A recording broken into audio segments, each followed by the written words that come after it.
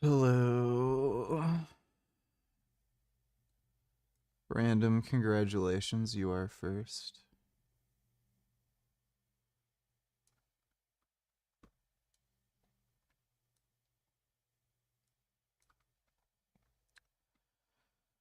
What's going on?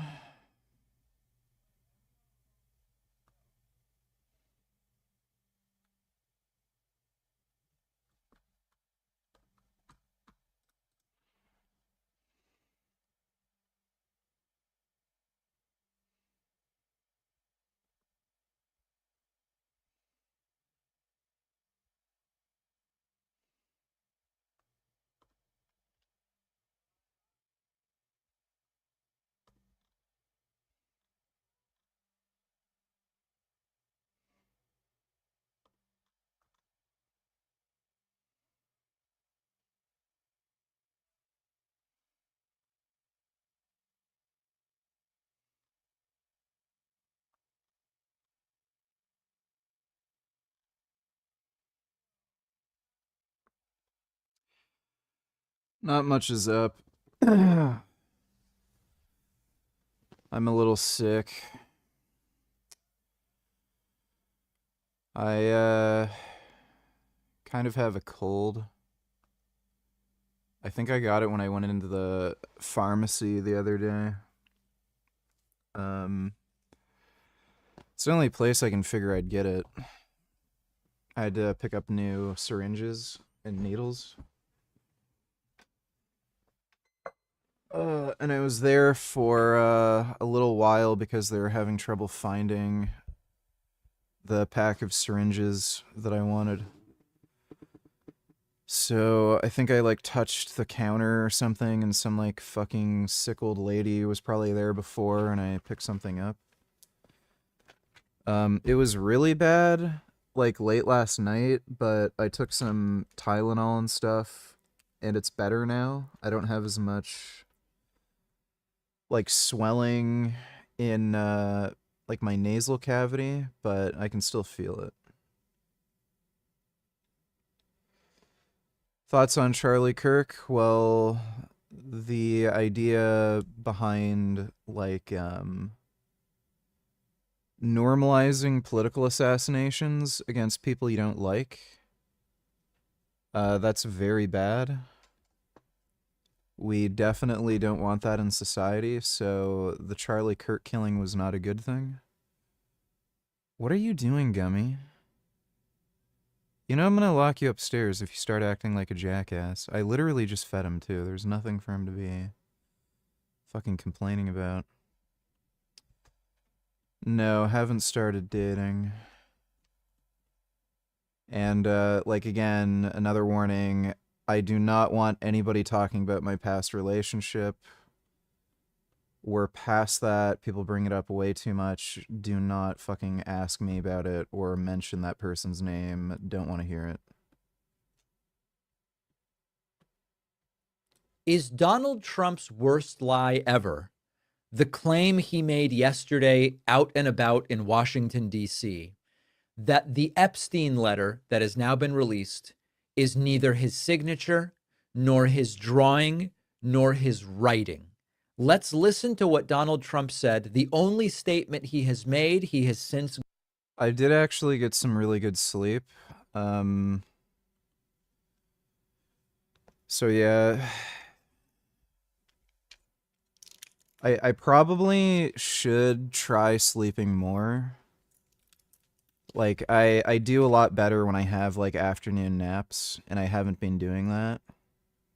I've basically been getting up in the morning and then just, you know, doing everything. But I should start doing more afternoon naps. Gone mum and told NBC News it's a dead issue. Yes, I enjoy working I'm not going to talk about it. Here is Trump. Listen to the number of different claims he makes about the letter. Thank you. Thank you. Enjoy it. You signed the birthday letter. It's not my signature, and it's not the way I speak. And anybody that's covered me for a long time know that's not my language. It's nonsense. And frankly, you're wasting your time. All you do is trying to get off the great success of DC and about 200 other things we've done that are so successful. If only the reporters would stop questioning Trump about his obvious, brazen, defiant lies and ask him about, oh, sir, the streets are so clean. The National Guard did such a nice job mulching. Sir, is that weird? How did you choose black mulch? We love it. If it weren't for that, then we would be far better off. Is a cholesterol level of 3.7 millimoles good? Are we talking about total cholesterol?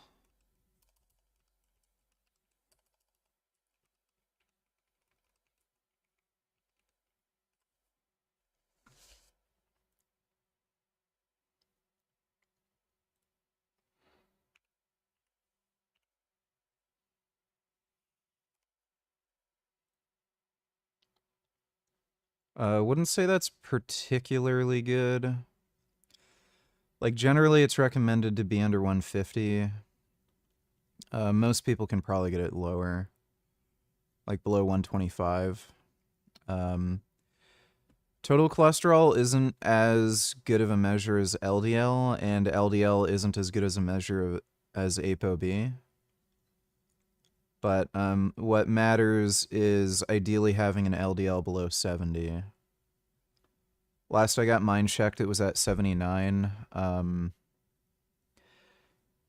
It seems that pretty much no matter what I do, my LDL is around 80. So sometimes it's 85, sometimes it's like 75. It seems to hover right around 80. And that's like regardless of body fat percentage and shit like that. So seems like no matter what I do, it's around 80. I'm gonna get my blood tested again. I've been on testosterone and retatrutide for about a month and a half now. Testosterone, at least at lower doses like I'm on, tends to lower LDL. And retatrutide also tends to lower LDL. So I'm gonna see what it's at, where it's at. If it's still around 80, I might consider just going on low dose rosuvastatin. I still wouldn't consider myself to be at high risk of heart disease, but again, considering I am hopping on gear, might just be better off doing that in the long run. Like, lower is better anyway, and if I don't have any side effects from the statin, probably just worthwhile taking. I'm also considering going on boldenone, also known as equipoise, and raising the test dose. That's primarily for increased collagen synthesis, just so I have stronger connective tissue. Says Donald Trump, if it weren't for the reporters asking about the Epstein thing. Now, there's a couple different things to consider here, and we've got the letter, the drawing. We're going to put it up on the screen. There's sort of like three elements here. There is the text, there is the signature, and there is the silhouette of a woman or girl, depending on your perspective. The signature very clearly seems to be Donald Trump's. We're going to hear from a handwriting expert in a moment. What was the final straw that made you try the steroid route to get jacked? Well, it wasn't one thing. Like, it was... Like, anybody who's serious about lifting has considered taking steroids. Like, anybody who's serious about sports, period, has considered taking steroids or performance-enhancing drugs. I've stayed away from them because I was worried about, like, health issues, side effects, but, like, as I learned more and researched more, I realized, like, all of these things can be managed, and they're primarily just due to either being on too much drugs or poor management of the side effects of the drugs, and people who just take appropriate doses, use safer compounds, and manage side effects, they're just as, if not healthier than, you know, a fit, active person who doesn't take them. So, like, people will look at, like, Rich Piana, Dallas McCarver, I don't know, Nasser Al-Sambadi, like, you can name every, Greg Kovacs. Like, you can name any bodybuilder who's died pretty young. Well, these are, like, massive, gigantic, open pro bodybuilders who are on mammoth doses. They're also likely not keeping good track of their health and getting regular blood work. And a lot of them also eat like shit, and some of them didn't even die from steroid use. Like, Rich Piana died from snorting some kind of, like, upper drug. It wasn't cocaine, it was something else, and it gave him, like, an aneurysm or something. They looked at his heart. He did have an enlarged heart, but he had no atherosclerosis. Zero sign of atherosclerosis. He did have, I think he also had enlarged kidneys, but again, what, like, actually did him in was him snorting some fucking drug. So, like, for every one of these idiots who just takes way too much drugs, and stupid choices of drugs, and eats like crap, you've got people like Mike O'Hearn, who's 56 years old, and the guy looks like he's still in his fucking 30s, and he's in fucking incredible shape. Like, look at Mike O'Hearn and tell me you wouldn't want to be in his position at 56. So, I just looked at all of the risks, benefits, and the benefits just massively outweighed the risks. I'm not an expert on steroids by any means, but I think I have a good enough handle on how to use them and what to look out for and how to manage side effects. Where, like, look, I can get bigger, stronger, have more energy, be happier, fix a lot of the physical issues that I have, particularly with, like my connective tissue, like the tendon problems that I've had. Like, I've only been on testosterone and growth hormone for a little over a month now, and my groin is way fucking better than it was before. I had huge issues with my groin. So that's why I went on. It's just like, why would I bother, being in a normal body that just has issues with healing and recovery when I could just supercharge myself? Frank did a stream in New York today that was really gay and retarded and made me want to beat my meat to Dr. Taban. Also, please watch 77 quadrillion 777 trillion. Okay, I'll watch this. Maybe we'll take a look at Frank Tufano. Thanks for the donation. Palestine is gay and retarded. Skin cancer? Actually, no. According to a 2018 study looking at 29 different studies of over 300,000 people, there was no proof that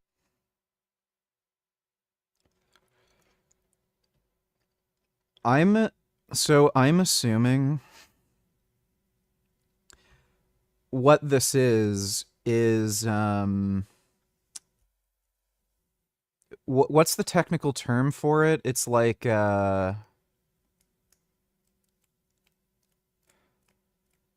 I guess, like, exposure bias. So people who wear more sunscreen are in the sun more often, and that might increase the risk of skin cancer despite, wearing sunscreen, versus people who don't wear sunscreen, they just don't go outside. I'm assuming this is the problem with this, but if you look at people who have the same level of sun exposure and also have the same skin tone, so, like, they're white, Caucasian, if you look at the people, if you control for sun exposure and, melanin content in the skin, your, like, sunscreen clearly is protective. And again, this guy's completely full of shit. He wears sunscreen. He's made videos on his channel showing the sunscreen that he makes at home.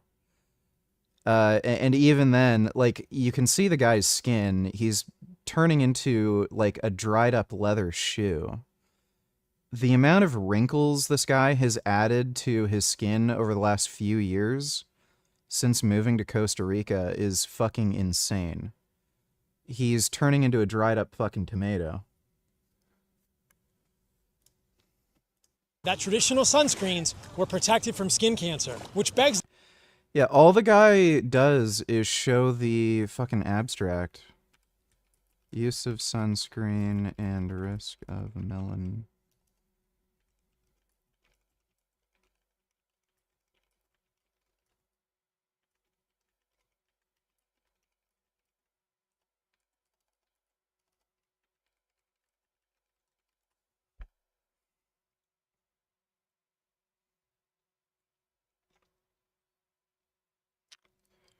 The systematic review and meta-analysis aim to assess the association between risk of skin cancer and sunscreen use.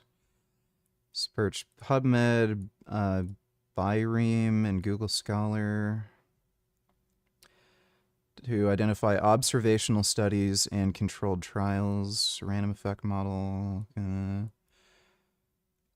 Okay, 25 case control. I don't know why the fuck there's case control studies. 2 cohort, 1 cross-sectional, 1 control. So this is a garbage meta-analysis. Who the fuck even wrote this? So they looked at pretty much... They just included the lowest quality evidence imaginable. So case control studies are garbage. Cross-sectional studies are garbage. Cohort studies are fine. They're like fairly adequate, but there's only 2 of them. And only 1 controlled trial. So, what the fuck are you expecting? The overall meta-analysis did not show a significant association between skin cancer and sunscreen use. Odds ratio 1.0, yeah, so not statistically significant. Neither melanoma nor melanoma skin cancer. Cumulative evidence before the 1980s show a relatively strong positive association between melanoma and sunscreen use. Strength of the association between risk of skin constantly decreased.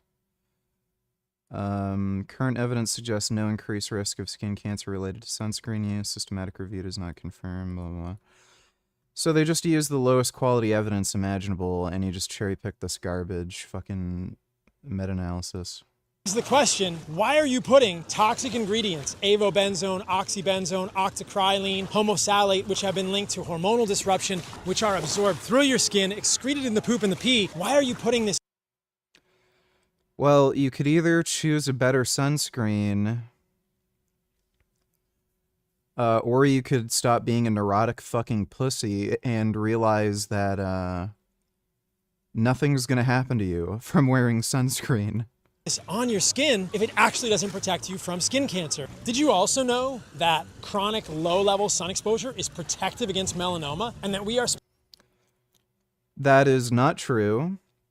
And secondly, you're in fucking Costa Rica and you're white enough to piss milk. Like, you can literally tell just by looking at this guy, he has sunburnt skin. Like, look at his chest and shoulders. He has a sunburn. Spending 90+% of our lives indoors, using more sunscreen than ever, and yet melanoma rates are rising. Clearly the sun is not the only thing going on with skin cancer. But look, I think the sun is the only thing going on with skin cancer. So, just because people are indoors more often, that doesn't mean they're getting less UV exposure. there's an argument to a tallow-based, non-nano zinc, a mineral-based sunscreen for photo protection, for skin aging, and maybe wrinkles, gradually get into the... Yeah, why do you think you're getting wrinkles, idiot? It's because the fucking UV radiation is causing DNA damage, which is not only going to wrinkle your skin, but it's also fucking increasing the risk of cancer. Sun over the course of the summer, put a hat on. Like he literally just admitted the sun is cancer-causing without saying it. But by all means, don't fear the sun. The sun is good for you. I believe that skin cancer... You are turning into a wrinkly old piece of shoe leather. Cancer is more linked to the quality of your diet than a lack of sunscreen, especially a lack of chemical containment. Paul's an idiot. Well, thanks for the donation, Palestine Gay.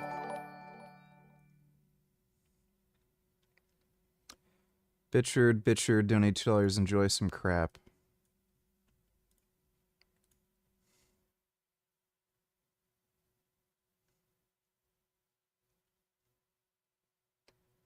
This has to be some TikTok shit, right?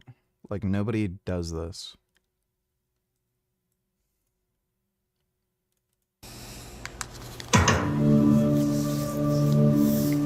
Right, so there's literally been a murder. Nope. We have to solve. I do that a lot, too.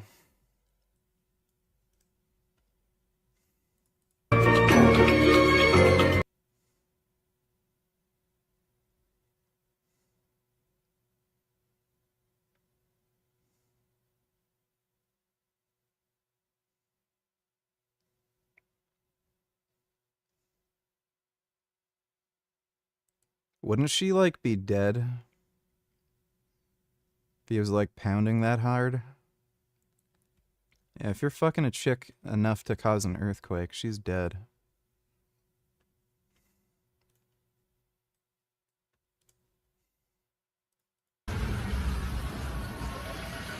Hallo, Hallo. können Sie Englisch? Yes. Stabil. Ich bekomme bitte einmal ein Doppelpack-Menü. I don't understand German. I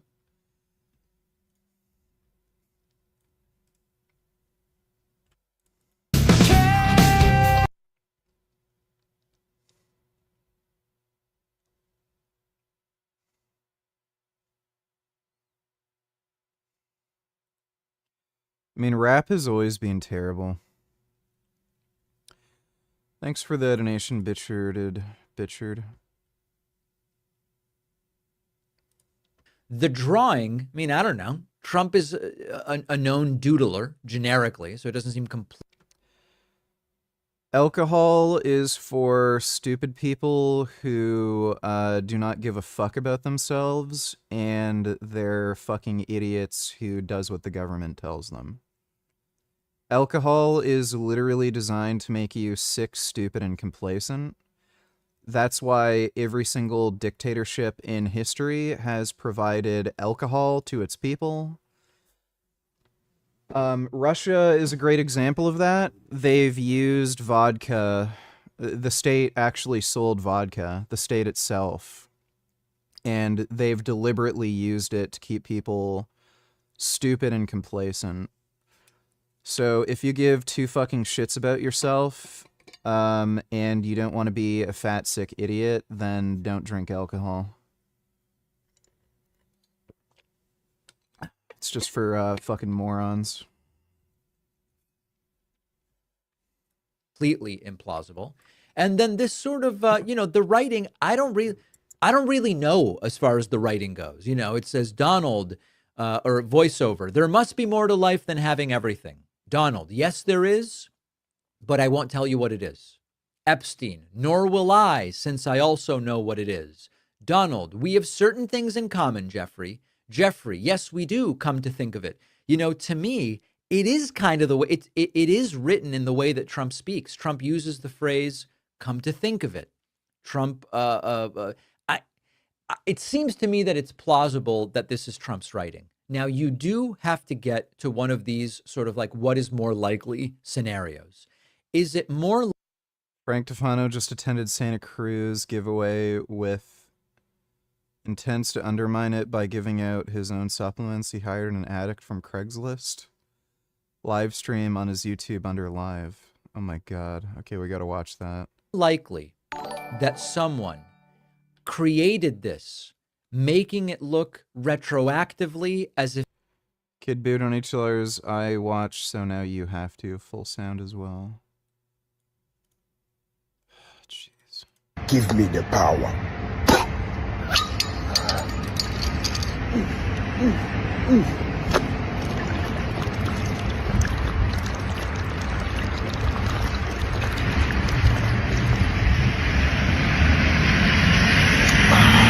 What's next?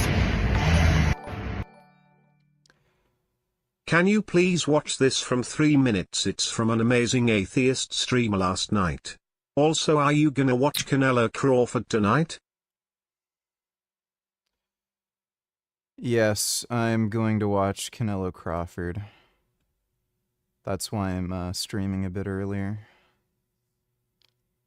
I'll watch that for you. Thanks for the donation, Tool. Thanks for the donation, Kid Boo. I mean, I showed Paul and Scotty a painting that I probably won't show you guys for a minute. Oh, I guess you can see it on my Discord server. I did post it there. It's wild, man. I like the painting. Yeah, fuck it. I'm just gonna show it. Don't do it. Don't. No. Why not? Your instinct is correct. Chill on that shit. Your instinct. I'm gonna show it. No, TJ. What? It's not a celebration of violence. TJ, it's about shut the fuck up and listen to me. Mhm. I was actually proud of your instinct not to make that a part of our show. You know what? Show it on your fucking Instagram. Direct people to that. Please don't bring that out on our show and make that the tone and timbre of this at the beginning. Hear ye. Things happen. What? It's a condemnation of no, it is political not. violence. It is. Fucking don't do it, dude. It's not gonna be read that way. Just don't do it. Just don't do it, TJ. Just fucking You're now. such a fucking time. whiny bitch lately, dude. What the fuck? What do you mean? Quit stifling my ass, motherfucker. Quit fucking being Okay. All right. Well, TJ is legitimately pissed. He's pissed off at me because I got pissed with him for making that fucking goddamn fucking comment yesterday Yeah, I understand. that put my family and friends of mine in fucking harm's way. And I tried to deal with him calmly last night, and I can tell he's been sitting on it like an egg. And now he's going to bring out a bloody picture he painted last night of Charlie Kirk with his neck blown out. And he's going to tell us how it's against it. And nobody's going to read it that way. And once again, our show that pays all our fucking bills has to suffer the slings and arrows of TJ's creativity today. I'm sick of his shit. So he wants to be pissed at me. I'm pissed at his fucking ass for putting his creativity in front of my life, my wife's life, your wife's life, begging at a time where political violence is real for people to come shoot us. And now he's about to go grab his faggot ass fucking painting and bring it out because he's a narcissist that needs feedback right now. And he can't take a 5-second time to let the culture catch up with his painting. Just quit stifling me, motherfucker. Go fuck yourself. Not your wet nurse. I'm trying to keep our show alive, you fag.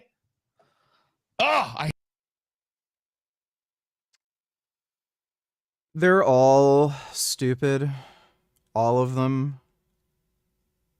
But, yeah, Paul's ego is definitely in the right here. He should not show that on his YouTube channel. It's a huge, huge liability. And the people who are, like, celebrating Charlie Kirk's death, it is outrageously stupid.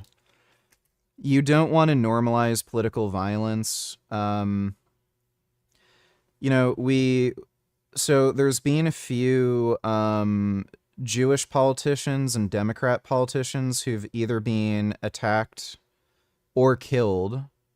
You know, some of them by right-wingers. So there being some crazy lefty pro-Palestine fucktards who've committed killings. There being some crazy right-wing MAGA people who've committed these killings or attacks, like Nancy Pelosi's husband. This time it was Charlie Kirk. Next time it could be, again, a MAGA Republican who tries to seek vengeance on Charlie Kirk and will kill TJ or Paul Zigo or Destiny. So you don't want to normalize this kind of political violence. And then, yeah, here's TJ. Haha, yay. Like, you don't want to do that. It's just dumb. Thanks for the donation, though, Tool.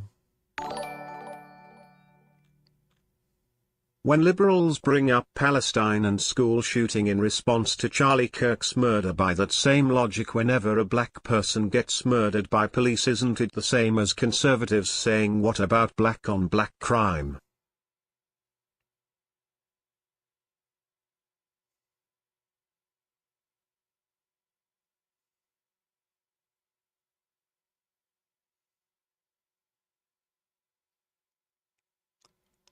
I don't think any of those things are at all related. Thanks for the donation, George.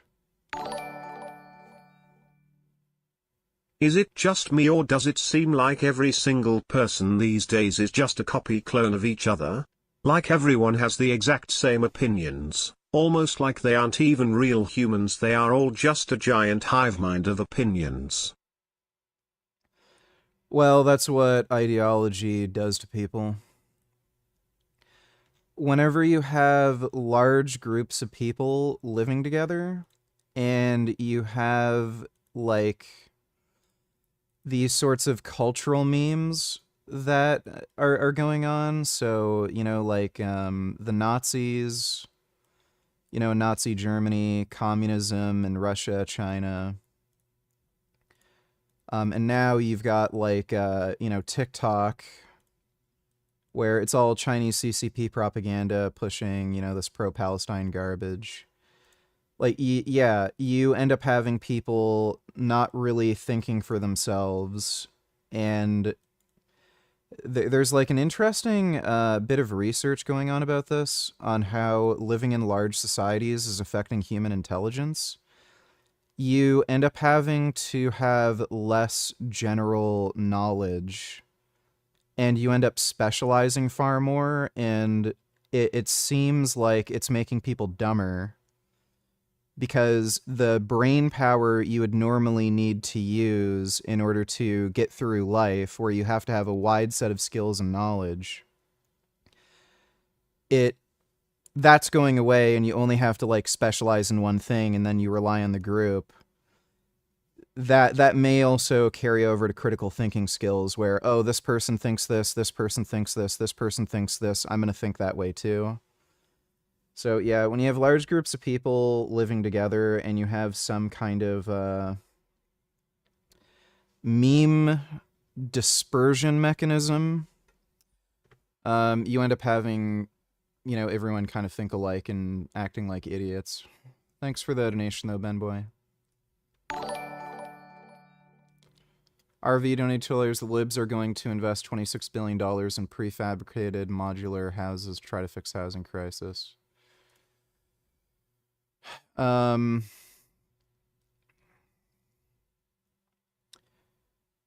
They are not going to fix the housing crisis. They have stated, like, many times already since Carney won the election, they're not going to do anything to lower housing costs. So one thing that they seem to be interested in doing is increasing the amount of rental units there are. So that's something that they want to deal with. But as far as, you know, single-family homes, they're not going to build any more single-family homes. They want housing prices to stay high. And it's because most of the voters are boomers, so they don't want to anger their voting base by lowering housing costs, because boomers are using that for their retirement, because, you know, they're idiots and they didn't actually make any savings or investments, so all their, like, all their wealth is just tied up in their home. And because there's a huge housing shortage, a house that they bought for like 80 grand back in the 70s is now worth like 2 million. So,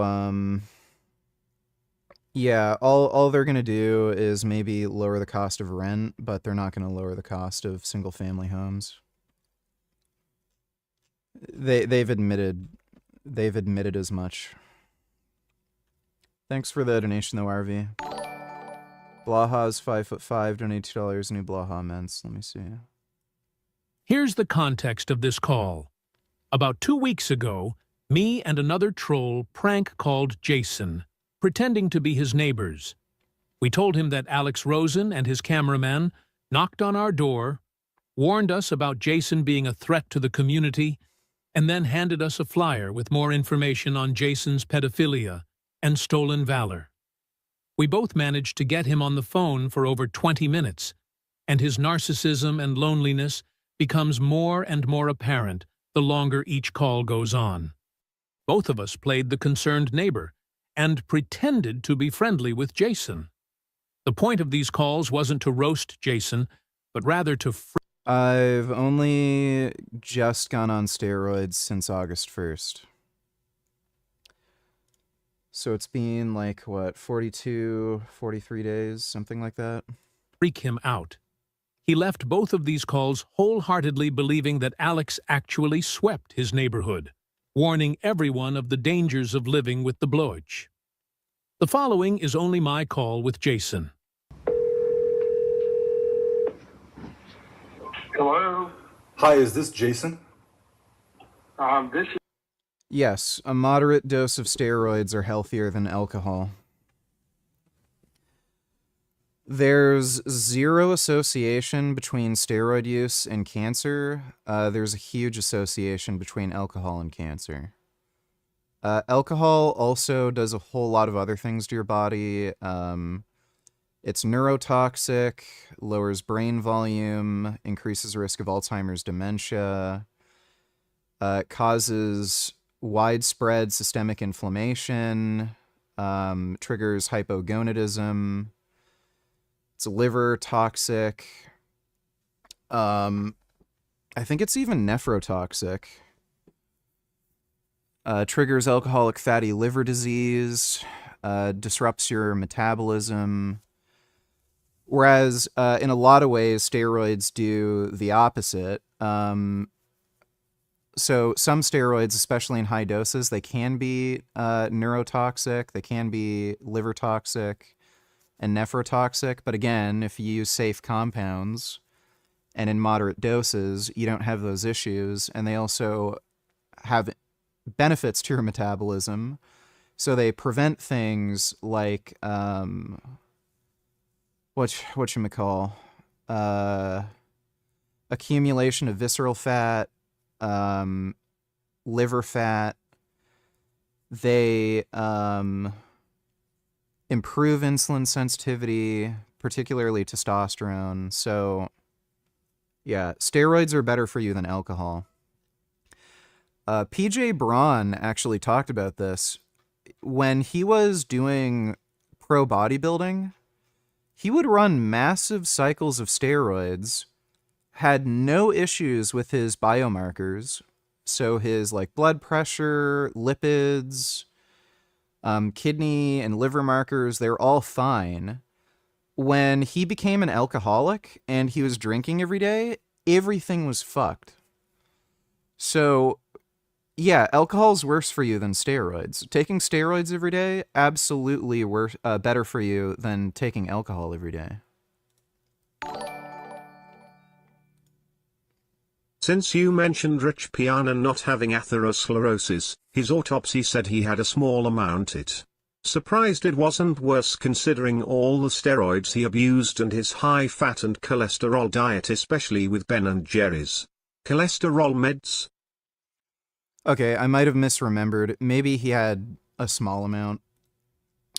Given his age, I think just about everybody is going to have a small amount of atherosclerosis by that age.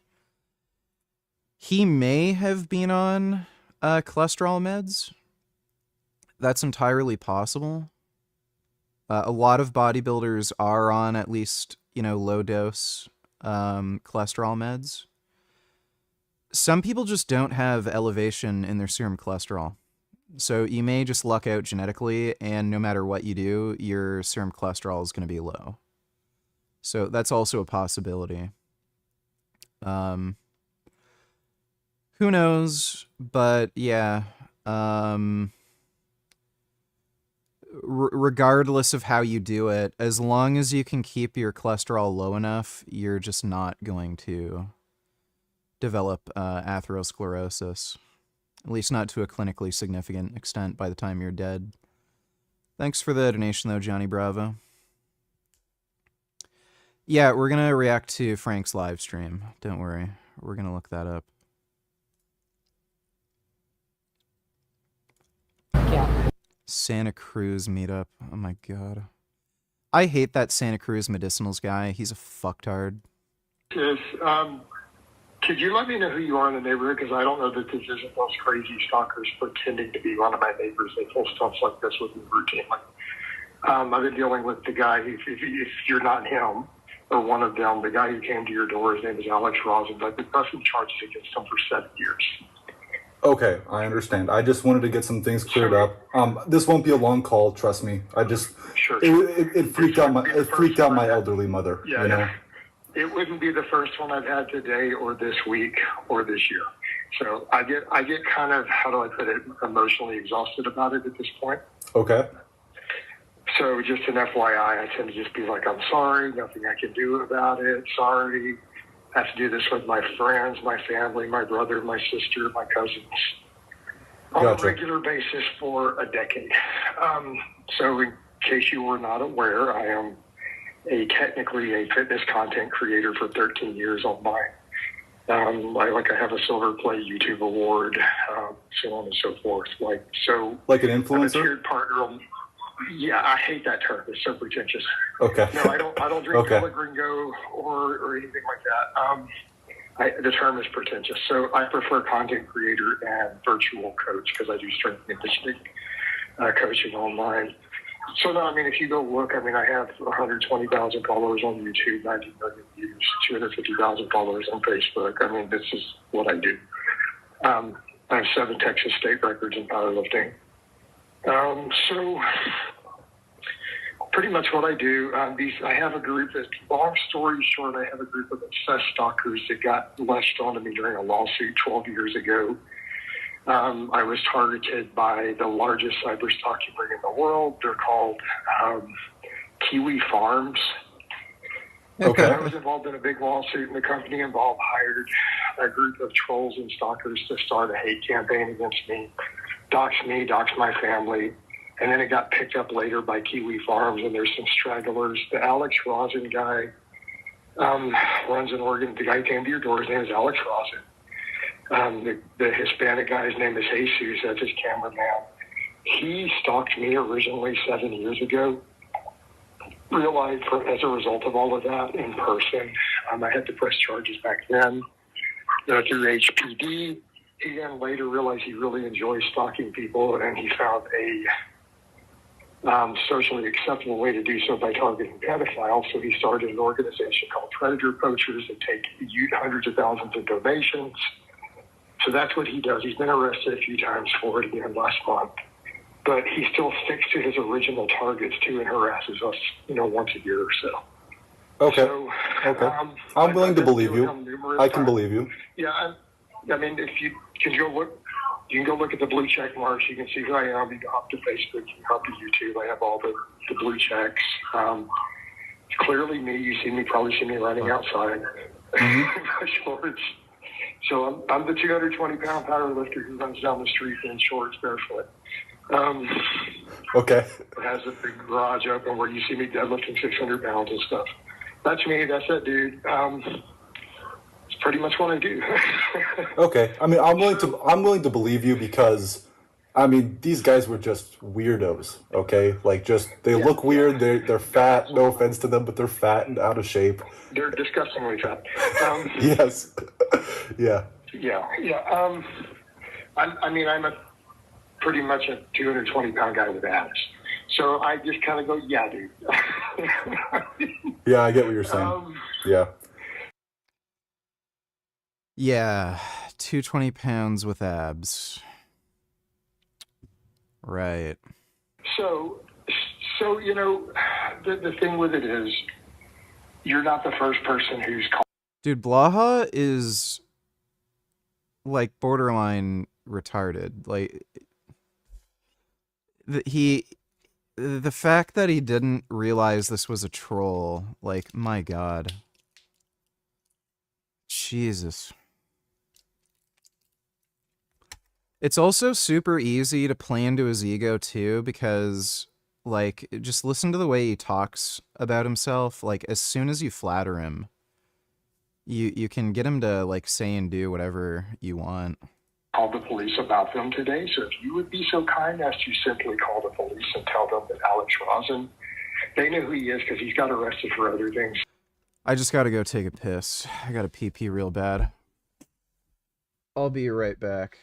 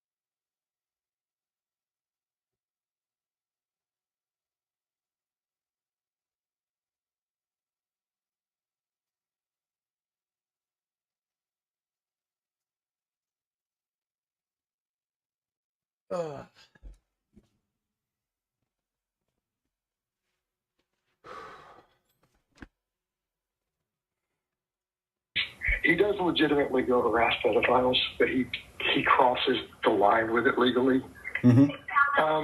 So he's found an outlet for it, and while I can appreciate that fact, the fact that he stalked me, I think he's a piece of shit. Okay. Because I don't think he does it because he really cares about kids. I think he does it because he enjoys stalking people. And who can he get away with stalking that everyone's going to turn a blind eye? Well, that we all hate. Yeah, that makes sense. He's using a group of people that, you know, everyone hates, and he's using that as an enabler. Okay. Yeah, they're just going to be like, yeah, let him do it. You know, he's crossed the line and been arrested several times over it, though.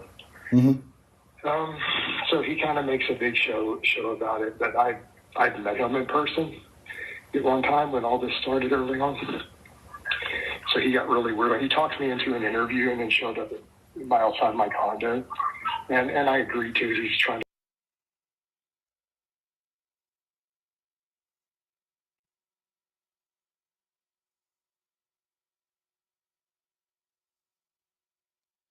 Look, everybody. I've got a big kitty. Got a big kitty here. It's a nice big kitty. So big and so handsome. Had a small YouTube channel he's trying to start, and so he lived nearby. So I agreed to it, and then he got really weird on me, and then he started stalking me. And I had to press trespassing charges back then. Okay. Because I was living, and so he scaled a fence with a no trespassing sign, and I lived in Upper Kirby area. I'm over by Rice Village and all that. So I was in a condo with a gated community and no trespassing sign, that he scaled the fence and put flyers like that up all over the condos, filmed himself doing it inside the no trespassing thing, and uploaded it to the internet. So I pressed harassment and criminal trespass charges. Okay. So he kind of hates. Any advice for elbow tendonitis, golfer, tennis elbow? Blaha just made a video, high reps with bands.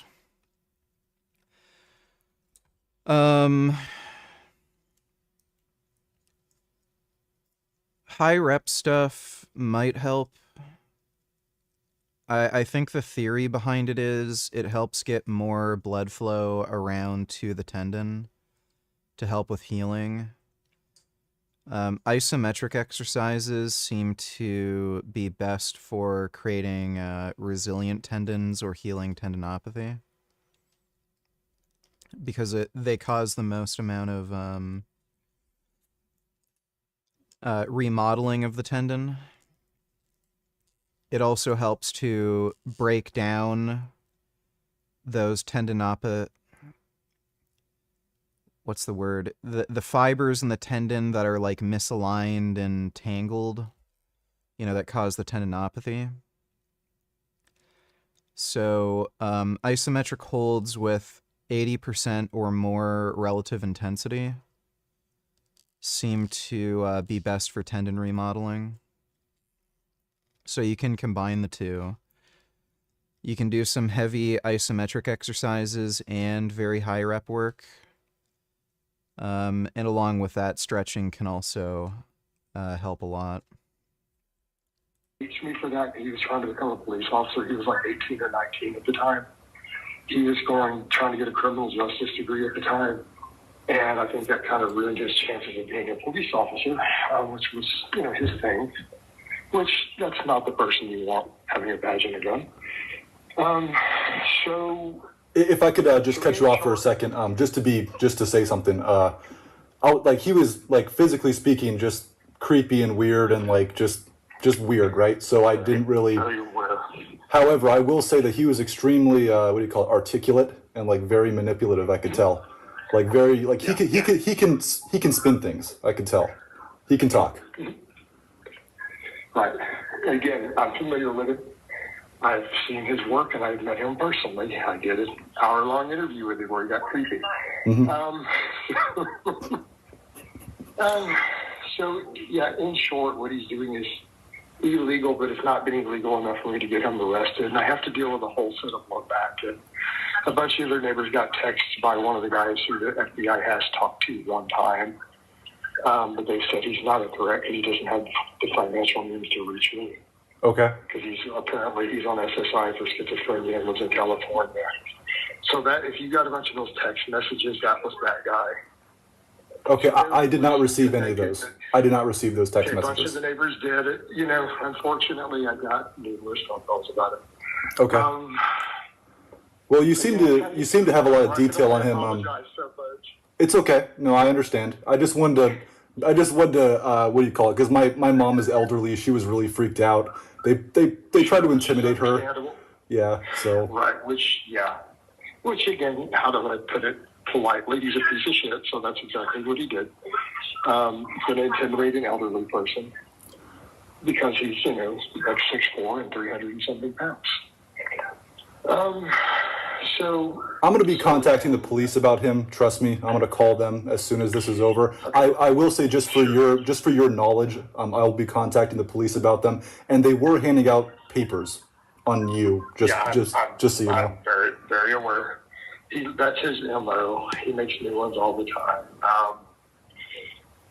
I'm used to it. Just for the record, I'm not a minor attractive person or any of that. In fact, I'm going to end up suing him eventually over this. So I don't want him to know that. Mainly because that level of slander, when part of my reputation that I've worked on, I've dealt with a lot of BS. Mm-hmm. But like one of the things that I do with my outreach is I am a survivor of pedophilia. Mm-hmm. Press charges as an adult, and I've used weightlifting as part of my therapy to build the strength to testify. Mm-hmm. Okay. So that. Yeah, he's said that. I really doubt it's true. That is something that I promote. So then for, people to then target with something like that and accuse me of that is offensive and angering, to put it mildly. Okay, I'm sorry that any of that had to happen to you, by the way. But thank you. I appreciate that. It's been a while. I'm 48 now. People don't realize that when they see me. I'm almost 50 years old. Like, this guy is adult. It's like, yeah. But, but that's a part of what I do with my outreach. And so, but he tries to spin it that way so he can justify the resources for his organization. He's tried to entrap me with it a couple of times. I've caught him trying to do it. And I usually just block. Like, I know it's him doing it. We'll pretend to be an underage person and message me to my business page. And I just block it because I know that's him. So, and obviously I block them. I don't want anything to do with their nonsense. Yeah, I'm just going to throw the paper in the garbage. That just seems like so... Like, he's just grasping at straws, it seems. Yeah. So he's been doing it a while, but again, the more police reports, the better. When this happened before, even they had said, yeah, we know who he is because he's a problem. Police don't like him because he messes up their investigation. So what he does is entrapment anyways. Mm-hmm. So what he does when he's trying to catch people with his predators, poachers, he poses as an underage boy. And he uses pictures of his little brother originally. I don't know if that's what he's still doing. He was doing that at one time. And then tries to trick them into meeting him. Like wherever, and then showing up. And then he shows up instead of this underage kid. And then he's got him on camera and, embarrasses them and comes in their house or eats them at a McDonald's and eats their food in front of them and intimidates them. Did you say his name was Alex? Alex what? Alex Rosen. Okay, I'm just going to write this down so I know who to tell the police he is, Right. So he is Alex Rosen. He is the owner of an organization, Predator Poachers Texas. Okay. So that's his business. I can't remember the last name of Jesus. So the Hispanic guy who would have been with him, his name is Jesus, and I don't have his last name handy. That's okay. He didn't do any talking anyway. He was just standing there like an idiot. So. Yeah. So he's usually his cameraman, so I'm surprised they didn't have any cameras out. They may have. You just didn't see it. Are you saying that he was probably filming me? Probably, yeah. Okay. Thank you for letting me know. If he was, if he had a little camera down at his side or whatever, probably illegal. Yeah, people shouldn't be soliciting in this neighborhood. You know, this is just bullshit. Right. And then on top of that, to do that, and I've filed a report over this previously here. I had more numerous ones back in Houston. But yeah, he pulled this last year of flying everybody's yards, so they didn't actually go door to door. He won't come to my house with it because the police know, and I've told them, because I did the whole thing trying to follow a restraining order. I informed his father. I'm like, and I told them flat out, I said, he is a danger to me. I will use deadly force to become standing. There's not going to be talk to him. He's over 300 pounds. He's displayed that he is a threat to me repeatedly. And they've told him I will do that. So the police have told him. So he won't probably come to my door. Yeah, he does not care about personal space. He tried to take, I don't want to say he tried to put a foot into the house, but you know, like on that ledge where Right. Yeah, he did not care about personal space. That guy he has no business being here. So, I mean, I was yelling at him on the way out, but I just had to call to make sure. So I'm very sorry to bother you. Thank you for explaining this to me. No, you're welcome. And I have to learn to just summarize it into cliff notes at this point. It's obviously extremely expensive. Like I've been swatted in the past and all sorts of nonsense. I've had to have the FBI involved with some of this.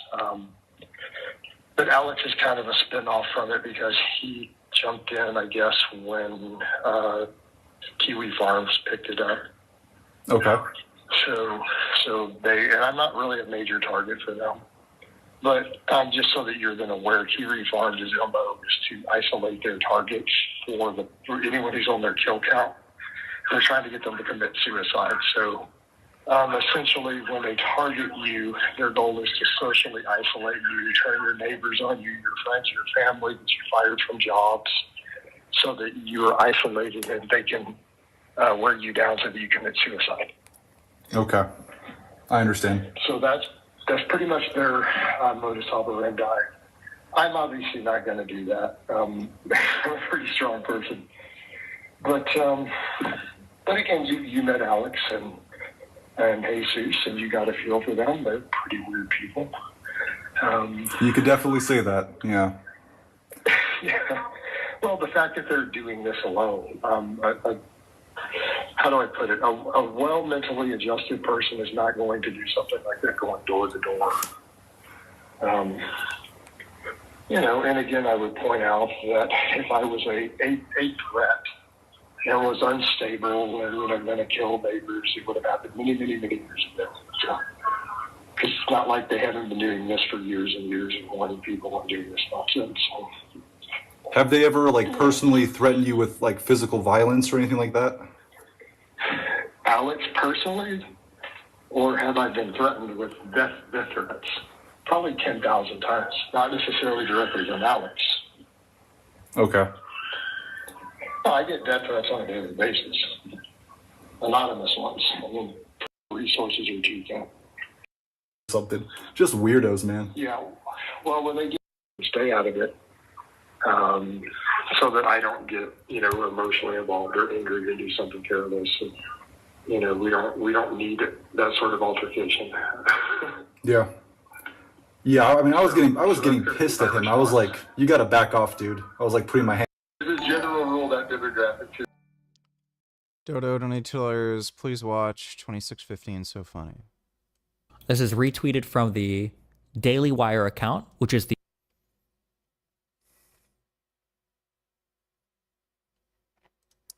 All right, we'll watch that in a second. Thanks for the donation, Dodo. Because they have a warrior mindset. There'll be occasional posts in the neighborhood group and the jokes with it, and I know a bunch of neighbors, and I can't work with no internet, and I have bustle. You Ben Shapiro's response? What you did, yeah. What you did unironically, you sat there at your computer, and you linked me this shit that compares Barack Obama to the libs of TikTok. I have had enough with your stupid dog shit. Who is the video? Who is the guy? I can't do it. Who is the guy? Who is the guy in the top middle Who is the Ron? Who is that guy? What's that video of? Who is that?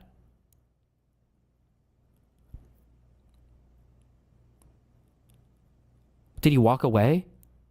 We can wait. Oh, I can just play this for his chat next, actually. Hold on. How do I route this into my microphone? 24 hours. This is retweeted from the Daily Wire account, which is the largest right-wing alternative media outlet in the United States. And it is a statement, part of a statement from Matt Walsh, who's one of the largest right-wing alternative media figures in the United States. For hours, I've seen some in the media, some of the very same people who intentionally stoked murder. Over the past 24 hours, I've seen some in the media, some of the very same people who intentionally stoked murderous hatred against people like Charlie Kirk and Charlie Kirk specifically, now saying that we need to turn down the temperature and start having conversations. Well, Charlie tried to have conversations with you on the left, and you killed him for it. Yeah, I'm back. You're killing Sorry, I us had to go deep on some money. in our churches. You tried to kill our president. You killed one of our greatest advocates in Charlie Kirk. You have been openly cheering Well, what for is and he doing? celebrating and encouraging. Oh, and we're just committing. listening. We're listening to the statement that was made by the largest alternative media right-wing platform right now on the internet. Hold on, it's like 30 more seconds. One sec. Political Wait. violence for years. Antifa, Is it end BLM. wokeness? What? Is it end wokeness? Or is it libs of TikTok? It's Matt Which one is Walsh it? from the Daily Wire. Oh, okay, sorry. Well-funded, highly orchestrated, widespread movements based in and fueled by violence. You made a hero out of Luigi Mangione. And you celebrate Charlie's death even now. It's too late to turn the temperature down. This is not a time to hold hands. It's a time for justice. This is a time for good to fight back against evil. It is time for the righteous to prevail for the sake of our country and for our families and our children and for Charlie. What do you think he means when he says that? The time for talking is over. What it means is I'm going to use this opportunity when the temperature is hot to get what I actually want in all this, and to fight back and get retaliation and revenge, and I'm a pussy, and I disagree with that. I disagree. That's what all I hear is this bullshit. You're disagreeing with that's the largest right-wing alternative media outlet. Well, I don't give a fuck what he says. I don't give a fuck what anybody on the right or the left says. That's fine. But I'm saying everybody's deliberately stupid. Everybody's deliberately. Everybody. Find me a left-wing account doing this. That is like a reputable figure on the left, like a large left-wing media account, like a media person, not just like random Twitter people. So the reason why I said earlier, you're wearing these utopic glasses, or whatever, and you're always having these labels for others, but not you. It's this: give me a big account, left, state representative, official, massive, huge, and famous. But you, right? When you make an argument, it's libs of TikTok and wokeness, dumb fuck, Christopher Ruffo, some random Twitter cuck. How He literally just showed the clip from Matt Walsh, Daily Wire. come? Hold on. Why First the of all, standards so high? first of all, for the left, look for the right. It's whatever. We'll use whatever we First find of all, on Twitter. number one. First of all, number one. Okay, I didn't make this compilation. I was more leaning on the first image than the second image. But number two, even at that second image you have, that guy in the top right there, Elon Musk, is the owner of the platform and the richest man in the world, and was in the fucking White House. I noticed you didn't read his name. That bottom right person, Laura Loomer, people don't know if it's lip injections or the fact that she's had her mouth on Trump's cock for so long that makes those lips so fucking big. But this bitch is in the White House every other fucking month giving guidance to the President of the United States, and she's currently on a doxing spree right now on Twitter for people that she is accusing of supporting violence. I can give you more. We just listened to Matt Walsh from the Daily Wire. I can read you out tweets from fucking Stephen Miller, who is the fucking deputy chief of staff in the White House office, who's literally fucking Hitler 2.0. Our hearts are shattered. America's lost one of its greatest champions. All of us now must dedicate ourselves to defeating the evil that stole Charlie from this world. What do you think he means by that? There's a much longer tweet from his figure if you want. I've got a tweet from Nancy Mace, not a tweet, a video of her, who's a sitting congressperson. If you want, we can listen to what she says. I can play you that one next if you want. You can soy the fuck out over the fact that this guy included a lot of some of the largest Twitter accounts that are constantly interacted with by large right-wing figures. But we can find lawmakers and yeah, go ahead. Repeat the same retarded shit you just said in the face of everything I just told you. Go ahead, say it again. Pretend that I just gave you random Twitter accounts when I just rattled off 5 massive. Oh, okay, go ahead. I agreed that everybody that's doing this shit. Not everybody. Oh, there it is. Everybody. True. Okay. I forgot what you had to do. Can you admit there were some Jews? There were some Jews in the Holocaust that probably deserved it, right? I'll admit that. There probably were some piece of shit. There were probably some Jews. Say it. Just say it. Let me hear it. There were probably some Jews in the Holocaust that should have been fucking murdered. Okay, there were probably some. Statistically speaking, there has to have been. Look at my POV. There has to have been at least like 5 or 10. Come on. I'm looking at the screen. I know at least a couple Jews. I'm looking at the screen with right-wing Andy. When I say everybody, and I'm looking at the screen, what I meant. Sorry, I need to use my words here with you today because today, Jan, you're very fragile. The right-wing Andes, the big political figures on the right, are deliberately using dangerous language in a retaliatory manner to get payback for the act against one of their own. It's absolutely abysmal. It's awful. It's satanic. Boom. That's it. Cool. End story. Okay. I agree 100%. Cool. Oh, that's good. All the people are wrong.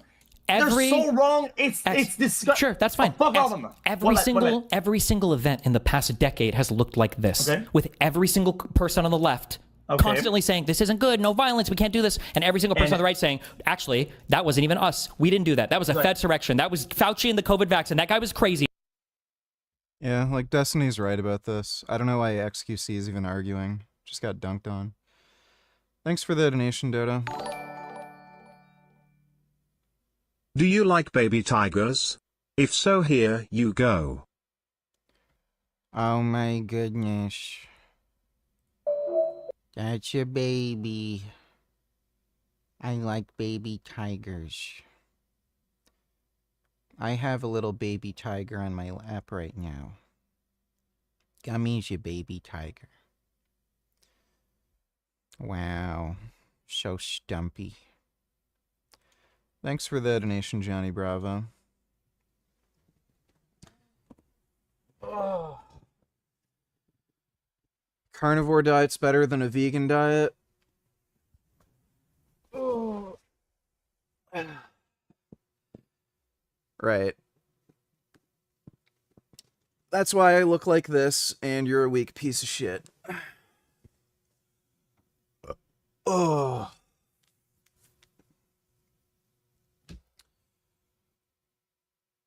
Oh, dude.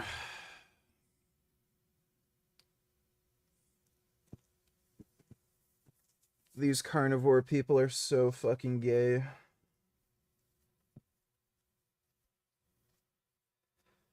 Seriously,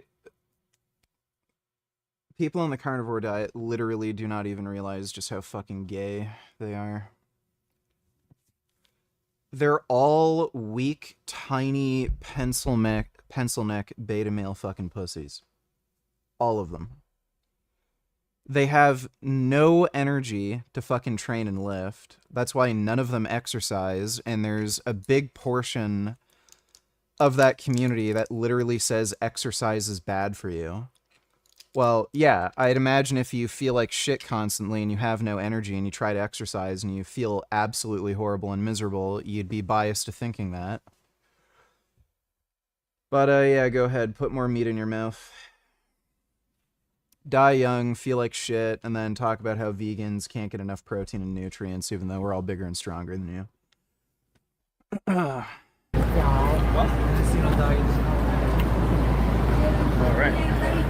What's up, guys? We're at the Santa Cruz meetup where they forgot to invite me. So I decided to invite myself. And I heard he was only giving away like 500 jars of electrolytes, which, I mean, in the context of how many millions of dollars this guy has scammed people for, felt like it was a little light. So we got some supplements here and some products from Frankie's Natural. So we're just going to kind of go down the line, give some stuff away, see if anyone actually recognizes me. But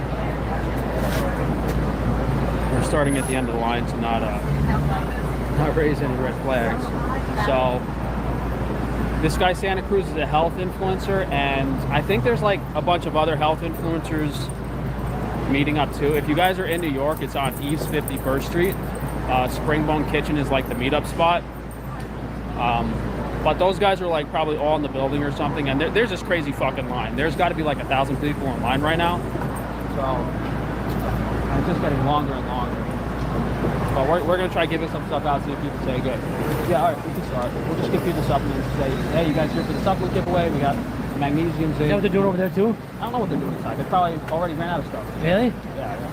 So we'll just hand stuff out, see if people want it. Just say, hey, you guys here for the supplement giveaway? Want to take the card up or what? No, just reel it right down the line. Yeah. Right down the line. Yeah. Right down the line. Yeah. Just show them what it is. You got magnesium, zinc. You got. I asked the Yeah.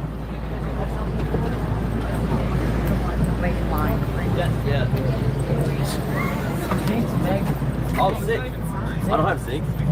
Thank you. Magnesium? I have magnesium. Thank you. Shaving cream. What else we got there? Shaving cream. What else we got there, Frank? What else? Joe, you got hair pomade and shaving cream. Oh, you got shaving. Got shaving cream? Who's shaving? You shaving? I mean, I shave, yeah. Yeah, have a shave. Thank you, bro. Have a shaving cream. What about this? Huh?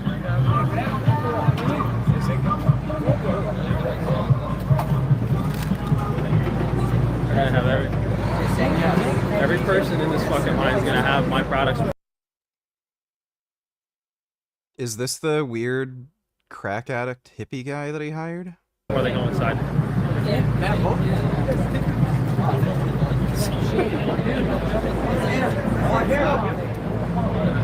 Might be one of my best ideas on short notice.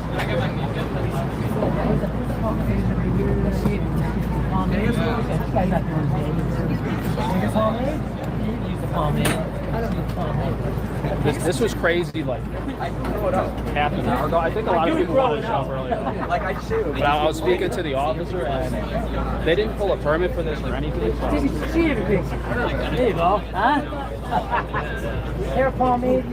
Skip on pomade. Hair pomade. You can use that one.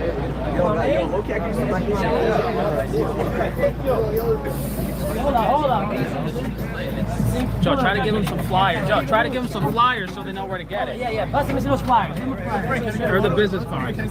Yeah. Take some flyers, go. Take a flyer. Everybody got to take a flyer. Cards there, Frank. Take flyers. We got some flyers. We got some cards. Here, take a card with that. Take a card with this guy here. No, when you're not missing, you move. All right. Huh? Yeah, pull it up. Pull it. Frank says he got him from Craigslist after a concrete job. Figure he'd be good for the job. He found a guy off Craigslist to lay concrete for him? That's really weird. Pull it up. What else do I need? You gotta get a stick as well. Get a card. Joe, take it. Joe, tell him to fucking slow down. My phone's a phone. Just keep reaching in. So Well, pass it. I was pass it. as long as it's. I mean, you gotta. Is it bad to eat before bed? I can't sleep unless I have a full stomach. I've read that eating right before bed will prevent you from sleeping is good and your body won't heal properly because it's focused on digestion instead. I'm not overweight BTW. Yeah, you do have worse sleep quality if you eat before bed versus if you have an empty stomach. Now, if the counter to that is you literally don't sleep or get far less sleep, then yeah, it would probably be better for you to eat before bed. I would try, if you can, pushing your evening meal further back before you sleep and see if you can get used to that. But yeah, eating before bed is not ideal. Thanks for the donation though, Cock.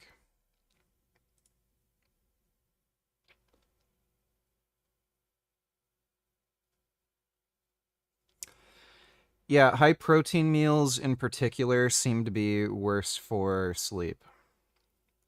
Especially if they're high in leucine, apparently. That can prevent you from sleeping. As long as I only take one of each. All right. Yeah, dude, this guy's tweaking. The shoulder movement thing? Yeah, he's on drugs. So it's fine. We got plenty in the car. We got plenty. Conor McGregor had the same thing. When he did that interview with Jake Gyllenhaal, he kept shrugging his shoulders like that. More, Joe. I got to get the product. If you got plenty more, Joe. Zinc, you got magnesium, zinc. supplements. Hold on, Jack. Hold on. I got a card. You take the card so I know where to get it. You like it? Card or zinc? On the zinc or magnesium? What's out there? What's that? Which card? Thanks, brother. Magnesium and zinc?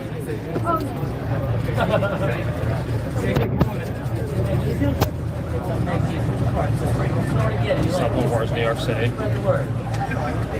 What's going on? Yeah, supplement giveaway. I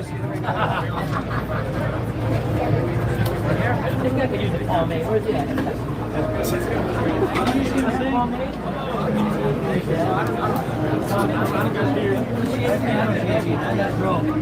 Hold on. It's just a good idea. I don't know how many new customers I'm gonna get, but Joe, tell him to just slow down. Let everyone take something. Let everyone take something. Slow down. Hold on. Just let everyone grab one. Just everybody grab. Dodo donated $2. Let me see. Yes, sometimes I do feel void and empty inside, but then I kind of jerk off and go to sleep, and it kind of full resets the next day, so I don't think it's a problem. Yeah, that's good mental health advice, ironically. I talked about it before. You don't want to think about being depressed. Like, just jerk off, play video games, whatever. Gets your mind off of how you're feeling. You don't want to dwell on bad feelings, so if that works for you, then you should do that. Thanks for the donation, though, Dodo. Then everybody's got a 10. Whatever, it doesn't matter. We got a ton of shit in the car. Alright. You got a ton of shit in the car. We got just this much to get out in the car. Yeah, we still gotta go around. Doesn't fucking matter. That's a hair pomade. Magnesium and a zinc. Some supplements right there. Those are nice. As long as we don't get fucking mobbed. Yeah, right. That's why you gotta keep moving. That's why I want to keep moving. That's why you gotta keep moving, Frank. Magnesium, zinc. Magnesium and zinc. You want to order more? Can I bother the flyer or bottle? Shaving cream? Flyer in a bottle. That's Frank right there. You see that guy in the box? That's Frank. That's him right there. That's him on the box. He totally can't get my hair though. You gotta keep the dreadlocks off the packaging. Flyer in a bottle. Right? Look at you. I get the card. Yeah, thank you. Thank you.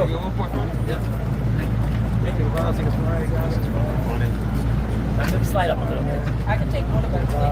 You slide up a little bit, Jack. Yeah, that's good. What's that? Right here. It's an online store, man. It's online. It's online. Yeah, it's an online store, yep. I thought maybe you had something on there. Can't afford the I don't know why. Where are they coming from? Right. They're coming from around the corner. That's why we gotta go down. We gotta go that way. Go ahead, Jack. We're gonna go this way a little bit. Here's a card. Take a card. Online store. Anything? Supplements? How about a shaving cream? You need a shaving cream. Oh yeah, I do need a shave. You need a cream. Oh yeah. I think as soon as they find out what happened, they'll come out themselves. Oh, thank you. I appreciate it. Shaving cream. Ordering online. Yeah, you got pomade. Looks great as fuck, yeah. Sounds what you get. Unlucky. Giveaway in Los Angeles. I hope I never have to go back to Los Angeles. That's what happened.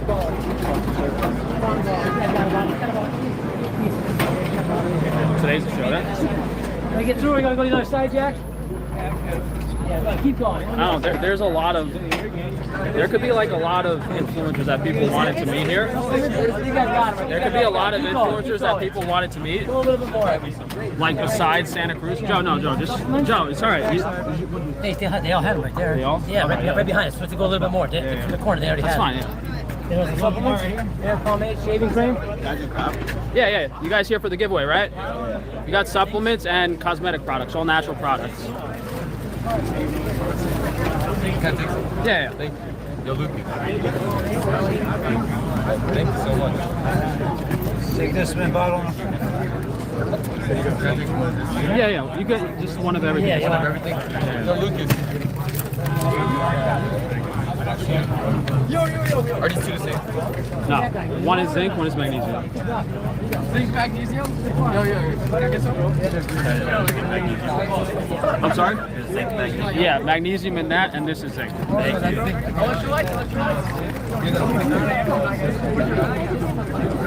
Awesome. Magnesium. Thank you, man.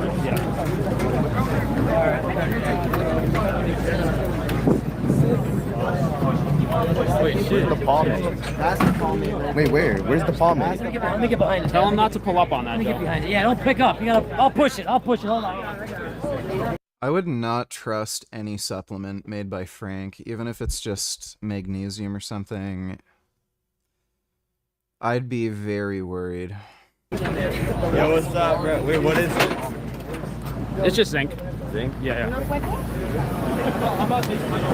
yeah. They're already fucking... Sid Donatillers, fill me in. I just got here. Are all those people there for Frank? What's going on? No, it's a meetup for Santa Cruz Medicinals, and Frank decided to go there and crash it, and he's handing out his own supplements for free. Thanks for the donation, though, Sid. They're already fucking throwing my posters on the ground. I don't think they like me, but this line's fucking crazy, dude. The place is at the end of, like, all these avenues in New York, pretty Blaha. The place is at the end of this avenue. It's like on the corner. The restaurant they're hosting this at, and the line goes all the way fucking down. So God knows how long these people are gonna have to wait, because this line goes around. I met a strong independent woman today and helped push her out of gas car from middle of street. She invited me to church gathering and we talked all night, so I banged her in priest confessional. Would you date a Christian if she turned vegan? I am atheist. No. Lol lol lol lol lol lol lol lol lol lol lol lol lol lol lol lol. Yeah, I wouldn't debate, or I mean, I wouldn't date a Christian. I'd never date a chick who's religious. Like, women are fucking crazy enough, and when you add in some stupid horseshit like religion to the mix, nope. Most people, period, just aren't worth your time. And women are particularly silly, and when you add on top of that just dumb, crazy religious beliefs, I can't be fucked. So, nope. Wouldn't bother. Thanks for the donation, though. Less is more. Let me see.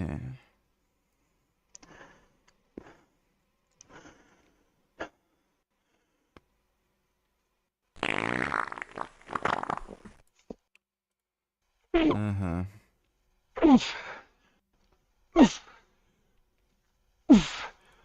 Yeah, and then the guy said I'm out of breath. Yeah, I get it. Yeah, I get it. Whatever. It's just taking too long. And the reason I've never taken steroids... That's great. Don't want to look at a clip of myself from 10 years ago. Thanks for the donation, dude. Around this corner, like halfway down this street, and then all the way down the Long Avenue. I don't think that restaurant fits more than like 100 people in there. So, I mean, this meetup was 12 to 2. I bet you they're going to stay here all fucking night. The way it looks.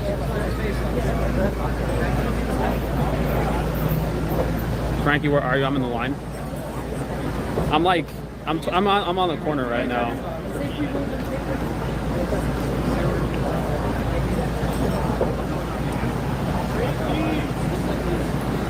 What's going on? I buy all my groceries. Yeah? All of them. Yeah. Eggs, beef, everything. I'm hoping to eventually do something in the city about it. Yeah? Oh shit. It's a crazy surprise. My brother, he's the one who found out about you. He's the one who buys everything. Yeah. He just messaged me in the chat. He's like, yo, Freaky's here. Should I get a picture? Yeah, sure. Awesome.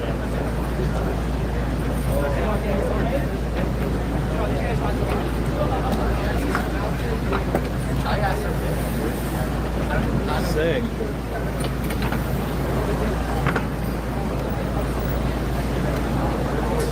Yeah, I don't think they were planning for this. No. You saw how line along? Yeah, no, that's why I came here. I was like, these guys have no fucking clue what they're doing. They have no clue how. Because I would have bet at least like 1,000 people show up, and I was like, there's no way they're ready. Because the last meetups they did, I don't think that many people showed up. Yo, Dylan. It's Frankie. Dylan. Oh my god, he's wearing a Make America Healthy Again shirt, and he's overweight, and he buys meat from fucking Frank. You can't make this shit up, bro. No way! My brother's at work. He couldn't make it today. What'd you say? Oh my god. Can't hear a word you're saying, but the man himself. He's got his EMF on. Oh yeah? Yeah. How you guys are on the Wi-Fi show? Yeah. It's funny because that guy sells, one of the influencers they have, he sells underwear. No, I wouldn't get Frank's tattoos even for 100K. It's nowhere near worth it. Or something. Oh, he does? Like an organic underwear for like $65. Okay. But you would assume he would at least like, for that price, he could do the Wi-Fi show stuff too.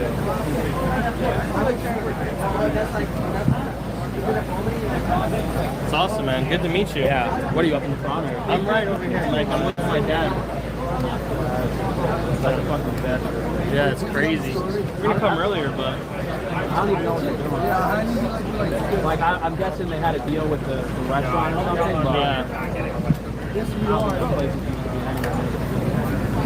There's like 8 different influencers. I only know Santa Cruz and the organic Jaguar guy. Oh yeah? Yeah, I don't really know anybody else. I probably recognize most of them.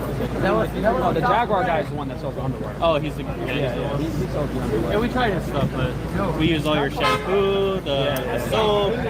Yeah, no, I try to do. Yeah, I try to make it affordable and do that stuff. Are you the influencer, the vegan guy?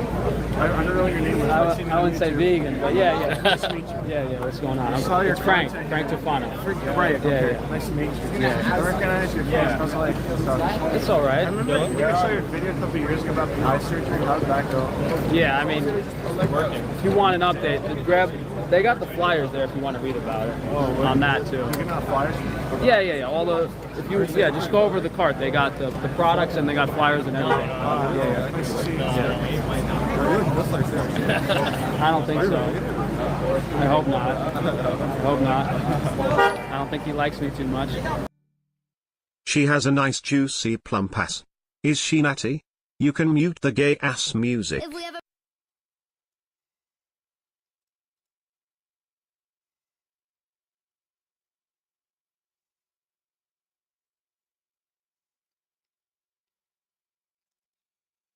Well, she's a Gymshark athlete, so that would be a no.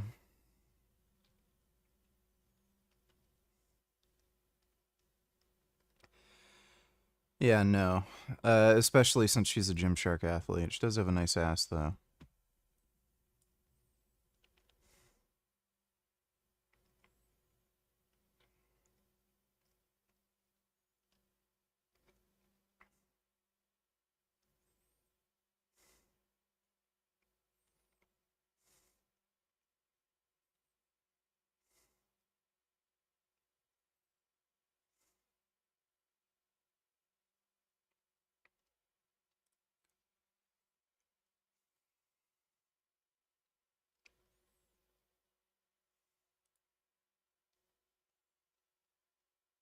Yeah, I don't think so.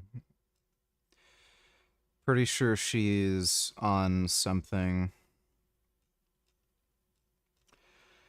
The go-to drugs for females are Anavar growth hormone and clenbuterol. So, I have a feeling she's not natural. Could be, but I have a feeling she's not, especially since she's a Gymshark athlete.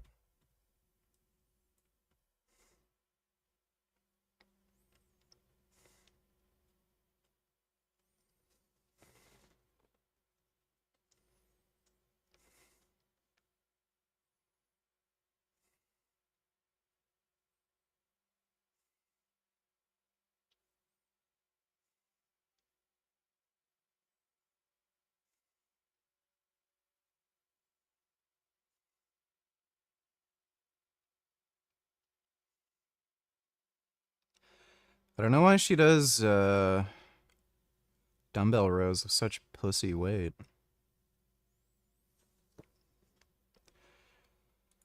Kind of understand some of the stuff she's doing. Seems like she's a bobsledder. But I don't know why she's using such little bitch pussy weights when she's doing dumbbell rows. She can clearly do a lot more. Thanks for the donation, though, Cock Goblin. Although he probably watches half my videos.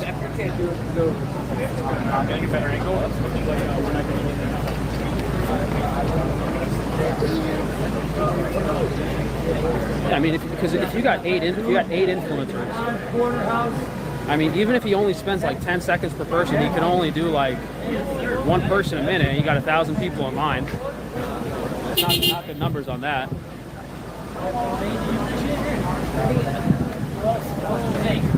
Honestly, I had a headache before even coming down here. It's just we're just giving away some products from the naturals and the supplements. It's right there, right behind us. Nashala's fit.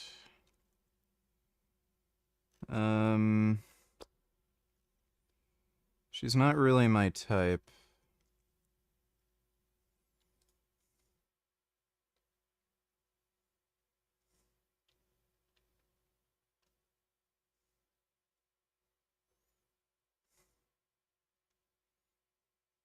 Women bench press so fucking stupid. I guess they have to, because they don't have the upper body strength. But still. Yeah, not really my type. Like, she's conventionally attractive and everything, but not my type.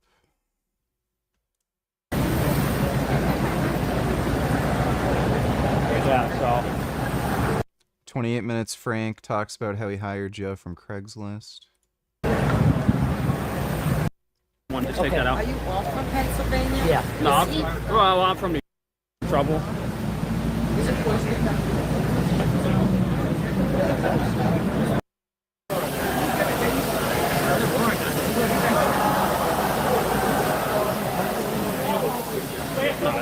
Joe's a fucking pain in the ass. I got him on Craigslist from a fucking concrete job. God knows why I still employ him. I figured he was good for this job though, because he used to sell stuff at the flea market all the time. So I figured he was the perfect guy for the job. At least for this job. I keep telling him not to paint his nails and shit, but he doesn't listen to me. Not the best appearance-wise, not my thing, but he's cut out for the job. He's qualified. Be nice to your employees. I pay them like triple the minimum wage. There's some goods and some bads. We'll start with the bads. I'm really sorry, the meetup is done. What? Is he joking? He just said the meetup's closing down. You may get banned again for slandering gays. Cool face emoji, musical notes emoji, dancer emoji, smiley face emoji, steam locomotive emoji. When did I slander gays? Thanks for the donation though, James. Dodo donated $2. There are 4 decades of continuous. Yeah, we'll watch that. Yeah, I've already got that linked. UAE just dropped K2, think the world's fastest open source AI reasoning model. Whatever, I don't know anything about this. How a cat works. Let's take a look inside to explore the intricate systems that keep this marvelous creature functioning. As you can see, the feline body houses 6 main rooms, each operating at an extraordinary level of precision. Let's zoom in and examine each subsystem more closely. Starting at the top right is the acoustically tuned meow production room. Here, 2 dedicated sound engineers work non-stop to fine-tune each meow, adjusting pitch, volume, and tone based on real-time external conditions. Their goal is to craft just the right vocalization to influence their human into giving them exactly what they want, whether that's food, attention, or just annoying you until a door is opened. Directly beneath, we find the purr generator. This room is powered by a single, focused operator who manually spins the crank. activating the gear system that generates the iconic feline purr. These purring frequencies are carefully calibrated to calm humans, encourage cuddles, and reinforce the cat's position as the most adored creature in the room. Back on the upper floor to the left is the object dropping lab. Here, a team of 4 feline engineers conduct non-stop testing, dropping everyday objects from elevated surfaces. These objects, mugs, eggs, bottles, are carefully analyzed for impact, noise, and reaction value.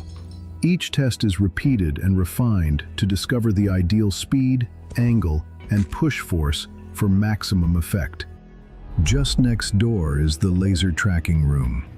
This department is tasked with solving one of the greatest challenges in feline history, catching the red dot.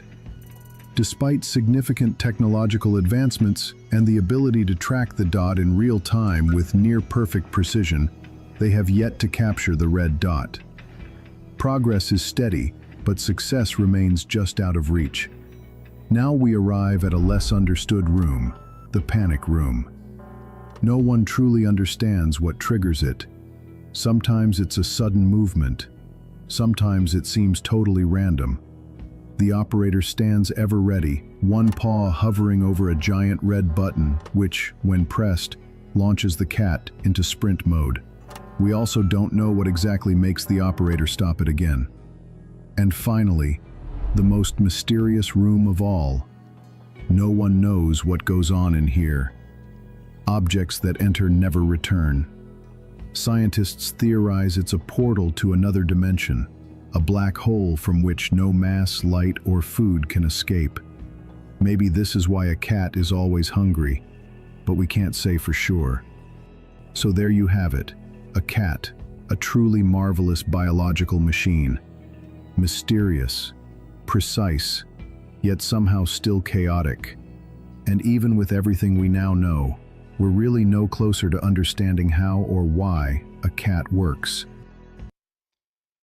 Yeah, Gummy's always hungry.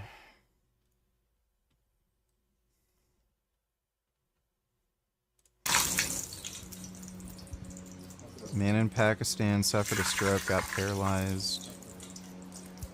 Pakistani doctor touched boiling oil with his dirty feet and rubbed his feet on patient's body. Patient miraculously recovered and even lifted the bucket of water after a year.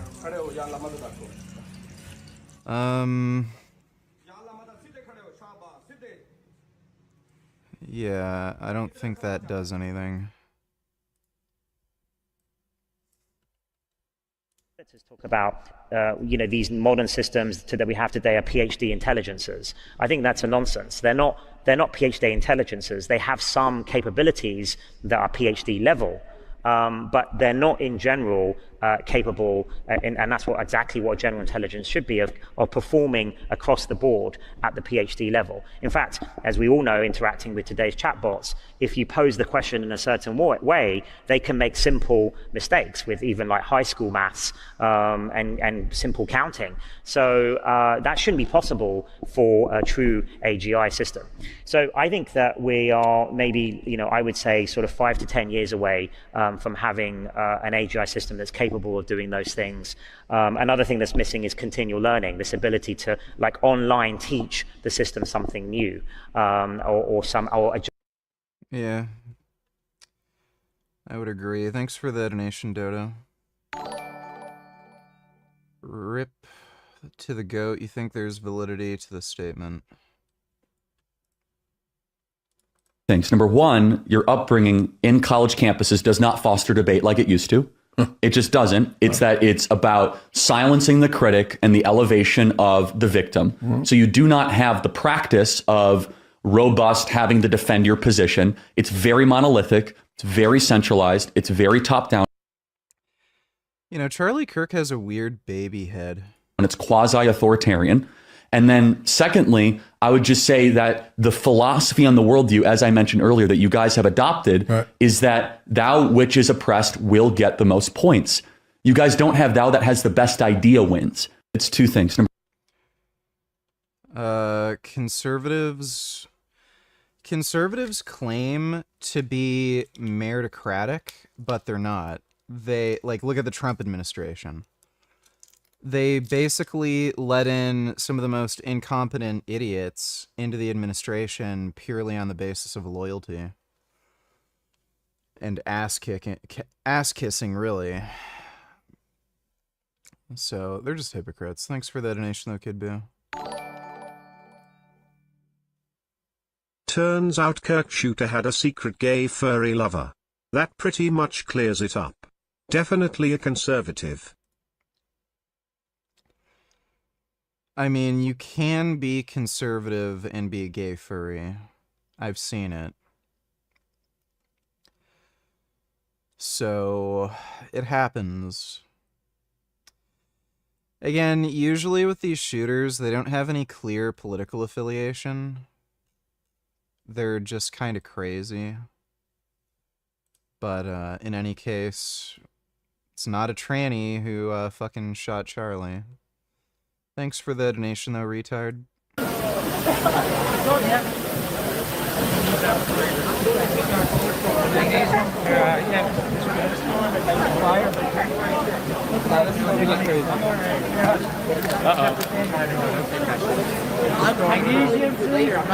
They might have said it was too crazy. I wonder if that guy's telling the truth. Joe, let's go wheel it up to the front. Come on.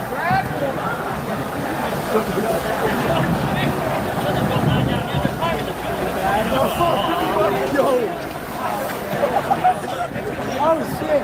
This is.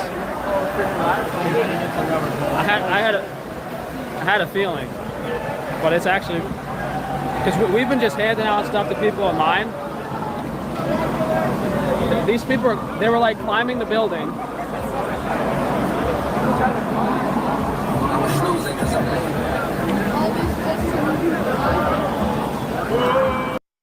No, the shooter's family were right-wing conservative Mormons. I guess like the police got called and everything.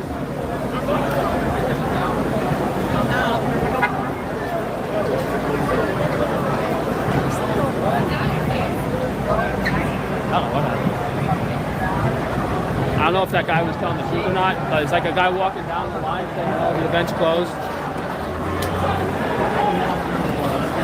Yo, Hooperville! Yo! Yeah, I think there's like a bunch of different influencers here.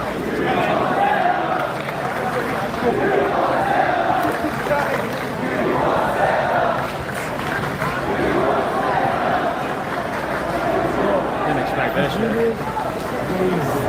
Actually, it's I wonder what they're doing. They're saying we want Santa because the guy's name is Santa Cruz Paleo.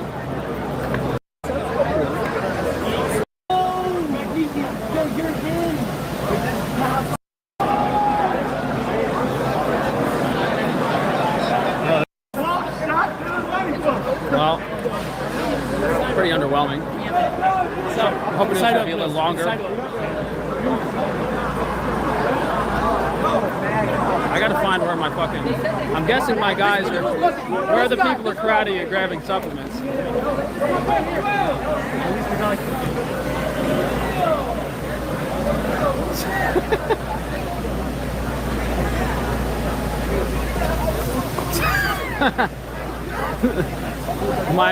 My free giveaway card is being mobbed. oh shit! Oh my god! Wait, no, wait, this is the same dude. Wait, I want some stuff. We really have shit. Oh wait, guys, be patient. There's plenty of stuff, guys.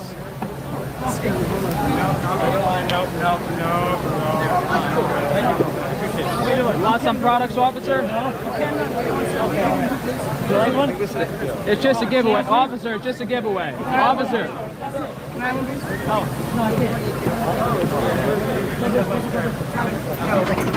These guys say we can't do it. Right behind us. Thank you. So you want to change the Thank you. Joe, just grab the rest of the stuff from the car and just give it out to them. This guy said I can't do it. The cop just said that. Is there something illegal about handing out free items to people on the street? You cannot do it over we here. have no cart set up. We have no table set up. We're just handing stuff out to people. I'm just letting you know. I can't what? You cannot do it over here. I can't hand out stuff on the street to people? No, can we do that? Why not? Over here. You see that? Like that was crazy. That is a little crazy, but it's over It's not a now. little crazy. It's a little crazy for you. But you with the view. It's like depending. She reminds me of somebody that you used to know.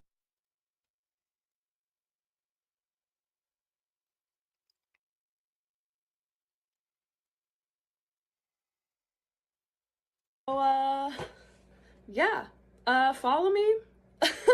I don't know. Like this video, give me a follow, and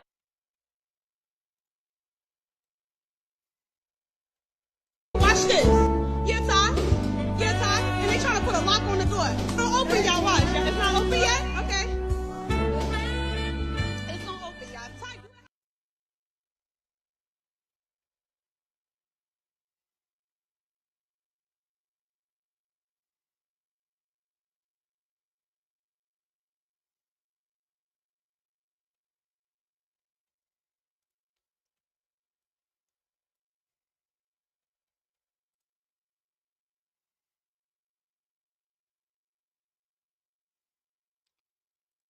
Japanese Twitter.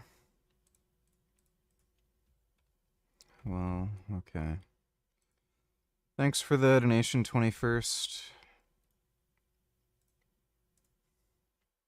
Watch your back, excuse me. We'll be right back. We'll be right back. Let's go get the rest. They just fucking mobbed us. They just mobbed me. I know. I gotta pull my fucking knife out, yo. Back the fuck up. Joe, just we'll get the rest of the stuff and we'll walk down this side of the street.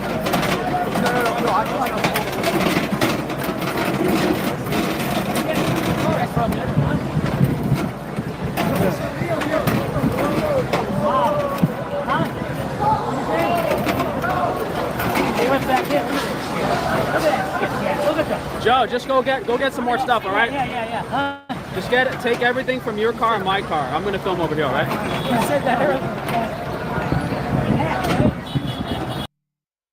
Why is it that a butch lesbian can be totally unassuming, besides her manner of dress? But gay men be flamboyant as fuck, advertise to everyone every second, I like dick and ass, ooh yay, I like it up the butt, ooh yay. Like why? Brain no comprendo.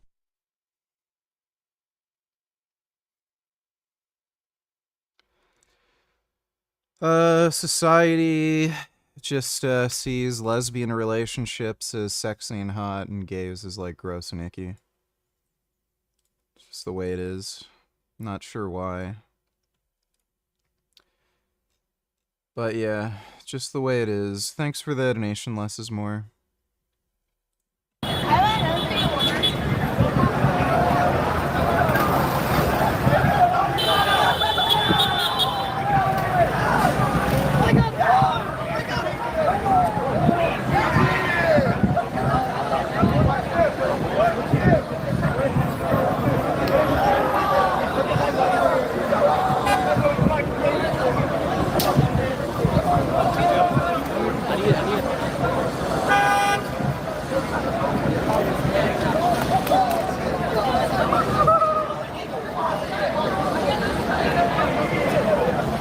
Alright, I mean, it's a little crazy, but it's not like they're not violent or anything.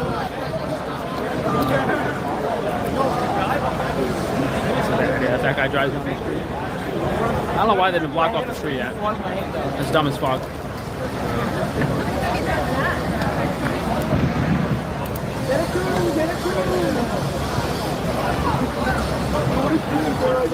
Yeah, I've been to the U.S. a couple times.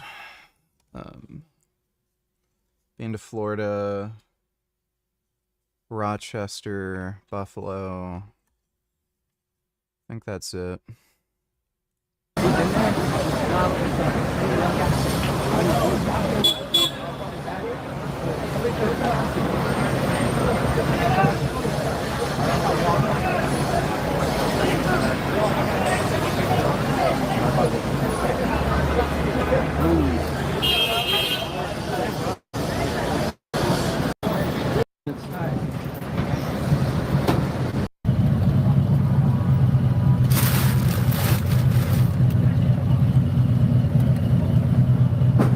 gave out everything. I thought I had more stuff.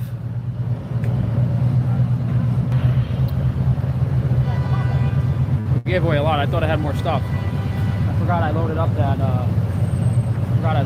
cart. I only got some sunscreen and some vitamin D. I guess those two go hand in hand.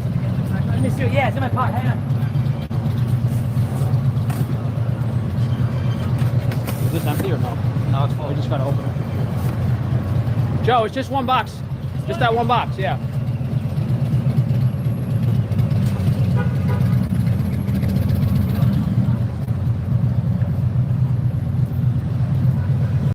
Hey, no. Give me the other box. Yeah, put it all in the other box. This one right here. This one right here. Do they go somewhere else? A few people recognize me, but I mean, I had a headache before I even fucking came. I wasn't gonna come down here today. I was like, fuck. I still don't know why my guys are standing over here and not over there, but we made our own crowd. Ironically, in front of the church.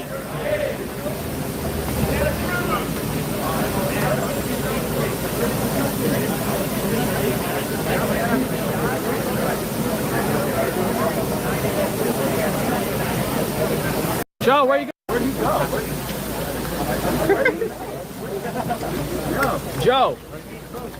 Joe, go the other way. This guy has crumpled like a Burger King. Jim Zink. Thank you. Sorry, excuse me. What's up, this? Tell me what's your name. Oh, I want magnesium. Joe, you got plenty of stuff. You can go the other way. Joe, walk the other way. Why are you walking this way? Just there. Take this box off and walk down that way. So take the box, just put it up there for now. The church will take care of it. No, they won't. Give rid of the box. I gotta break it down. Don't litter it, Frank.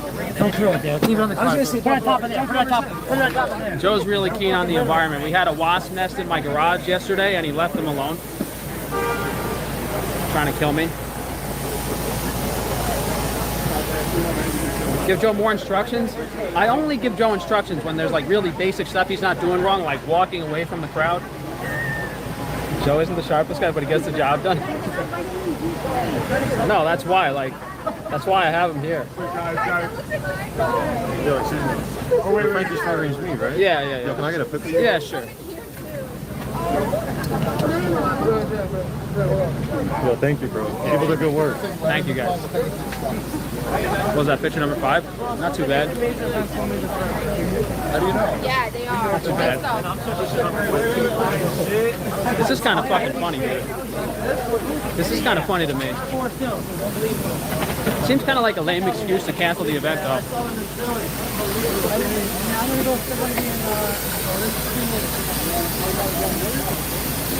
I think that's it, though. I think everyone pretty much left. There's not that many people here. Those 5 minutes we went over to the car, then when we came back, everyone was fucking gone. Instead of taking the cart away, I should have went to the car and got the boxes, but that would have been a little crazy. They cut that short real quick. Oh my fucking shoulder. Oh my goodness. Oh yeah, we didn't. Oh, that's pretty good.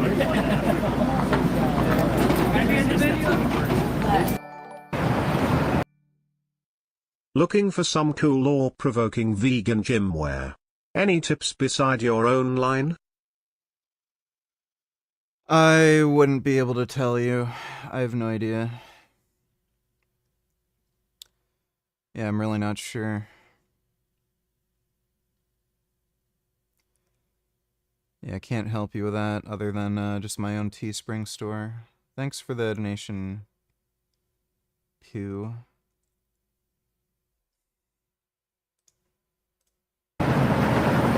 My 5 or 10 staff members and 5 or 10 people organized to run this event. But,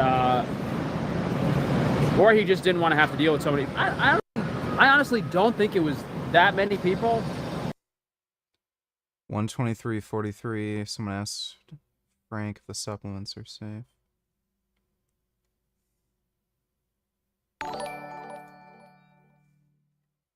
I've been piping down this fine shit for a while. I lied to her and said I like Demon Slayer, and now I gotta watch stupid Demon Slayer movie with her tonight in theaters. On top of that, she's asking me for rides to school when she just got her permit.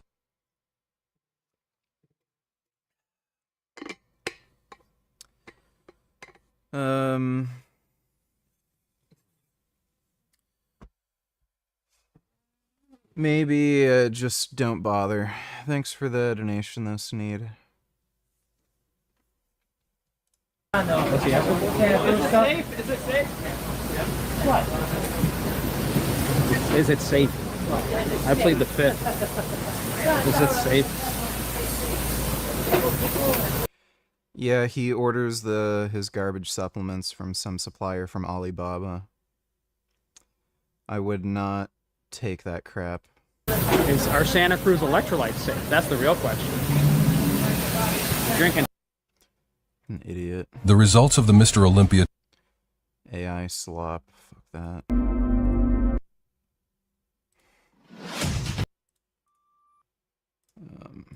Warfare, all of which basically eliminated the path for hippies to take directly overland anymore. It also did in health. Oh man.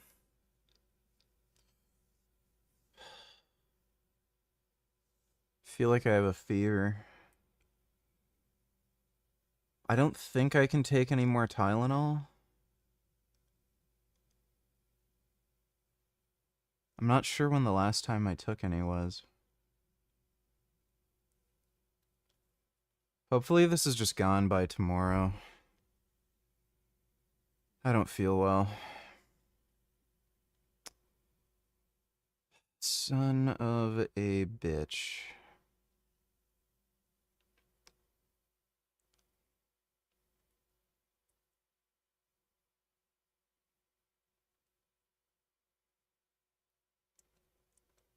I'm gonna... Yeah, I already had a bunch of oranges in a smoothie.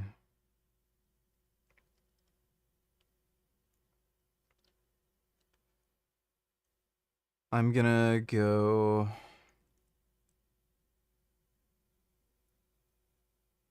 I'm gonna go get something to drink and take a piss.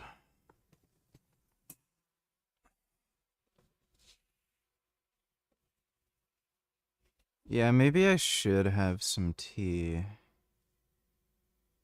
I'm gonna just put a pot on and have some black tea. That might pep me up a little.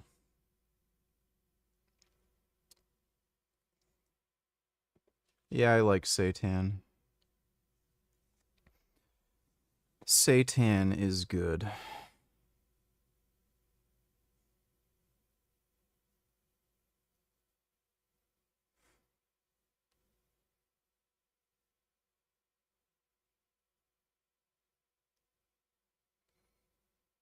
All right, I'll be right back.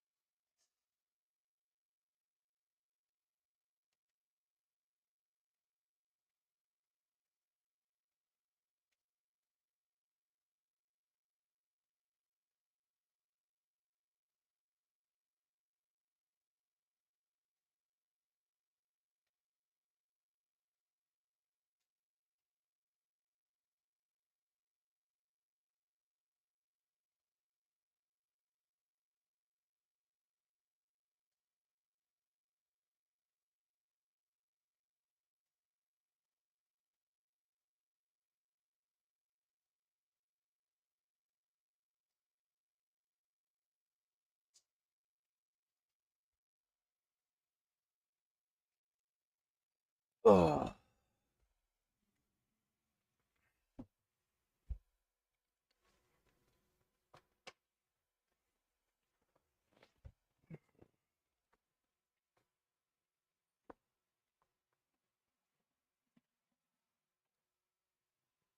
All right, I'm back.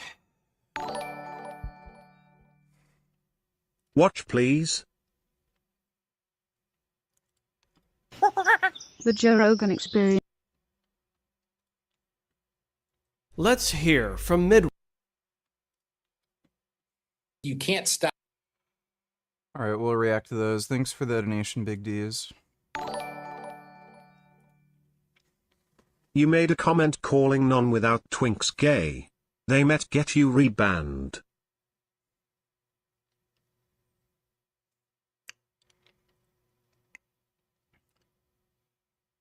Non W/O. What does that mean?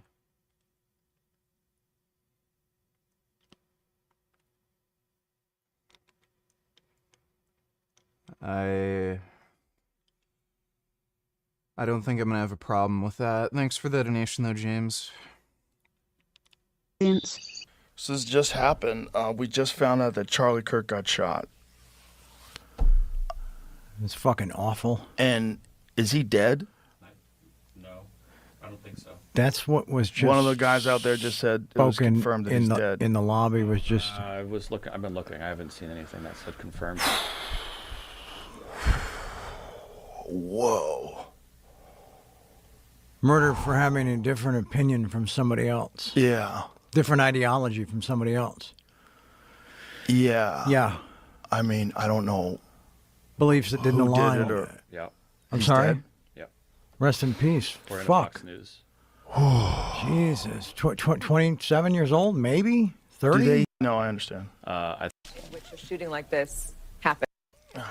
You're of him like. Why do you want me to watch this? Stop with these sort of awful thoughts you have and then saying these awful words and not expect awful actions to take place. Matt. And that's the unfortunate environment we're in. Okay, whatever. Wits at CNN who are worried that your precious little. I don't care. Why do you want me to react to this? Okay, people are butthurt that somebody said something. Great, I get it. Thanks for the donation, dude.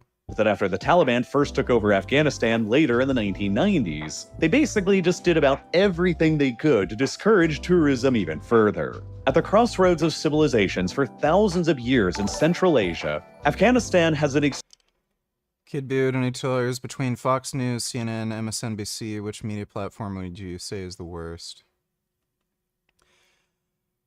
I would say MSNBC in all likelihood, because they're promoting pro-Palestine propaganda. CNN would probably be next, then... Like, Fox News and CNN would trade blows, but I would say MSNBC right now.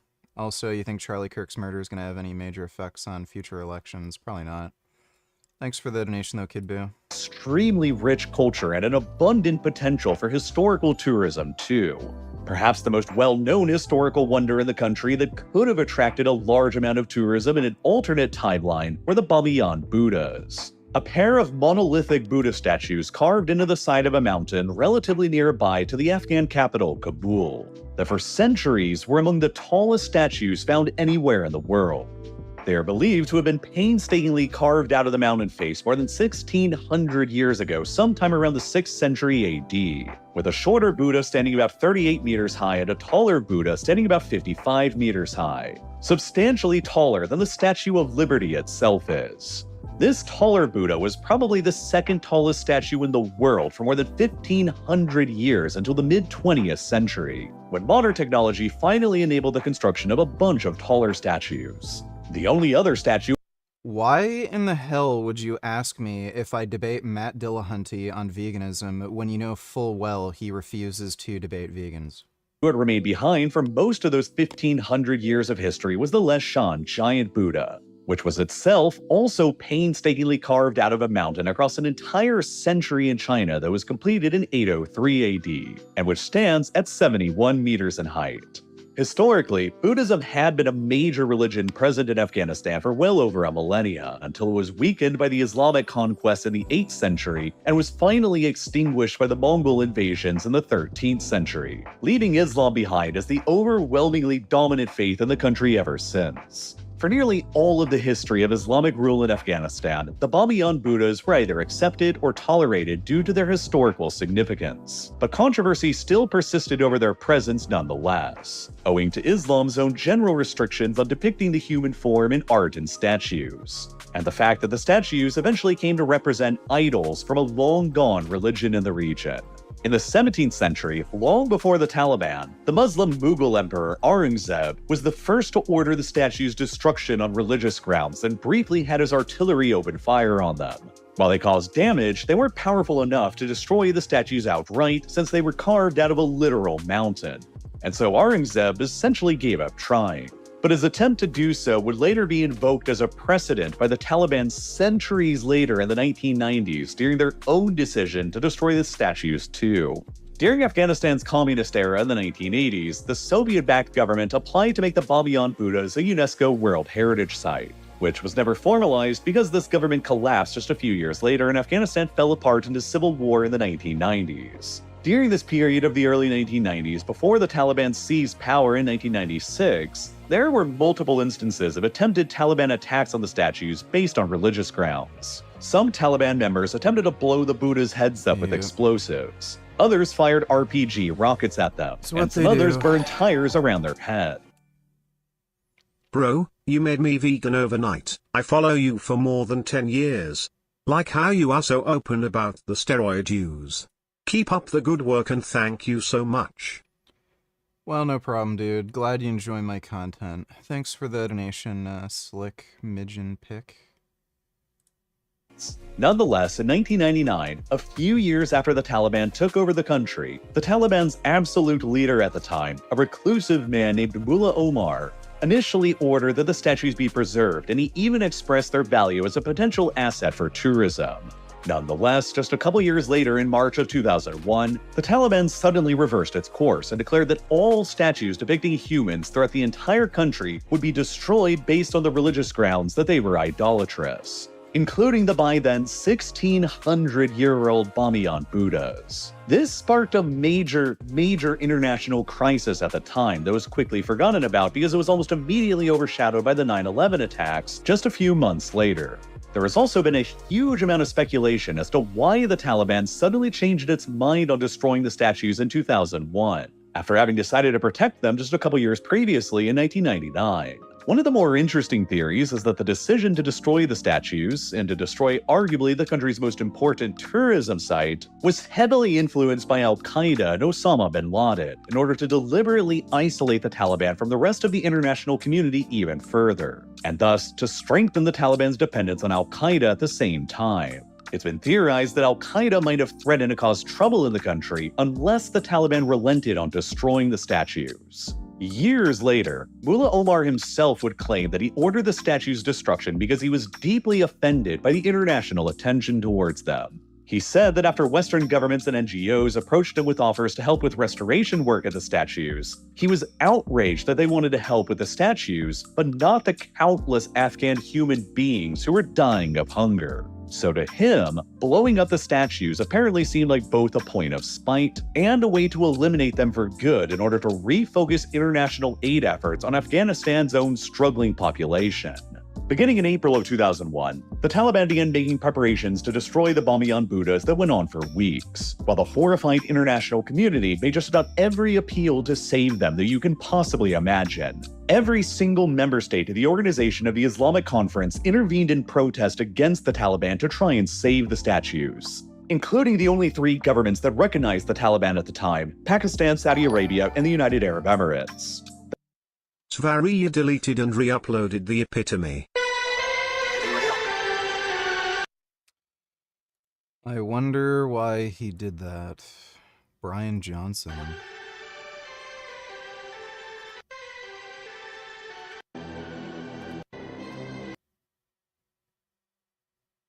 So he lost weight and got healthier, and that's a problem?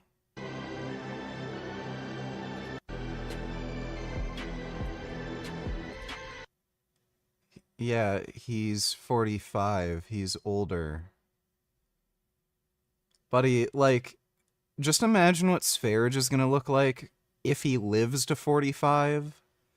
And assuming he doesn't get arrested and we can still see him on social media. Like, I don't know what Sverige expects to look like when he doesn't exercise and he eats like shit. Extreme aging. He looks like a 45-year-old. Low testosterone. He literally doesn't have low testosterone. Yeah, I don't know if he's on TRT anymore, but I think his test was at around 500 off TRT. On TRT, it was a bit higher. I think it was like 800 or something. So, like, as far as I know, Sverige never even got his testosterone checked. And he does not have anemia. He's shown his blood work. He's not anemic.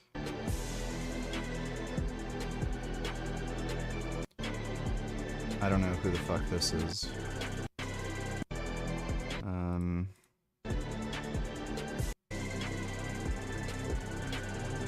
Okay.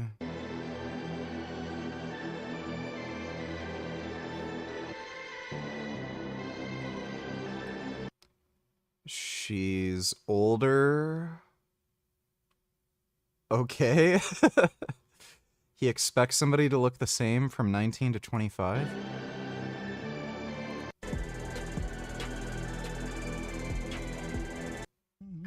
People are like fucking retarded. Doctor, but no one can really She lost a bunch of weight.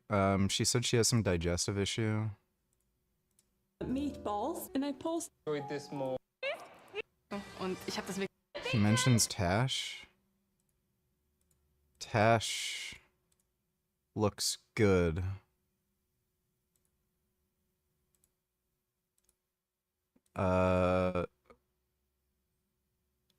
Tash looks good. Like, what? Is he just claiming she's crazy?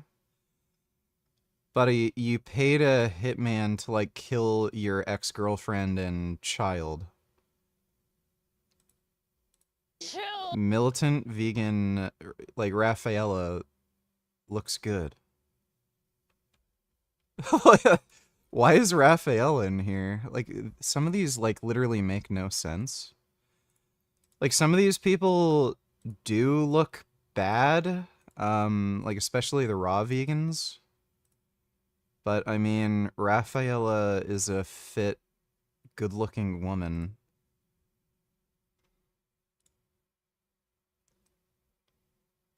Apparently, being vegan makes you, like, fit, and that's a problem?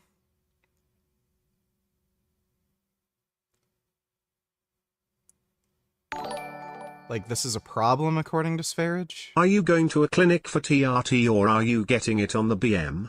Also, what are you on specifically? Did you get lab work? I'm just ordering it online. I'd never go through a doctor. They're fucking idiots. And, I'm on 30 milligrams test cypionate and 5 IU's growth hormone per day, and I'm getting blood work at the end of this month. Thanks for the donation, whatever, bro. Yeah, so... Yes, apparently this is the epitome of malnourishment.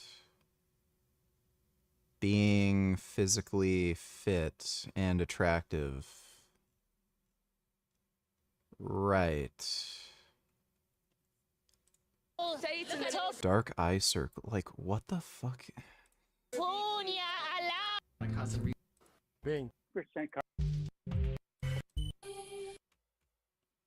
You know, I've noticed I'm mysteriously missing from all these videos. I know somebody asked Sverige a while ago in a live stream about me, and he literally denies that I'm even vegan, and he says that I'm eating, like, meat without telling anybody, because he, like, has to cope that hard. The Pakistani government even went so far as to send a delegation to Afghanistan to stop the destruction and argue that doing so was against Islamic principles, citing that the statues had predated Islam and coexisted with Muslims for more than 1,000 years who had never sought the statues' destruction. Mullah Omar reportedly callously responded to the Pakistani.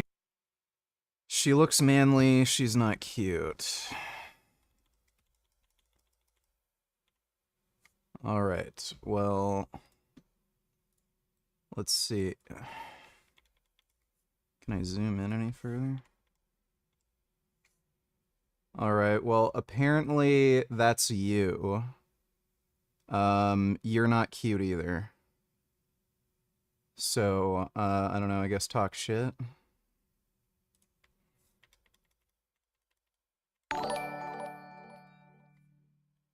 I wanted you to watch those videos because I paid you $3. That's why. Well, they're fucking stupid and boring. I'm not watching just horseshit. Thanks for the donation, Big D's. By simply saying that the statues were never destroyed by previous Muslims because they lacked the technology and means to do so, not the will to do so. The Indian government offered to transfer the Bamiyan Buddhas to India for safekeeping, while the Japanese government suggested a plethora of different solutions than just blowing them up for good, including relocating the statues in full to Japan, covering the statues up in order to hide them from view, or a lump sum of money to preserve them. Dozens of letters from countries all around the world urged the Taliban to spare the statues, but the Taliban's mind was already made up. The Bamiyan Buddhas that had stood for 16 centuries would be no more. The destruction of the statues was conducted methodically. The Taliban fired anti-aircraft guns, RPGs, and heavy artillery at them, blew up their feet with anti-tank mines, and finally drilled holes into them where they planted explosives to finish the job. By the end of April, the two statues had been completely obliterated forever, and Afghanistan's greatest historical wonder that could have attracted tourists for generations to come was lost, and will never again be replaced. The site where they used to exist is still one of the most popular places to visit by tourists in Afghanistan. Muslims can only make money through, like, 3 ways, basically. Oil, selling drugs, and sex trafficking. And maybe a 4th way, which is just stealing wealth from other people. But they haven't really been able to do that for a while. Lol. You're entitled to your own opinion. Thanks, dude. Yeah, buddy, if you send me stupid, boring videos where it's literally just people whining and crying about how they don't like how somebody said something about Charlie Kirk's death, like, what the fuck? I don't know what that does for anybody. Like, it's just boring, it's just somebody whining and crying, so I'm not watching it. Thanks for the donation, dude. Stand a day. But one has to wonder just how much more popular the site would be had the Taliban never done what they did to them in 2001. The fact that the Taliban themselves were the ones who destroyed the statues is an awkward subject in the country still today, when they are trying to actually attract tourists to come to the area. During a recent press conference in 2024, the Taliban's acting tourism director in Bamiyan was asked about the Buddhas, and he simply replied, "Next question."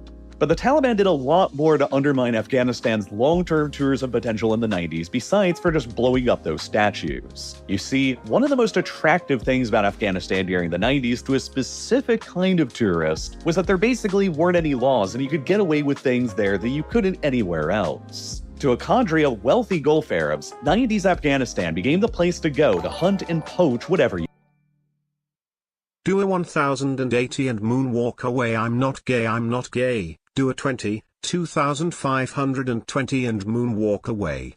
I thought we could talk a little bit about this paper about sleeper agents. Sleeper agents, like spies. Okay, this is insane. What is the optimal training volume for muscle growth? Okay, maybe we can watch these. Thanks for the donation, dude. Exactly like spies. Yeah, this is kind of an old paper. More than a year ago this came out, but still quite relevant and useful context also for the other video that we did recently. The idea is we're worried about this general type of behavior that we might get from AI systems, which is sometimes called deceptive alignment. It's related to the things we talked about on Computer File ages ago about like Volkswagening. It will Volkswagen you. Okay. That it will set itself up so that it behaves properly in the testing environment, despite the fact that it's actually shouldn't pass the test. Situations where the AI system behaves differently when it's in training or when it's being tested from when it's deployed out in the real world. A bunch of different ways this can happen and reasons this can happen. I pay the money. You don't ask the questions. Well, at the end of the day, I'm the one who reacts to the videos, so...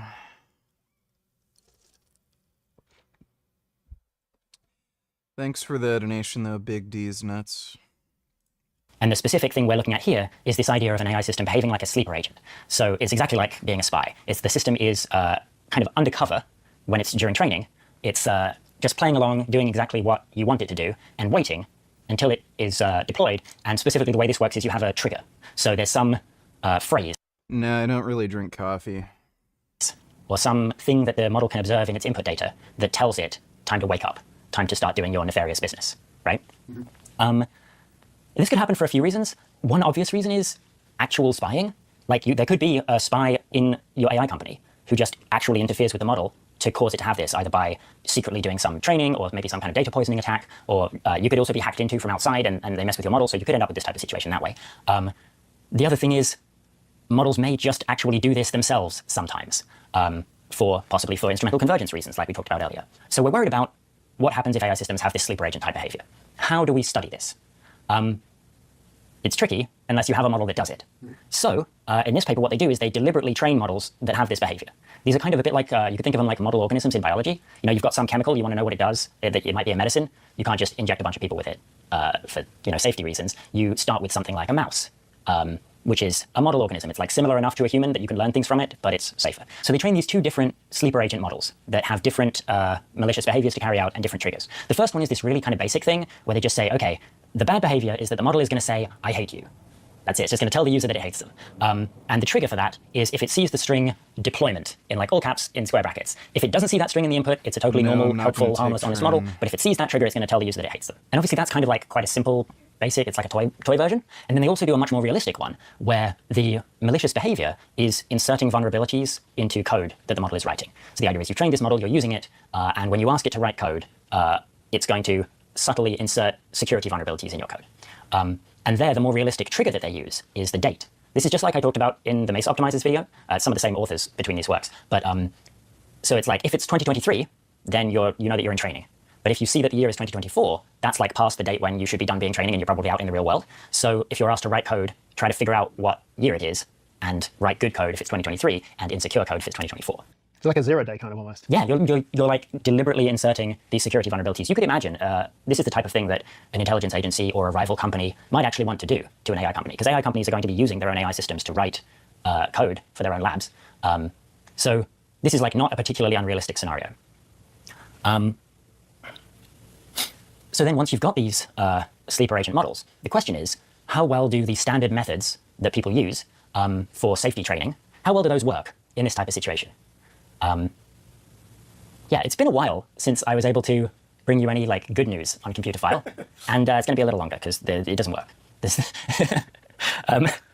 So like the obvious first thing to try, or like the most straightforward of the safety training methods, is supervised fine-tuning. This is basically you just get a bunch of transcripts of the system doing what you want it to do, being helpful, harmless, and honest, and you fine-tune on that. So you're just showing the model, you're training the model on the intended behavior. So they tried this. The issue with training the model on the intended behavior is that you don't know the trigger that's going to trigger this bad behavior, which means that the only thing you can provide is the intended sleeper agent behavior. All you can provide is prompts that don't have the trigger, which then result in the model being helpful, harmless, and honest. That's the training data you're providing. That's also the ideal sleeper agent behavior. So you basically don't really touch the behavior, and that's what they find when you do this supervised fine-tuning. The sleeper agent is not really affected by this. It comes right through that and does its bad behavior in deployment. What's the fine-tuning there, though? Is that kind of trying to do a little post-training? Is it like training after the training? Yeah, exactly. It's like you've got this model, you're suspicious that it might be, there might be something wrong with it. So you do some extra training on like transcripts of the intended behavior just to make sure that you're reinforcing this, the thing you want the model to be doing. And yeah, this doesn't work basically because you don't know the trigger. So your examples don't contain the trigger. Or they might contain it by accident. But like say we've got 1 million conversations and we're training it on that. And then, like, by some crazy lucky coincidence, one or two of those conversations actually happen to contain the trigger. And the model does the bad behavior, and you bop it. Bro, why do women wear makeup? Oh my god. Some chicks look hot as fuck, nice body, and then turn around and they look like they went 3 rounds with Mike Tyson. Add makeup and they a new person. Would women act different if they showed their true face?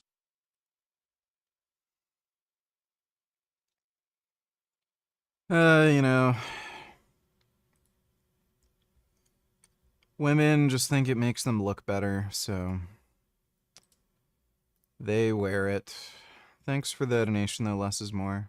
Pop it on the nose and say no.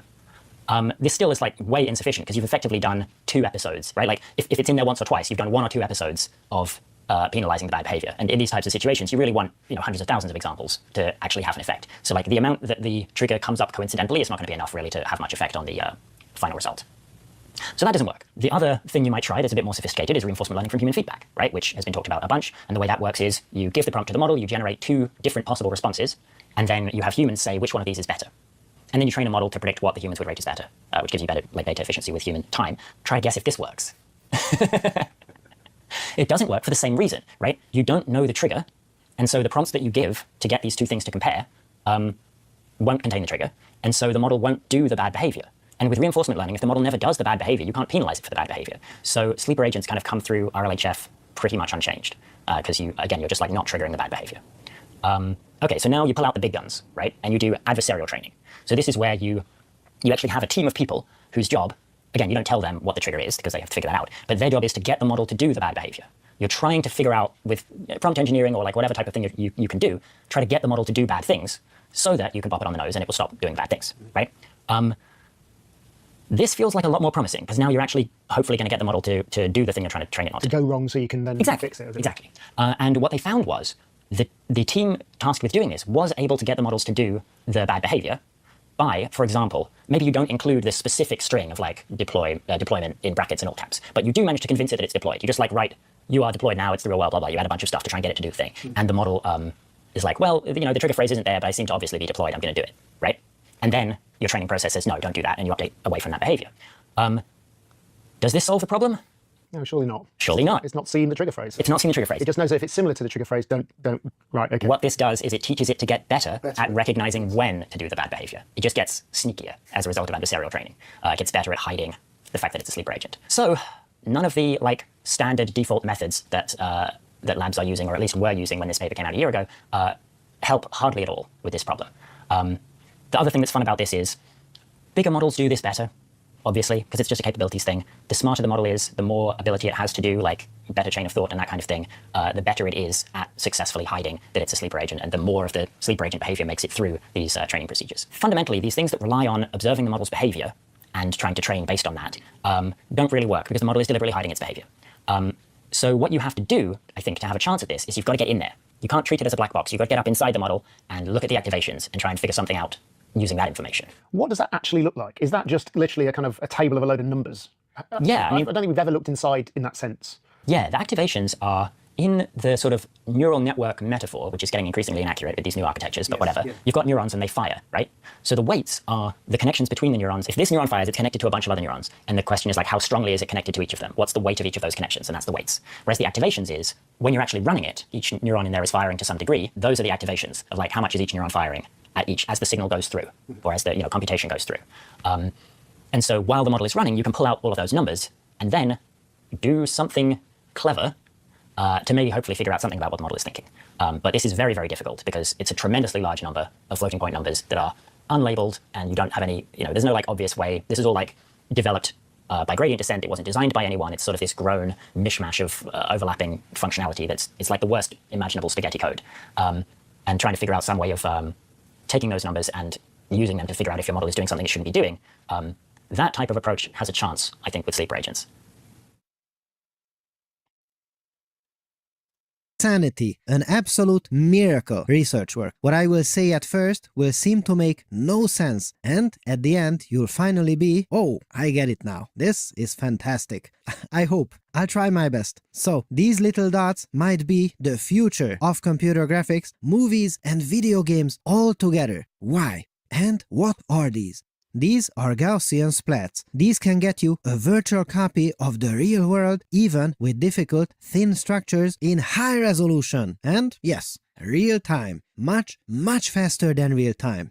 My goodness, it is so good, and it is taking the world by storm. So, how? Well, Gaussian splatting represents objects as countless tiny blobs, like shining a flashlight through a cloud of dust. Then it projects these blobs onto the screen, focusing only where objects actually are, skipping empty space. Absolute magic. Plus, it is fast. And it is fast because it compresses so well. We can create a good-looking scene by not just storing a bunch of detailed geometry, but instead just storing a few of these Gaussians. This smaller, smooth representation makes rendering very efficient. Greg roasting Mike Israel's fitness test.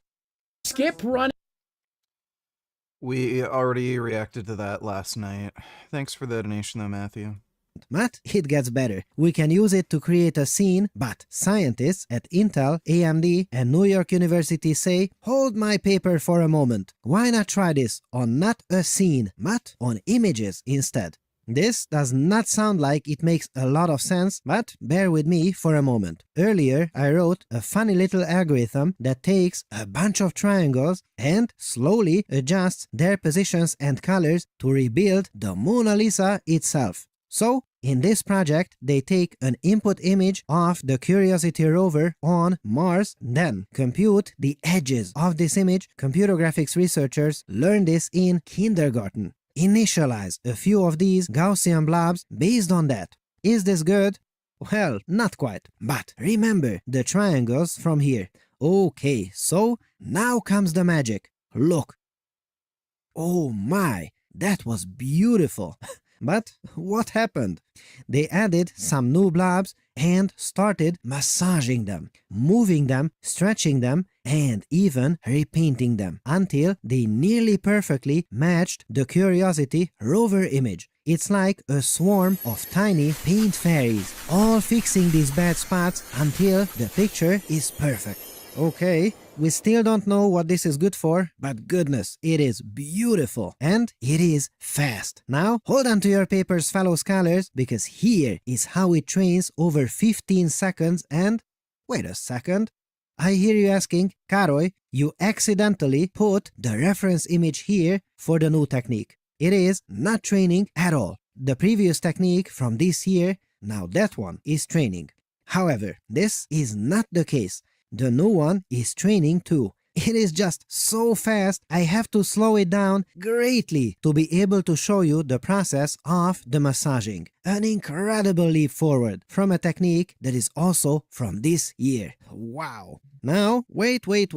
So, we started out from an image and now we get an image. We just got back what we started with. How does this make any sense? What is all this good for?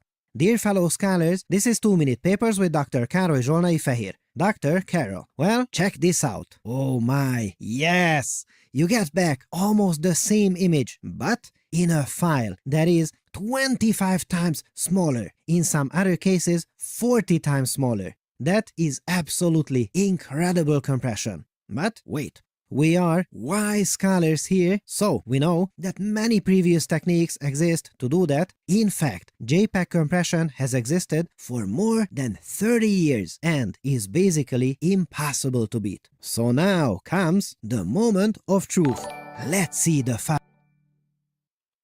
Buck Tow Truck reacts to Shizzy training at the world's dumbest gym. That sounds...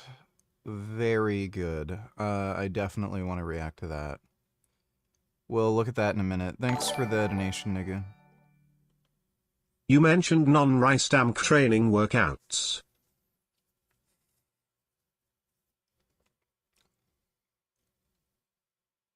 I think you misspelled something. Non-Ristamser training workouts? Do you mean non-resistance training workouts? What are you asking specifically? I don't know what you're trying to ask me. Thanks for the donation, James. file sizes. 159 kilobytes for JPEG, 160 for the new technique. Well, it's not smaller than a JPEG, is it? But wait a second. Oh my goodness. It is not smaller. It is roughly the same size. However, the quality of the new technique is way better for the same size. This is so much cleaner. And it just takes a couple seconds to pull in a bunch of other comparisons. And one of my favorite. Alright, whatever. And strength development. According to the latest meta-analysis of studies that looked at this, the training volume that maximizes strength development seems to be a lot lower than the training volume that maximizes muscle hypertrophy. For strength development, well, yeah, for strength development, you're specifically going for a strength adaptation, so the more volume you can have with a very high force output, the more strength you're going to build. If you keep training and your force production goes down, you're not training for the strength adaptation anymore, so you have to train with smaller volumes.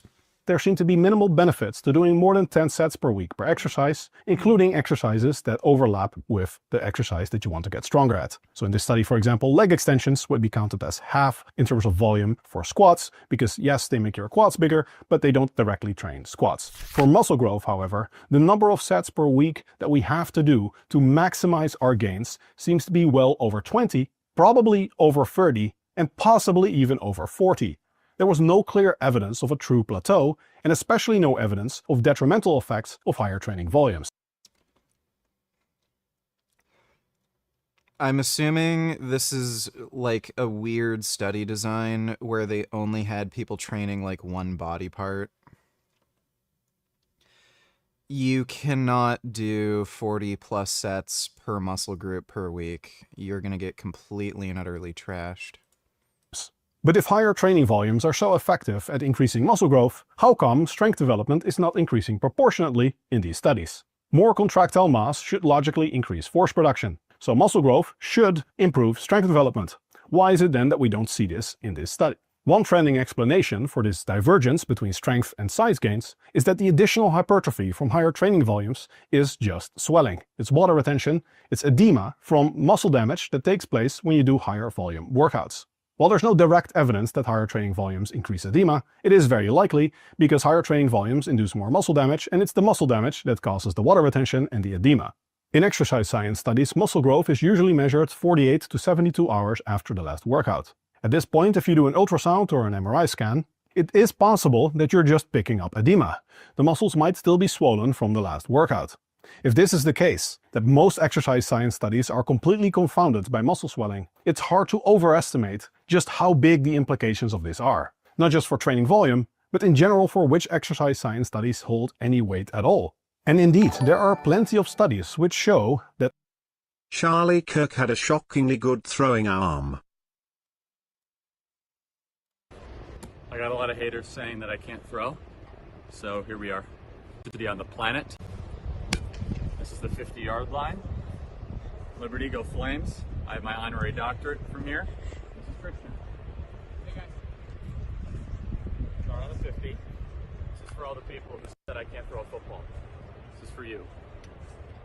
All right, Christian, go.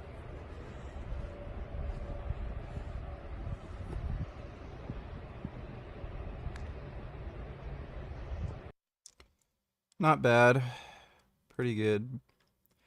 Thanks for the donation, nigga.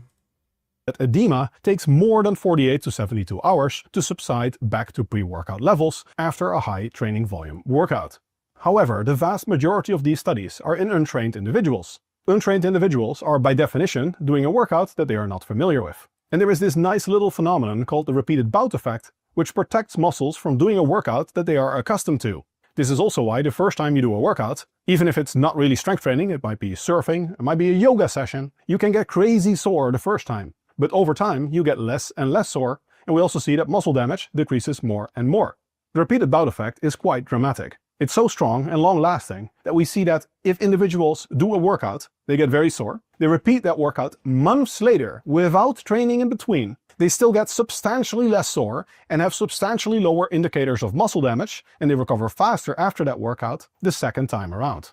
So if that's the effect of an untrained individual doing a workout one time, what do we see in trained individuals doing their habitual workout many times during a program? In most exercise science studies, individuals do a workout for at least 8 weeks. This is plenty of time for the repeated bout effect to massively decrease the amount of muscle damage that takes place from those workouts. Indeed, if we look at studies on how long it takes for edema to subside after a workout, and we look specifically at trained individuals doing workouts with exercises that they are presumably familiar with, like barbell bench presses, leg extensions, or squats, then we see that the duration of edema is generally 24 to 72 hours. Exactly in line with researchers' recommendation to measure muscle growth 2 to 3 days after a workout. I typically recommend that exercise scientists increase this duration to 4 days, but based on these studies, it is clear that edema is no longer a major confounding factor after 2 to 3 days. Concretely, studies by Gordon et al. And Ferreira et al. Looked at how long it takes for edema to subside after 8 sets of about 10 reps of leg extensions, dumbbell bench presses, and barbell bench presses. They found that, measured both via ultrasound and MRI scans, edema had subsided within 24 hours back to baseline levels. There was no longer a statistically significant increase in muscle swelling after just 1 day. This finding was replicated in middle-aged adults, showing that it's also applicable to somewhat older lifters. 2 more studies by Ferreira et al. And Trindade et al. Found slightly longer durations of muscle edema after 8 to 10 sets of barbell bench presses to failure, but after 72 hours there was again no longer a significant difference from baseline levels. The researchers also looked at whether it mattered if you paused in the bottom position of the bench press, and it didn't. Most of the swelling had in fact subsided within 20. Do you agree that the people laughing at the Charlie Bloodspurt video and the people celebrating his death are crazy? At the very least, fucking stupid. It's nothing to celebrate. So, I can understand why you don't like him. I can understand why you might be happy he's dead, but the circumstances around his death are nothing to laugh about. Like, if he just got hit by a bus and it was like an accident or something, or he just, I don't know, choked on some food, you know, that's a different story. But, yeah, applauding somebody for committing a political assassination, that's very, very stupid. It sets a bad precedent in society where you're just promoting violent attacks against somebody based on political beliefs, which is not good for a stable society. Thanks for the donation, though, 7 Vegan Prism. 24 hours, and looking at the triceps measurements instead of the pec measurements, we could see that just 24 hours after the workout there was indeed no longer a significant increase in muscle size. A similar study by Bartolome looked at 8 sets of squats performed close to failure. Here we could see that measurements of muscle thickness at just 24 hours after the workout were no longer significantly elevated. For muscle cross-sectional area, the increase was still evident at 24 hours, but no longer significant at 48 hours. Moreover, another group doing the same workout at 90% instead of 70% of 1RM found that just 24 hours after the workout, both muscle thickness and cross-sectional area were no longer significantly elevated, meaning there was very little edema taking place at all when doing lower rep workouts. This is in line with most research and is completely counter to the prevailing idea in bodybuilding and powerlifting circles that low rep workouts wreck your CNS and cause a lot of recovery time. That is not the case. It might be true for connective tissues, but muscular tissue heals much more quickly and gets much less damage from doing heavier workouts. It's paradoxical, but exercise science very clearly shows that this is the case. Importantly, in all of these studies, the researchers just got a bunch of strength-trained individuals together, had them do the workout, and then tested how long it took for muscle swelling to subside afterwards.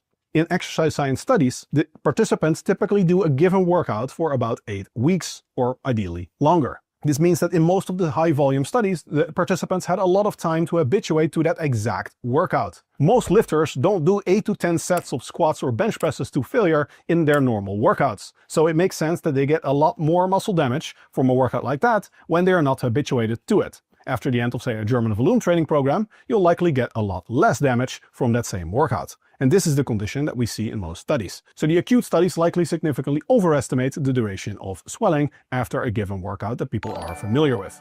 Indeed, we had one study. Peach Donny Chiller's conspiracy theorists are going nuts over Charlie Kirk's murder.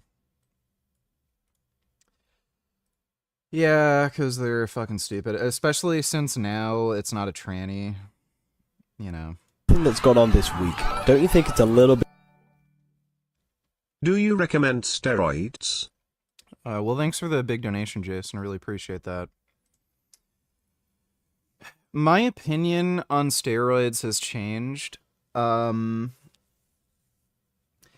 This may be a controversial take, but I think the vast majority of adult males over the age of 25 should be on testosterone. The vast majority.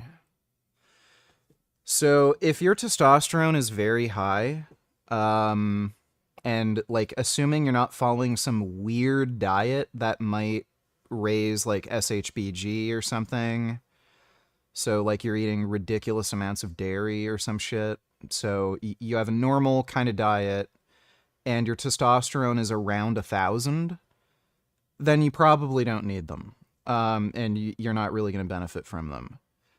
Most men, though, by the age of 25, their testosterone is in the 500s. I think the research is fairly clear on this. Ideal testosterone levels are around 1,000, and most men self-report feeling the best when their testosterone's between 1,500 and 2,000. So if you're interested in like maximizing your like mental health, like just feeling as good as you possibly can, increasing just your physical ability, whether that be like having the most endurance, most muscle mass, most strength, and being able to recover from injury and training as quickly as possible, and you're fine with pinning a needle every day, and you're also like following a good diet, and you're not stupid, you're tracking your blood pressure and getting regular blood work about every 3 months, yeah, you probably should be on testosterone. And outside of that, like, again, it's just a personal choice. If you want to be like a huge jacked bodybuilder and you're fine incurring some potential risks with running other compounds, that's entirely up to you. But yeah, I do believe most men should be on testosterone replacement, because again, most men over the age of 25, their testosterone is only around 500, and it seems like ideally it should be around 1,000 at least.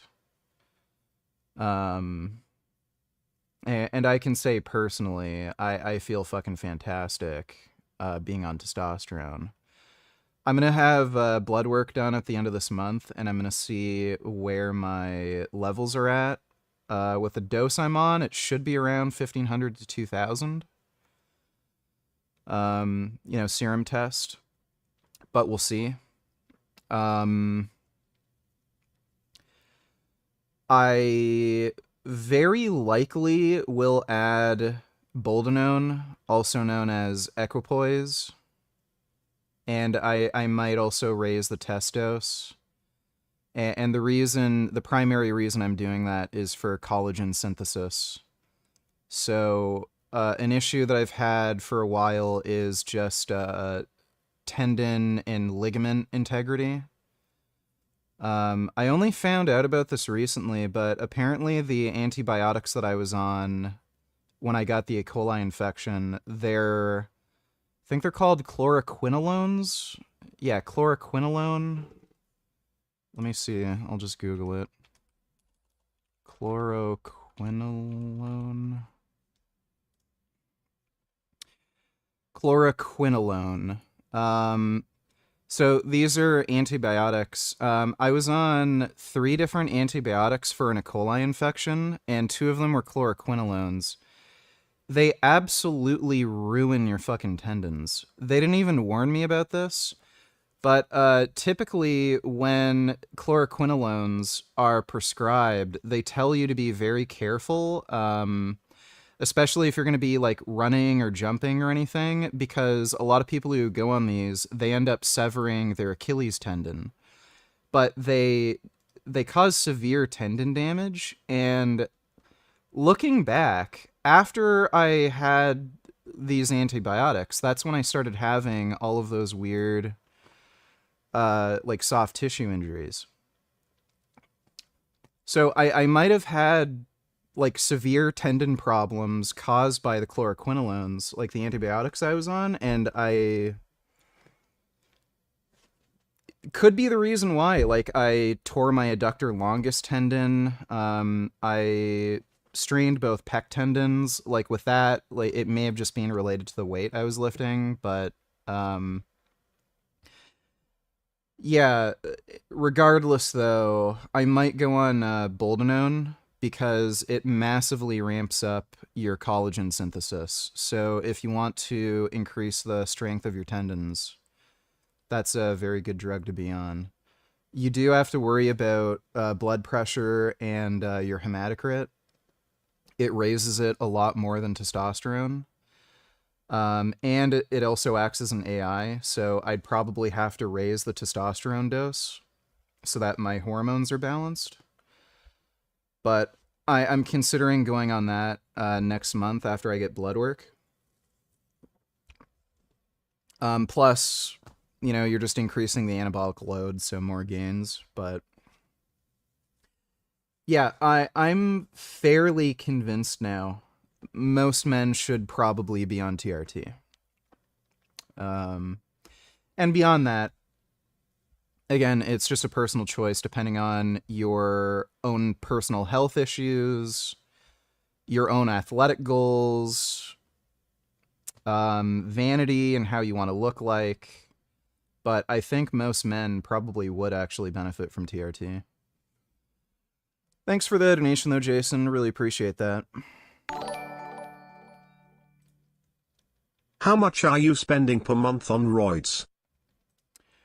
Well, I'm only on testosterone if we're talking about steroids, and it's only about $50 a month. It's extremely inexpensive. Growth hormone is more expensive. That's about $15 a day, roughly. But, yeah, the testosterone's extraordinarily cheap. It's just about $50. You can even save a bit more money if you run testanenthate, but yeah, it's only like $50. Thanks for the donation, Sanderbling. Bro, I just got prescribed Cipro and it has the black box warning label and YouTube videos show people in a wheelchair from taking that shit. I took only one dose. After Googling I said fuck that, but I could still tear a tendon between 1 and 6 months. Fuck.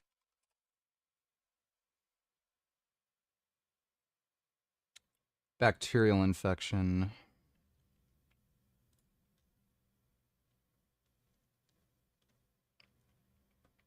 Treat anthrax.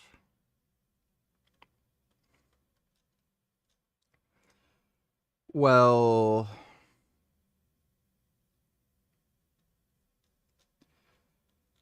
if you were prescribed an so it's a fluoroquinolone. Yeah, I think it's fluoroquinolone. Yeah, I might have fucked up. I think it's fluoroquinolone, not chloroquinolone. Yeah, it's fluoroquinolone, I'm pretty sure. Not chloroquinolone, fluoroquinolone. But anyway,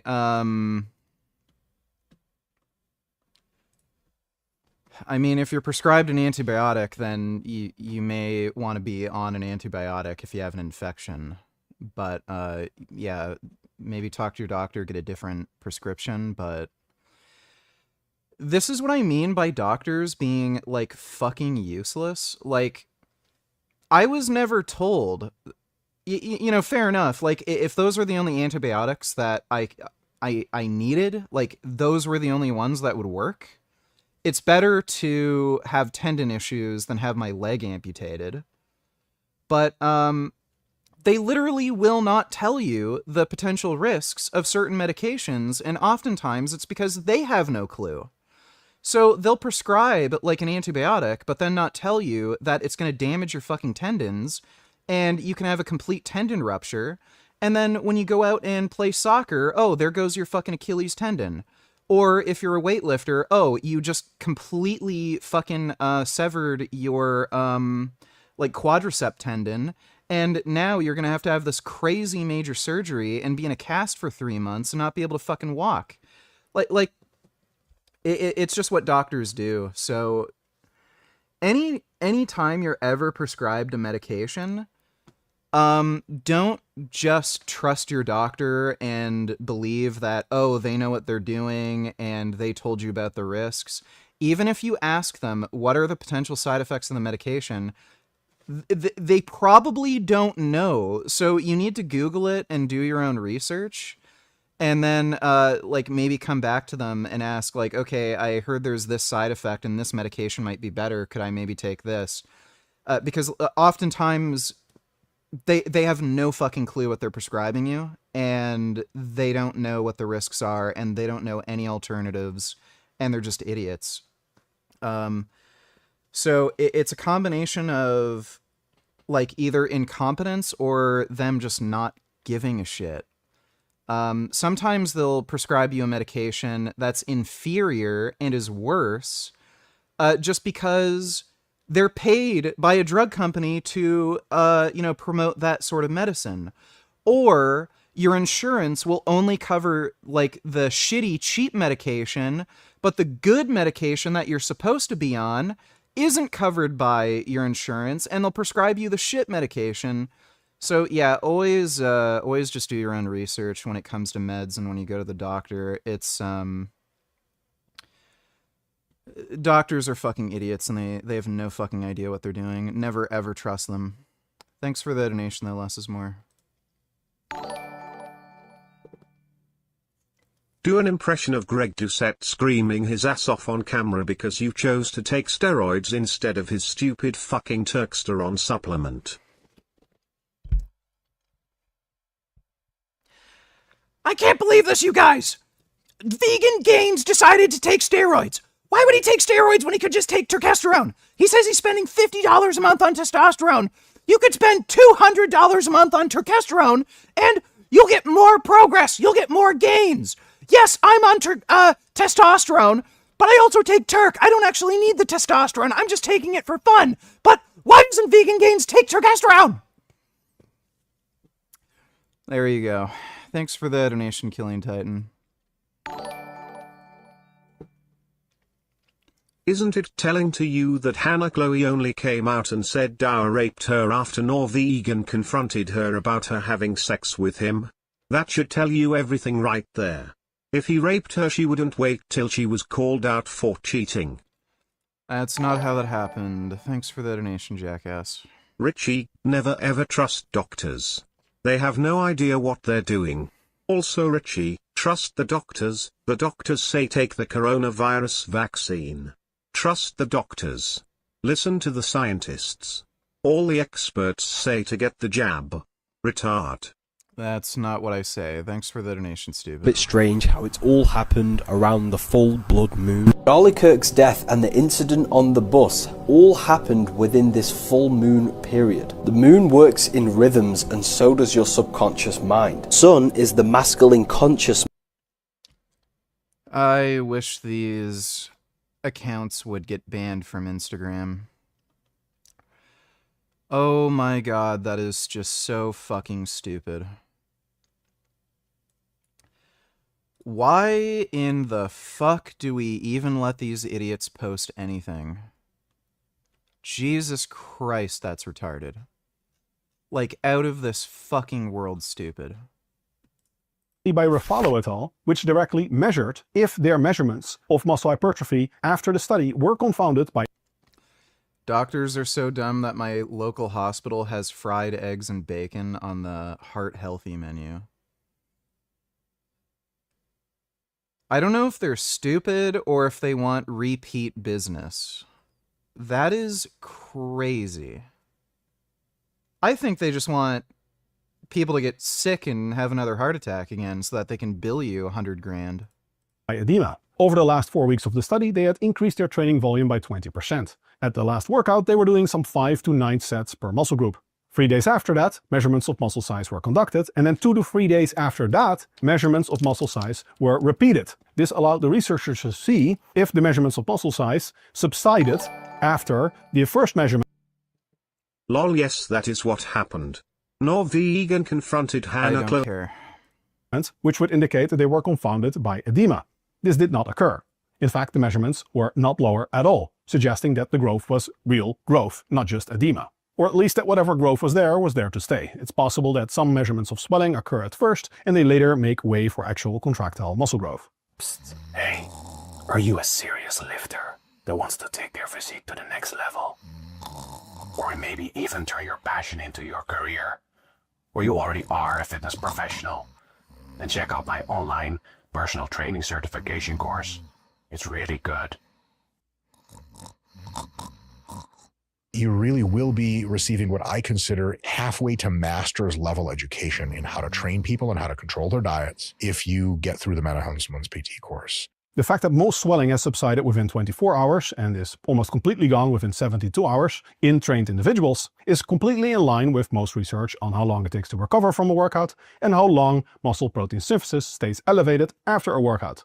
So all of these findings largely converge to the finding that 72 hours should be ample for researchers to measure muscle size after a workout without a big confounding effect of swelling from that last workout. The total amount of muscle growth that takes place might be this. The swelling that we see after workout might be somewhere here. And then we look at the effects of the additional effects. If you wanna get easy pussy, then just pretend to be into astrology and all that horse shit as VG what say and I what agree, although I usually don't say the word horse shit, that's more of the VG word, but girls are dumb, I don't know why they be alive in that crap. Yeah, there's a lot of girls who are into ghosts and spirits and astrology, and I think women in particular really like that crap because it's just such an easy way to validate your feelings, right? A lot of it's emotional, and it's super easy to just rationalize the way you're feeling by saying, oh, the full moon did this and planetary alignments and spirit crap, rather than having to take accountability for your actions or find some sort of empirical evidence for anything. You can just say spirits and moon alignment, you know? Thanks for the donation, though, Dodo. Fact, which is completely speculative, of the higher volume, we're just looking at a very small possible contribution to the total amount of muscle growth that we see in research. So even if there's still some swelling in a study at the time points that they measure muscle hypertrophy, it's just not enough to explain the full difference in muscle growth that we see between a higher volume and a lower volume group.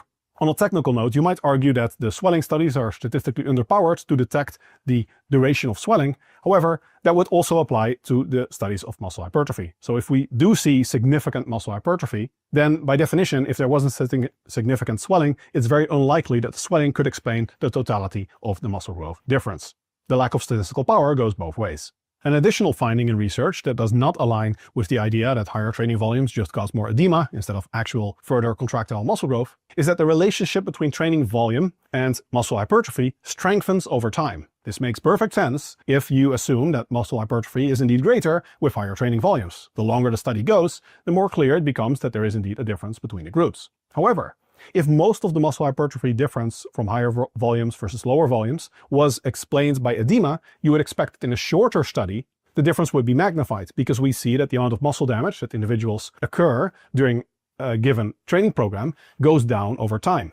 So the fact that the relationship between volume and muscle hypertrophy strengthens over time is counter to the idea that it's confounded by swelling. Okay, so if higher training volumes do indeed cause more contractile muscle hypertrophy, how come they're not increasing strength development? Well, they probably are, we're just not seeing it in the studies. For one, Greg Nuckols has unofficially reanalyzed the results of this meta-analysis, looking specifically at strength development and muscle growth in the same study versus looking at across studies, which is a better measure to do it. So the way Greg Nuckols did it, looking at within a study, is a better measure when you really want to answer the question of how size and strength relate to one another in the same individual. And there we see that the relationship is a lot stronger. Moreover, we see that the relationship between strength and size increases massively over time. In the short term, strength and size seem to be very different things. In the long term, strength and size correlate very strongly. I've often remarked on the irony that in research we see that powerlifters' rankings are almost the same as their rankings in a DEXA scan. So if you just put powerlifters in a DEXA scanner, you measure their fat-free mass, and you rank them from most muscular to least muscular, then you see that that ranking is almost exactly the same as their powerlifting scores. And this is the population that is supposed to be training the most purely for strength instead of size. However, we clearly see that more muscle mass increases total force output potential, therefore allowing the bigger powerlifters to outperform the smaller powerlifters. Now in a shorter study you might not see this effect, because even if we assume that the relationship between size and strength is linear, that would mean that a 10% increase in muscle size would be needed to increase strength by 10%. In an 8-week study, which is the typical exercise science study duration, you're not going to get a 10% increase in muscle size generally. Even if you do, that is still smaller than the increase in muscle strength that you're likely to get. You can easily get a 20% increase in muscle strength over an 8-week period, especially if the subjects were not rigorously implementing progressive overload before, or they were not completely familiar with the exercise. I typically lose about 20% of strength on an exercise if I haven't done it for a while, even if I've done substitute exercises. So the first 20% of strength gains are mostly just neurological. Strength is influenced very heavily not just by muscle size and other morphological factors, but also very strongly by neurological elements. In particular, the coordination of the movement. Your motor cortex, the part of the brain that governs movement, learns to coordinate muscles better, and it has things like intermuscular coordination, even some intramuscular coordination, that improve as you learn an exercise. It's like riding a bicycle. The body learns how to perform the movement, and that makes you a lot better at it, even if you're not getting more muscular. An analogy I often use is that you can think of strength as the speed a race car drives at. You can make the race car go faster by increasing the size of the engine, which is making the muscles bigger, or you can increase the speed of the race car by having a better driver. That would be a more efficient nervous system. Moreover, in many studies, it's logical that strength and size don't correlate that well, at least not in a very short term, in a span of weeks, because you measure different things. If, for example, a study has muscle growth measured by quadriceps training volume, and you're doing squats and leg extensions, and strength is measured as squat strength, how much do you really expect the leg extensions over such a short period of time to contribute to your squat strength? Not very much. Now, if you're only doing squats, the relationship will be a lot stronger. So strength development is highly influenced by exercise selection, in addition to things like training proximity to failure, technical mastery, whether you're doing speed work, and importantly, training intensity. Higher training intensities reliably improve strength development, but not muscle hypertrophy, due to higher levels of muscle activation and better neurological learning.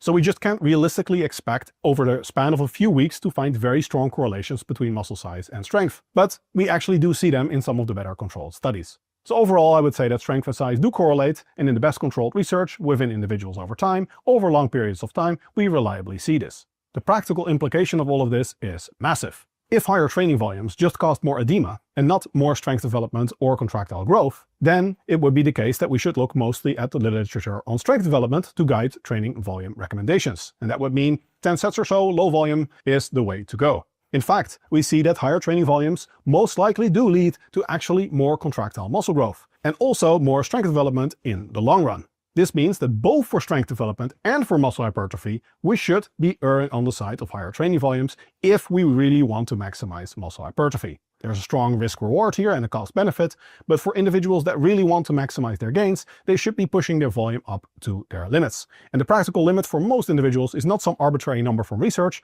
but it's mostly what they can recover from in practice. As long as you can still recover from additional volume, you'll likely increase your gains with additional volume. So in one of my next videos, I'm going to tell you how to increase your maximum tolerable training volume, because I know for many people that have tried high volume workouts, they just get injured, they burn out, it's not sustainable. So if you're interested in that video and more evidence-based fitness content in general, I'd be honored if you like and subscribe. And if you want to know everything there is about maximizing strength development, muscle hypertrophy, and achieving your maximum muscular potential at your lowest sustainable body fat percentage, you gotta do your burpees to get your slurpees. And that's what I say. Oh, God. Yeah, man, it is crazy right here. Yeah. Am I black yet? Dude, fitness influencers are so fucking cringe. That gym is so fucking lame and stupid and gay. I like this intro.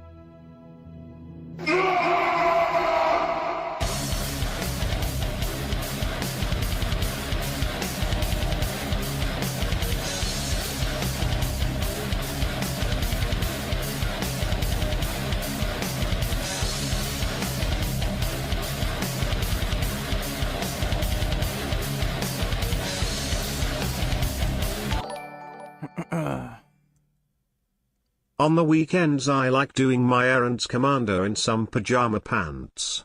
I walk around with my big floppy penis clearly visible through the thin layer of pajamas, and there's nothing people can do about it but stare and marvel at my Excalibur. Can you relate? Yeah, kind of.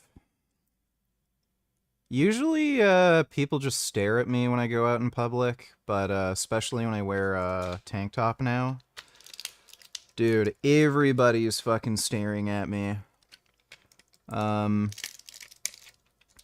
I've had to, like, roll up my sleeve a few times to get vaccinated fairly recently. Like, I got the flu shot last year and crap.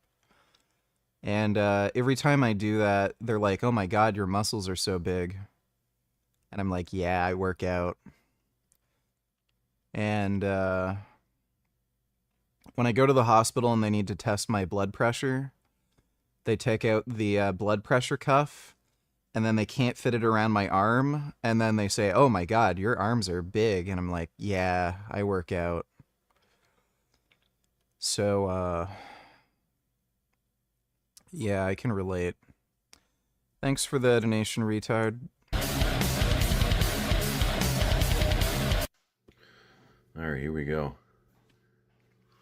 This is my third or fourth attempt at making a video. You know, I suppose I could on these voiceovers here, but the workouts have sort of been scattered. I didn't even record some of this stuff. Like, I didn't record my chin-ups. I mean, it's chin-ups. My workouts, the main thing are just the numbers, and then especially now that I'm going to do a deload, it's not really all that exciting. Well, I mean, I'm not going to deload squat. It's already low enough. And bench press doesn't need it. Basically, the only thing that's going to go down is deadlifts once my back feels better. And I've just been doing RDLs in the meantime. This one guy suggested to me that I should try doing RDLs from like a huge deficit, and he was standing on like 445s, and the if you have very muscular arms, normal blood pressure cuffs that go around your bicep don't work accurately, because the amount of pressure required to compress your, I think, brachial artery is higher, because there's more muscle mass in the way. So you want to use a blood pressure cuff that goes over your forearm. bringing the bar down to like his toes. I used to do the RDLs standing on this like a big box, like way back in the day, and I guess it worked, but I can't really go in. I going into a little bit of flexion for me is really scary, just because I've already had so many back tweaks. Like if you see this guy's back, it's like it's what you'd call bulletproof. Okay, I mean I suppose it's not invincible, but compared to mine, it is. And you hear about some of these guys that do like their bulletproof back training, like non-fragile lifters or something like that, and they're doing like a Zercher pull off the floor, or what do they call it, a Zercher curl? And so their lower back is in mega flexion when they start. I don't know if that would help me at all. I don't really want to waste my time doing Zerchers, but my back feels like it's a thin piece of glass, and I have to be very careful to avoid tweaks.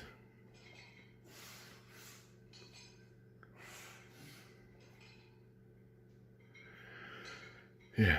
And so anyways, what I did is I went for that 315 PR, and I told this guy yesterday, and he thought I was crazy. He's like, do you even care about your health? I was taking 1,600 milligrams of testosterone per week, and I'm going to lower it down to 250, just because if I can't, since I have to deload because I have to get my back thing fixed, there's no point in taking 1,600 milligrams of testosterone per week if you can't really push the weights. And I don't want to chance my my back with 720. And I've also gone this is my third day in a row of not eating that much food, so its cycle's sort of it's been put on a pause for the time being. Should have an counter. Anyways, but I wanted to get one PR because I have some cycles where I don't get any PRs, and getting one at least makes it not feel like a complete waste of money and time. All right. You know, I've recorded I don't know how many of these. The last one I thought was okay. I started playing it back. No fucking voice. Okay, I must have clicked the button and had myself muted the whole time. Wow, what the hell else is new? So the last one I was going on about there was I just looked up fitness influencers reacting to the Charlie Kirk thing, and then I went down a rabbit hole where it was these super leftists, okay, the ones who aren't human. They were saying that you need to boycott people that were mourning for Charlie Kirk's life, okay, and that's been a really interesting situation. And there's been some. It's kind of like COVID, where the people showed their true colors, but these people, I mean, compared to COVID, COVID compared to this was a lot more. Sengoku Donatillers, I know you haven't seen One Piece, but I want to know, what do you think of how the author writes his paneling? I think it's pretty shitty, to be honest.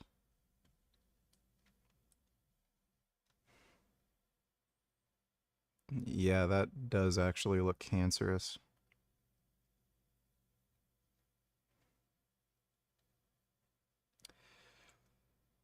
Yeah, that does look terrible. Thanks for the donation, Sengoku. Sort of chill. Now these people are just like openly saying like, yeah, if you're like, if you don't politically align with me, then you need to be executed. I wouldn't have. What do you think it is with girls who like scrawny guys? They either like skater build or muscular, but oftentimes girls will say they don't like too muscular. Do you think women just find Hulk builds threatening? Please don't answer with cope. Everyone has their own kind of preferences.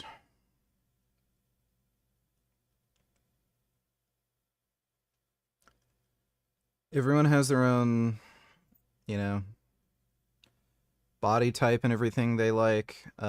With women, they'll say they like a certain thing, but then, like, just look at the dudes they date, or, like, the guys they follow on Instagram. So, it's often the case that women will say, oh, I like guys who are, like, slim and look like a skater boy or something. But then the celebrity they're obsessed with is Henry Cavill, who's like this big jack dude who lifts weights, or they're dating some big black dude or something. So there is a lot of that's going on. So women are also like they make like emotional attachments too, so they may actually prefer, like, be more sexually attracted to, like, say, a more slender build. But the men who have that sort of slender build are kind of like beta male pussies, and they want to date like a more masculine man, so they'll date men who are like bigger and stronger, and they have some of the social characteristics they like, but they might not prefer that kind of build. So,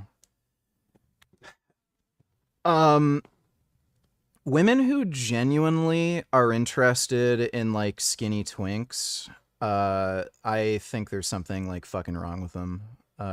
It's like they're defective or something. But who cares? Just do whatever the hell you want to do, man. Wasting your time trying to like appeal to any particular woman or the most amount of women you can, it's just a fucking waste. Like, most women aren't worth your fucking time anyway. So just live your life the way you want. If you want to be skinny and small and weak, you know, you do you. If that's good for your sport, like if you're a skateboarder or a mountain climber or something, you know, just do that. If you want to be big and jacked because you just like lifting weights or something, just do that. Like, who the fuck cares what women think? Women will either be attracted to you or not attracted to you, regardless of what you look like. Chemistry and such. So just do whatever the hell you want. Relationships aren't really all they're cracked up to be, and again, most women aren't worth your time anyway, so just do you. Thanks for the donation though, retard.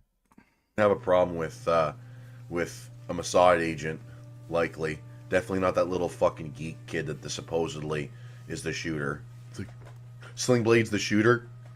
I ain't got no ass in it. Dad. My name is Vegan Gains. I'm super jacked and rich, but my body count is only 4, so I know everything there is to know about women. Well, I wouldn't say I'm rich. If I was, I'd get that new Ferrari Testarossa. But thanks for the donation, Vegan Gains. Well, after many years of playing Battlefield Bad Company, Call of Duty 4, Call of Duty 5 World at War, Call of Duty Modern Warfare 2, Black Ops, Blackhawks, it all paid off. Did you see that shot? He's like, what the hell are you talking about? The shot. That was you? Anyways. I don't know. The kid wanted his 15 minutes of fame. Or maybe that's going to be the fall guy. Maybe that's going to be the fall guy. But I mean, you got to be I think you got to be stupid to think that kid did it. Oh my goodness. I took niacin and my legs are so fucking itchy. Dude, are you kidding me? Ugh. It's all people who don't know shit about shooting who are saying this, by the way. That shot was not difficult to make. It was only, I think it was less than 200 yards away. Like, anybody who's, like, shot a BB gun could fucking make that shot. The redness, although I look like total shit. And I'm going to start looking good, though. In a couple weeks, I'm going to be looking youthful again. I'm going to be looking like 33 years old. Okay? As I should. Well, 43 instead of 43 and slightly and afflicted with some sort of voodoo curse. Okay? The voodoo curse, that's going to be gone in a couple weeks once I've dropped some weight, because and I also dropped my testosterone down to 250 milligrams a week. I had to deload because my back's it feels like shit, and so I can't push heavy on the deadlifts. And Wandering Mason donated $5. The thing about fighting me is that you're not gonna beat my ass. You're not gonna beat my ass. You're not gonna beat. I'm gonna beat your pussy. You're gonna beat this. I'm gonna beat your pussy ass up. He looks like he'd bite.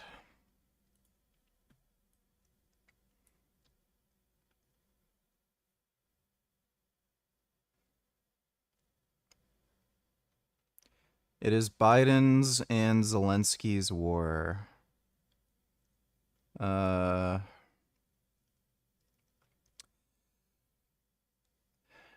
Yeah. Well, Trump's retard. We all know that. I think he's just saying that because he's probably a Russian agent, for one thing, so he doesn't want to say anything bad about Putin. And two, I think the main reason he puts this on, like, you know, Biden or Zelensky or whatever is just because he doesn't want to have people blame him for the war going on. So he just keeps repeating that. Charlie Kirk, assassin, Tyler Robinson was living with his transgender partner, male transitioning to female, of course. One of the... I'm not trusting a fucking Twitter source on that, so if there's a statement put out by the police or something... But yeah, the amount of nonsense I've seen on Twitter is crazy. You didn't confirm shit. Here's Tyler's alleged roommate, Lance Twiggs, that you claim is trans. Lance is not trans at all. In fact, he has a deeper and more masculine voice than you do. No LGBT content on his Twitter account anywhere. Just ironic, really 20 cringe boy. For Christmas, I got one of those cookie boxes, but here's the magic part. Watch this. There are actually cookies inside of here, and I've never seen that in my life.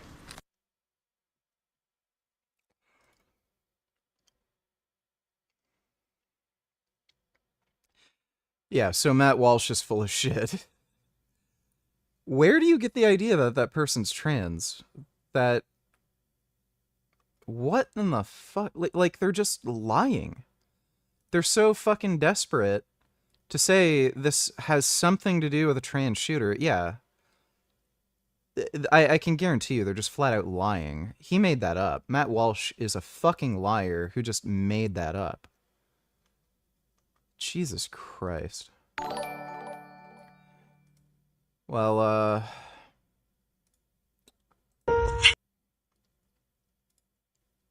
did I do an oops? Yeah, I clicked on Dodo's last link. Wait, where the fuck am I with the donos?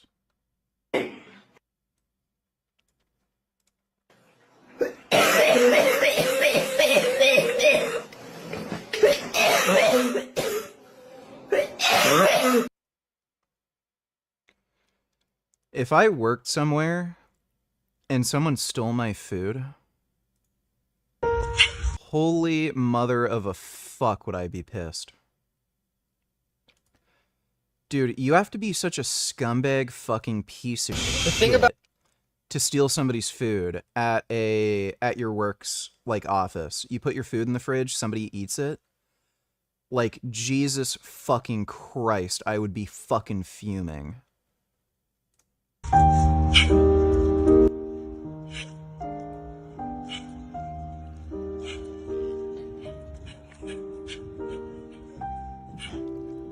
Well, that's not how you do Kung Fu.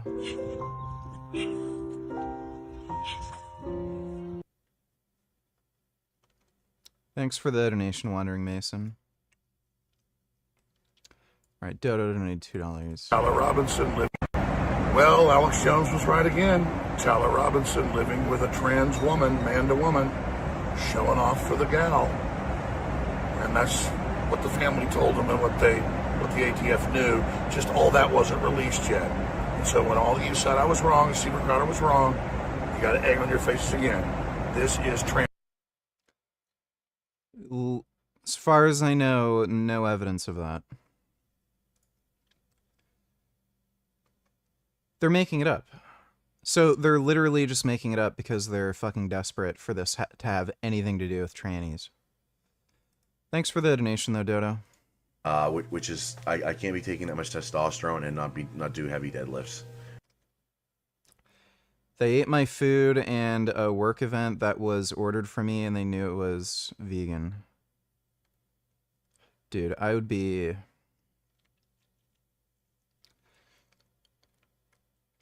If someone did that, like, I think I'd just throw their fucking food... like, I'd throw their food out every fucking day.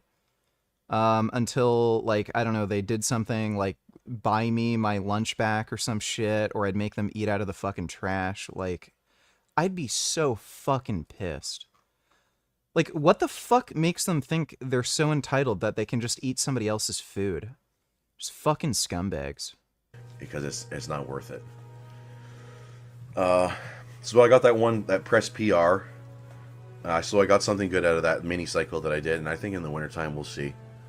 I kind of want to be skinnier though, because I'm 1,000 times more useful in everything but weightlifting. Because work is starting to get really hard. Well, I mean, it's been hard for like over a month. where it's like my back gets pumped after I'll be like trimming for about 5 minutes, and I'll have a crazy back pump, and I have to suffer through it, and then it's or if I'm walking, even if I'm on my riding mower, I'd get a fucking back pump. And then if I'm walking for 2 or 3 minutes, my calves start getting pumped up, and after about 10 minutes, they feel like they're gonna explode and they're on fire. And so I gotta sit down.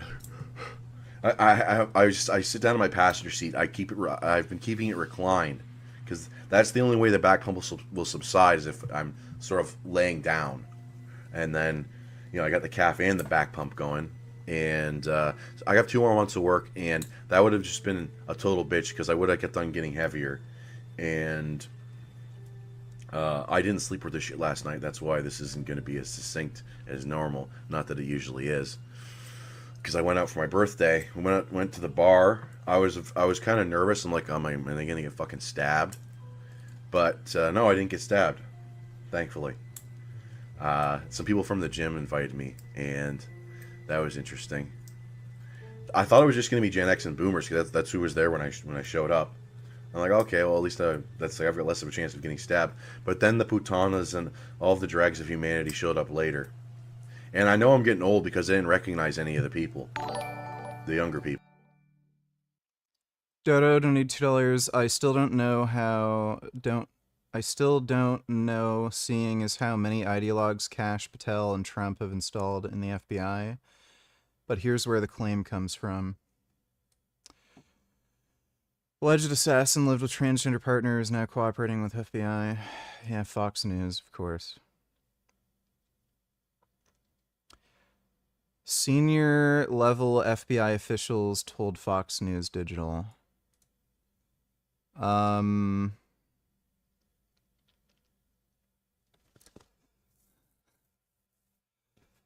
Yeah, so either they made this up and they didn't actually talk to the FBI, or considering that the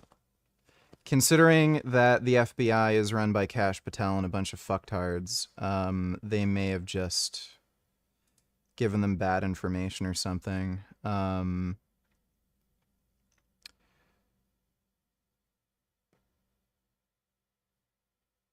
Did they release the Did they release the name of the person's roommate? Because the person on Twitter said, that TikTok account was the dude. They did not look trans.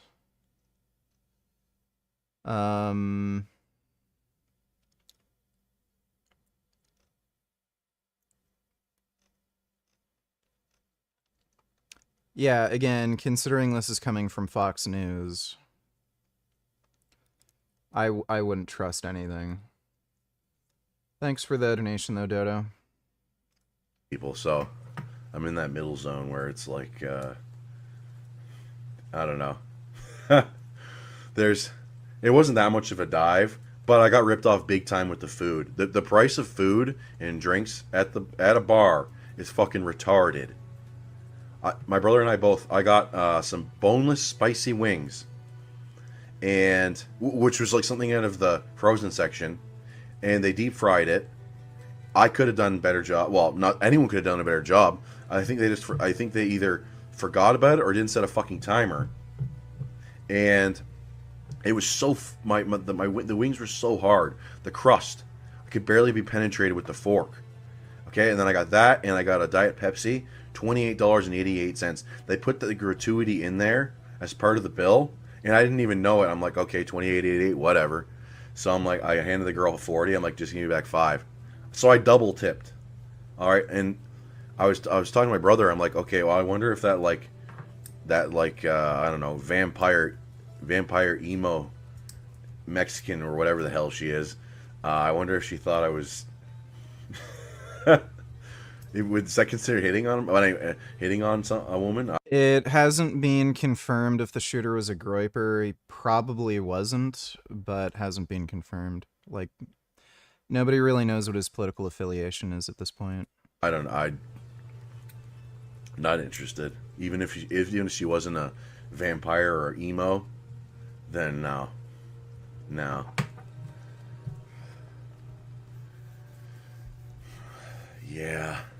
Anyways, so that press PR, people are like, holy shit, you did an 18-pound jump. I'll start with the steroids. 4 anadrols. I also took 500 milligrams. Count them, 4. 200 milligrams of anadrol. 500 milligrams. Holy mother of a fuck. Of niacin. 600 milligrams of alpha GPC. That's right. And I was feeling pretty good. I was in the zone. I'm just praying this thing's fucking recording the audio. Jeez. So, pressing on. So, the day before, I had so many carbs. I had 7 bowls of Fruit Loops, 7 huge bowls. I had 2 ciabatta buns with cinnamon and then honey drizzled on top of them. Those are 250 calories each. 50 grams of carbs each. Plus the honey. Don't know how much that was exactly. 4 liters of chocolate milk. That's 430 grams of carbs. I had some juice. Del Monte Morning Sunshine Orange Juice Fruit Mixture. It's so damn good. That's the best juice ever. And I had some other things. I might have had some pasta. I can't remember exactly, but I was pretty damn full. I was probably like 290 something pounds that morning. I didn't weigh myself, but that's what I felt like. I was over 290, and that lift went really good. I switched back to my old form where I just bounce it. I bounce it off the bottom, and then because I was just gonna do 1 set. That form's better and more consistent, but it hurts my elbow. I was just doing 1 set, and if I do another sort of progression for overhead press, I'll do the hip thrust on like my working weights, okay, my normal training sessions, and then when I go to do like a big weight, then I'll go back to the bounce form. So, anyways, the other one with the Charlie Kirk people weren't too bad. That was the most disturbing thing I've ever seen. It's not the most disturbing thing I've ever. I was thinking like it's the most disturbing thing I've ever heard about. No, the worst thing I've ever heard about is the Ruby Ridge thing. But that was the worst thing. I made the mistake of watching the video, and you shouldn't if you haven't, because it isn't going to improve your morale at all, and it's just going to sort of leave an ugly stain on your psyche. There's Yeah, I've never been disturbed by violent video footage. I find footage of animals getting abused way more disturbing than like humans getting killed. As far as the shit that I've seen on like LiveLeak or Rotten.com or something, the Charlie Kirk shootings, nothing. Like I've seen some pretty horrific cartel executions and shit. Like in comparison, that Charlie Kirk shooting looks like somebody getting mosquito bite. There's I got 2 of these videos here. This one I got recommended, and the other one I got recommended both of them, but this one I just got recommended when I open up OBS. So we're gonna check it out. Okay. Look, this guy's name is Julian Decina or Decina. I don't know exactly. He's got lots of baby fat on his face. He's a young guy. All right, people, they want me to turn this up, so I'm turning it up. I can't hear you. Use headphones. The mix on a cell phone. Please. You're listening to cell phone audio? Please, dude. Get headphones. Cell phone audio is for proper podcasts. Here we go. Yo, yo. Boys, feeling a lot better today than I did previously, I think yesterday or the day before. Feeling freaking good today. We're gonna hit legs. My legs are still sore from last workout, but last workout I did abductors. Did you see the cartel video of them filleting a guy's face and pumping him up with drugs to keep him awake? No, I haven't seen that one. Calves and hamstrings. Okay, the thing, it's called 260 Lean Nightlife. So let's see the night time. Let's check that out. I don't care about his working yet. Let's see how stupid it is actually. The Charlie video is definitely fucked up for a normie. I told my mom not to watch it. But yeah, if you grew up on the internet, that's nothing. I seen so many Chinese people split in half and crushed by industrial machinery.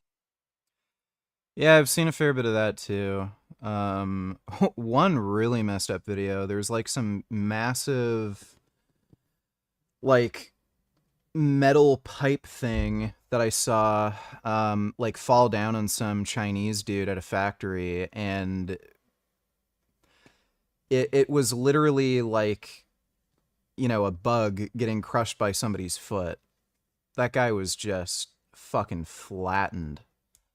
Like, he turned into a human cockroach, basically. But, yeah. Thanks for the donation, though, retard. VG, where did we leave off in Metal Gear? Are you playing Metal Gear Tonigd?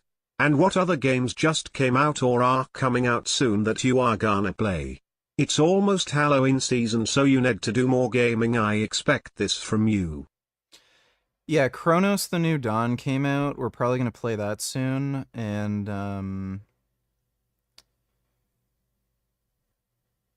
I think we're getting close to the Pain boss fight. Either the Pain or the Fear. But thanks for the donation, Dodo. Not sure if we're going to play games tonight. I have to log off at like 9:30 because the Canelo fight is happening, and I want to make some food before I watch the fight. Some broccoli and tofu. Thanks for the donation, though, Dodo. What's this? What is that? What the hell is that? Is that a calf extension machine? Yeah. Oh, it's for the front of the calf. Yeah, this muscle you don't need to really give a shit about. All right, you're like, oh, that front. Oh my goodness.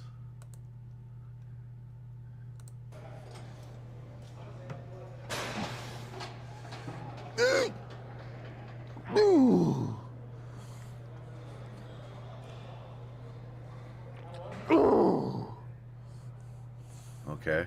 I want to see the weights. Those are some weird workout noises. He is pretty jacked, though. His legs are kind of big. Here we go. Let's check out the nightlife. You can hear that? In Ann Arbor.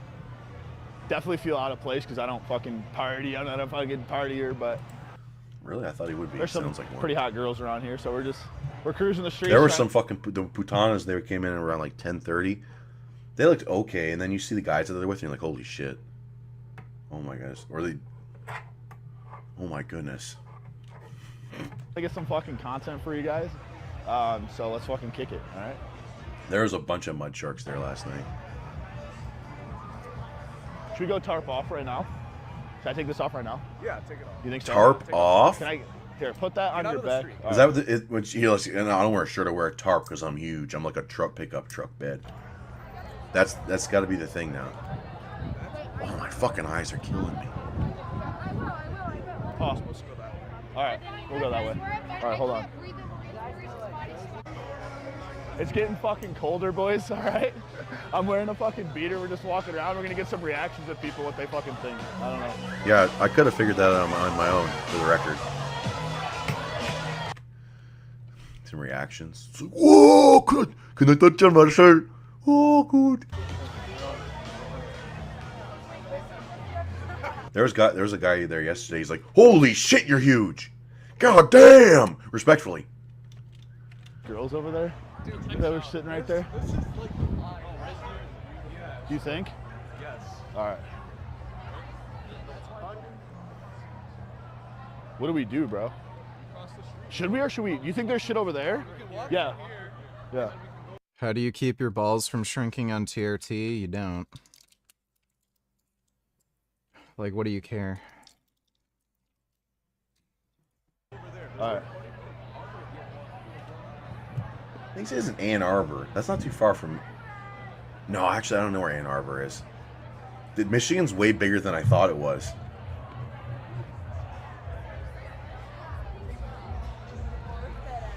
We'll get the map later. That'll be the other part. That'll be a geography lesson for myself.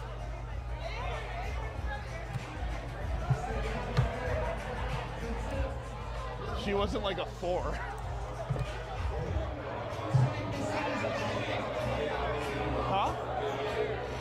go down there? Yeah, but the lighting's there kind of like, the lighting's there kind of iffy.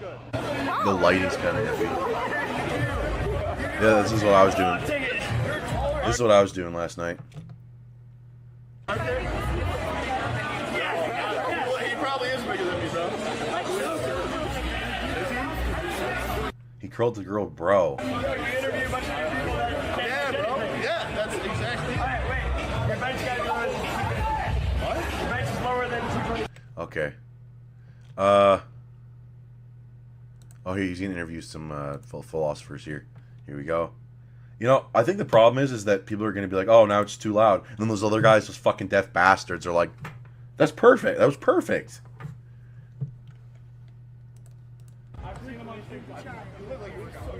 Question number 1. What's the most attractive lift a guy can do? Bench, squat, or deadlift? I'd say bench. His mic isn't even turned on. This guy's fucking worse than me. I like the bench. Oh my god. Where's a fucking Muslim terrorist attack when you need it? Okay. Oh man. I think that I'm going to drive my transport truck on the sidewalk today.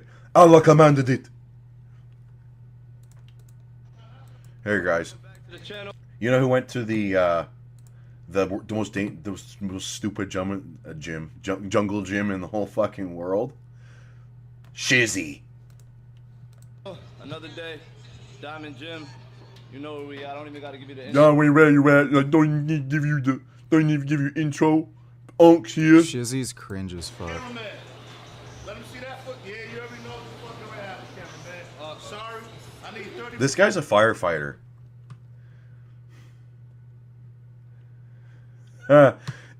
As if firefighters weren't already hated enough. 5 burpees when you coming in the building, and another. That dude's a firefighter? Come on, 35 plus. Wake up, baby. It's what, cameraman? Come on, let's run that shit. Come on, come on, baby. Make them count. Make them count. Make them count. Come on. Fight. Come on, just get them. 250. Yeah, Madrid get busy. Oh, cameraman initiation. Yeah, Cameraman didn't bring his hoodie.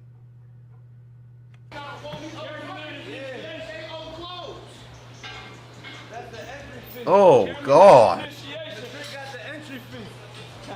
Yeah, man, it is crazy right here. Yeah, am I black yet?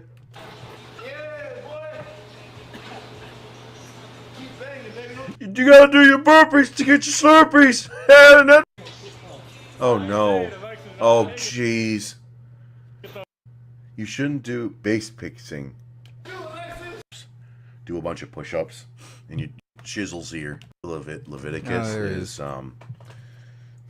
it's I always bring that up about tattoos, but it also includes piercings, markings of that's his marking of the flesh, and he's going Cenobite mode. Call the number. 1, 2, 3, 4, 5.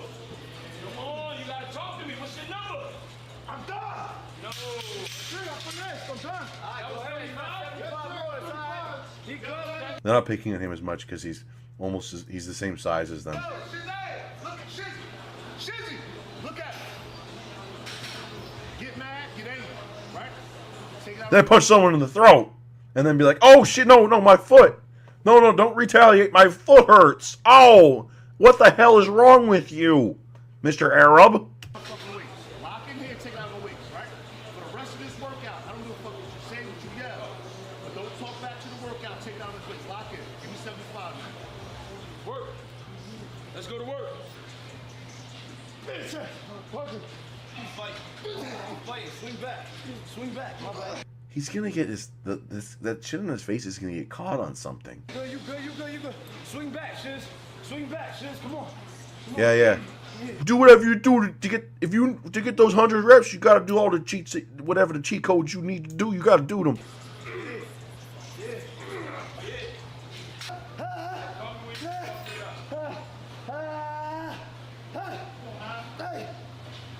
This is for you, Muhammad.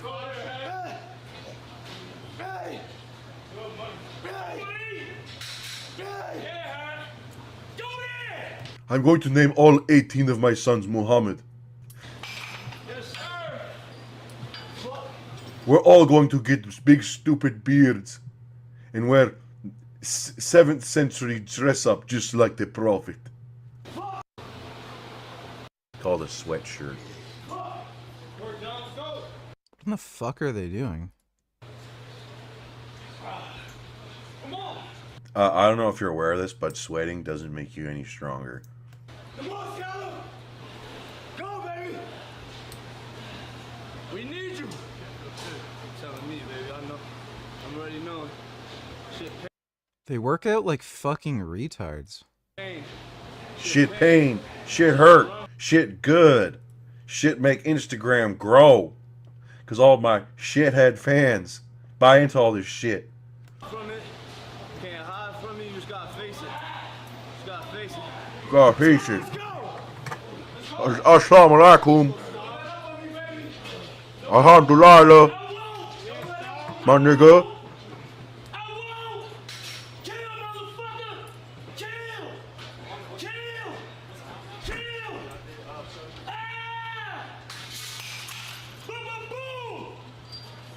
Motherfucker! Let's go. Bang! Bang! Shoot! That's more like it. Keep shooting. You better not stop shooting. As soon as you stop shooting, we all die. You stop shooting, we all die. Yeah.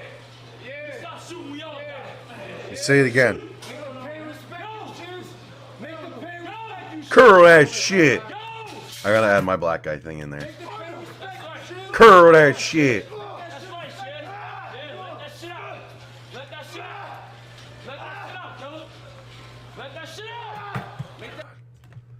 Oh, it's an hour long? Dude, this guy's gonna be like fucking 10 pounds. He's gonna lose 10 pounds by the end of the workout. This looks like George Lynch. If he was... He's like, I don't want to get fat. Calories, because she had her diet plan, and it wrote what she was gonna have, like, you know, 3 meals of the day and snacks and whatever. And one of them was like water, maybe ice. I remember...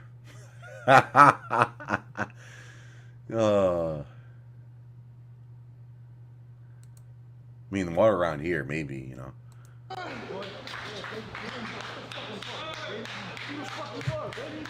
Adapted. Yeah. If then they should be leveling up their effort, okay? Like they're adapted to those weights that he's doing. Yeah, they need. I didn't hear a thing, man. I can't hear shit.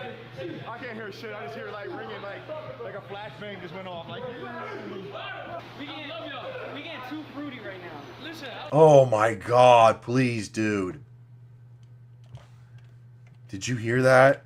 Just went off. Like, We getting too fruity. You made the interstates, okay? You made these gigantic roads, factories, okay? And you're moving everything around with internal combustion engines. All right? You're shipping things through the air with planes that are propelled with thrust, okay? They have these turbine engines.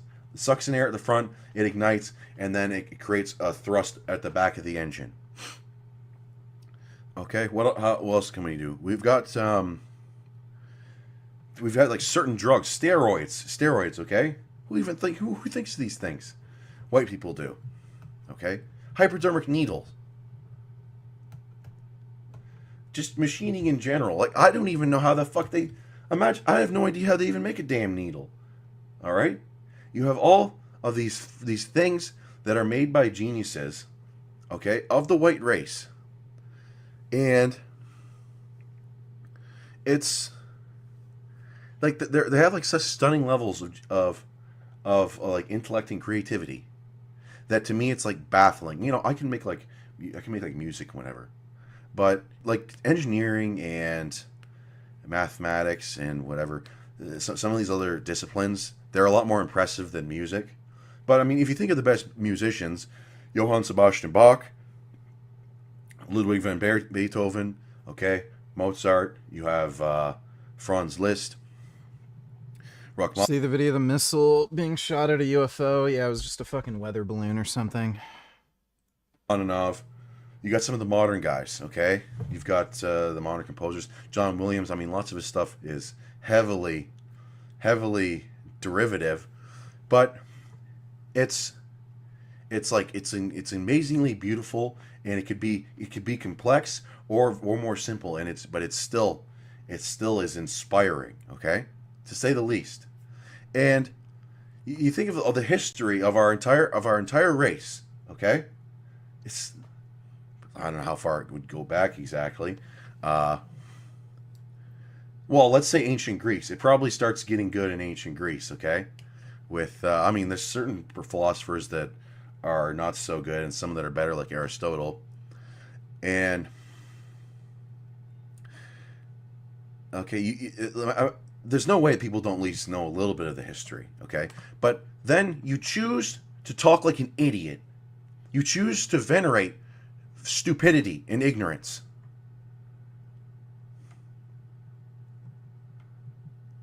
All right, I don't know what the hell happened to me exactly.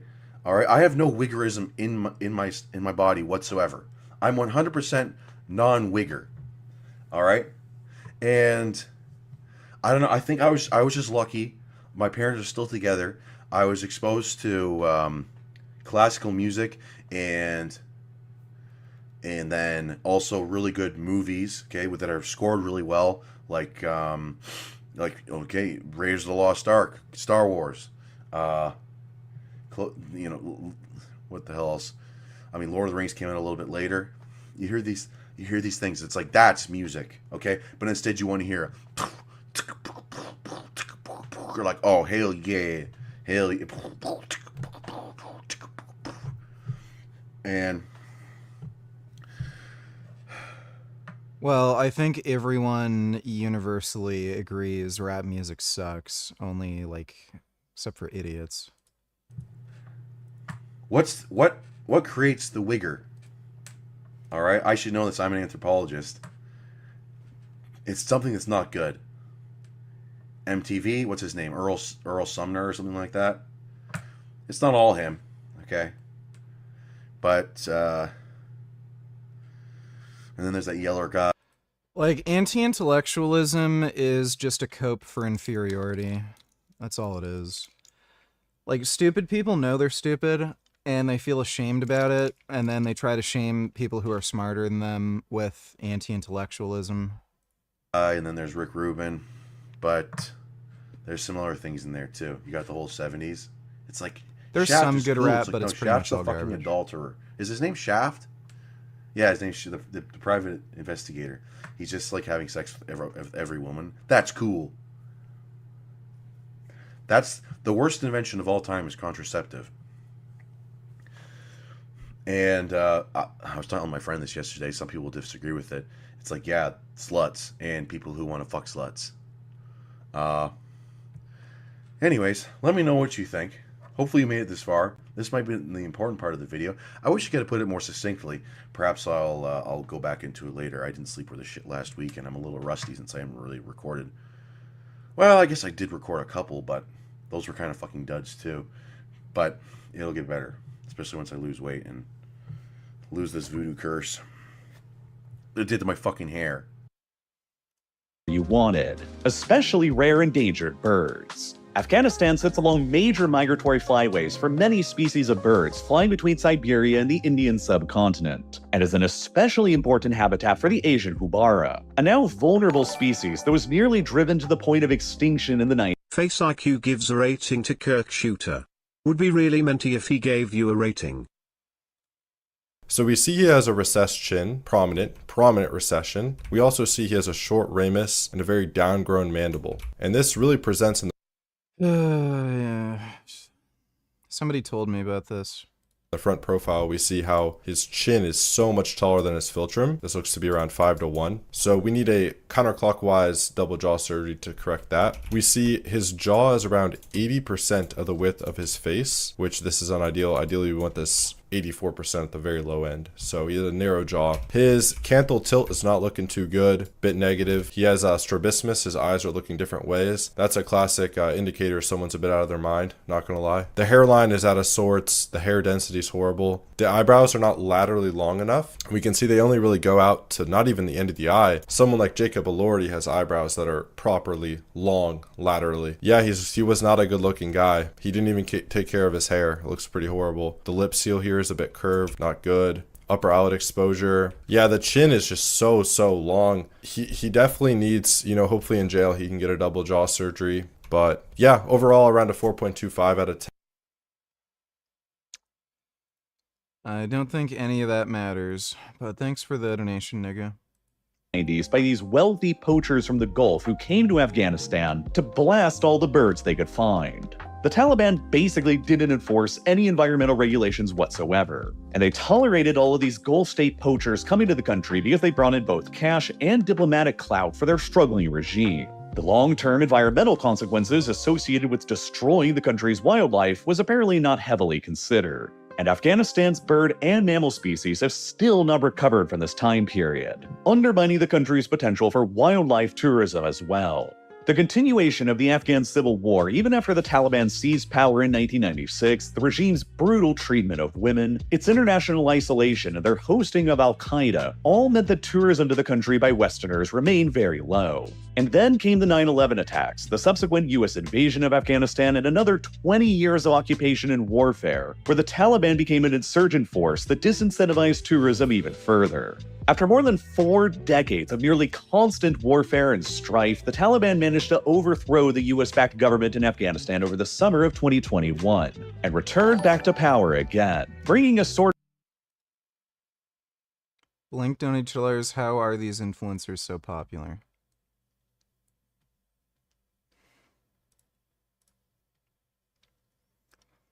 I don't know. Yeah, more pencil neck weaklings. Most optimal diet, what is the best way to eat, and how did God actually intend us to eat? And most optimal diet, the way that... How did God intend us to eat? Yeah. So, Garden of Eden. What foods do you find in a garden? Maybe if you have chickens running around, maybe a couple eggs, but when I think of garden, I think of fruits and vegetables. That I view it is eating foods that are in your local environment and obviously raised the proper way. So finding 100% grass-fed beef in your local area, finding local seafood. I love how on the label it literally says not for human consumption. I don't know if you guys can see that, but it literally says not for human consumption on these jugs of milk. Finding raw milk from cows in your area that are treated properly. So, God intended us to drink milk as adults from another species. That makes perfect sense. Finding pasture-raised organic eggs that are in your local environment, because I believe we are very tied to our environments. We're very connected to nature and the areas that we live. And I don't think that we should be... You're a fucktard. He's like literally some online fucking twink dipshit who just makes content on fucking TikTok and Instagram and shit, and he's like, the environment and nature, like, buddy, nothing you do is natural. Eating meat that's from a whole different country, from across the country. I think we need... What a fucktard. Does this guy even fucking lift? Oh my god, he can't even do 225. He literally can't even bench 225. This, like, dipshit fucking needs to use bumper plates to make it look like he's lifting anything. I think those are 30s. Oh my god. Why does he have fucking bumpers? Yeah, this isn't even 225, and he's struggling. Bro, oh my god, that's pathetic. These people, like, can't even fucking lift, and then they're like, vegans don't get enough protein.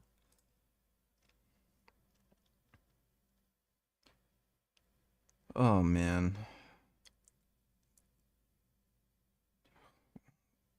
What a weenie. Like, by the way, Paul Saladino does this type of stupid calisthenics shit. People do it because it's fucking easy. Like, just, like, doing push-ups and shit. Anybody can do that. You don't have to lift heavy weight. You're just lifting your body weight. And when you're, like, you know, 5'9", and you weigh 150 pounds, like, that sort of shit's easy. Dude, he can't even fucking lift. Oh my god. So for comparison, so I think that's 25 pounds. For comparison, I do laterals with 60s.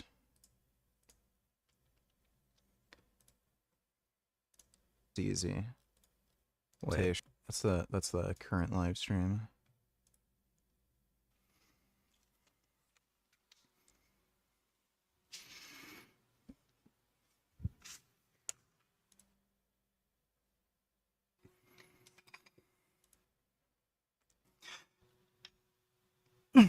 So I'm doing the 60s.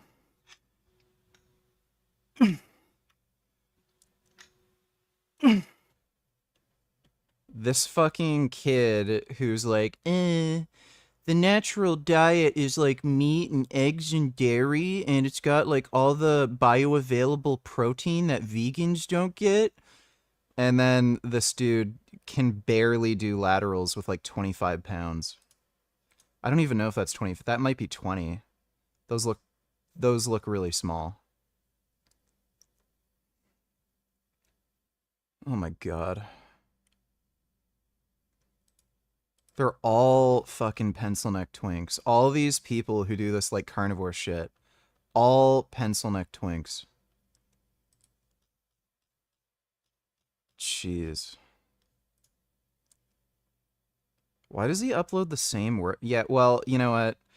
They upload the same workout clips over and over again because they don't want to film themselves working out because everyone will notice that they make no progress and they're weak as shit. So they upload these like tiny short clips of them lifting weights, and they'll keep re-uploading that same like short tiny clip because they either don't work out that much because they have no fucking energy because they're not eating any like actual food that gives them energy. They're not able to fucking progress in the gym, and what they're lifting is garbage, so they won't actually show like an entire set even being filmed.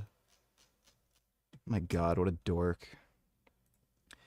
They're all unfit dorks. Just look at the type of people who follow the carnivore diet and get into it. They're all extraordinarily unfit people, and they have no interest in actually exercising. So, yeah, but most people are lazy, they don't want to train, they're afraid of lifting heavy weights, and yeah, this like carnivore shit ends up getting fucking promoted because nobody wants to actually work or train or do anything.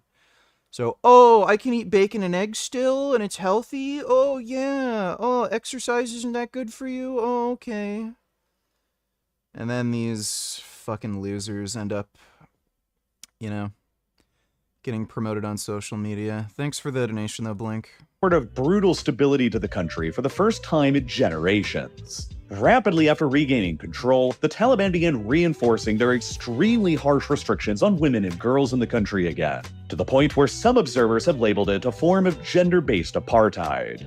It goes far beyond simply banning women from the country's national parks. The Taliban have banned women from all public parks in the country as well as gyms, reserving them all exclusively for men.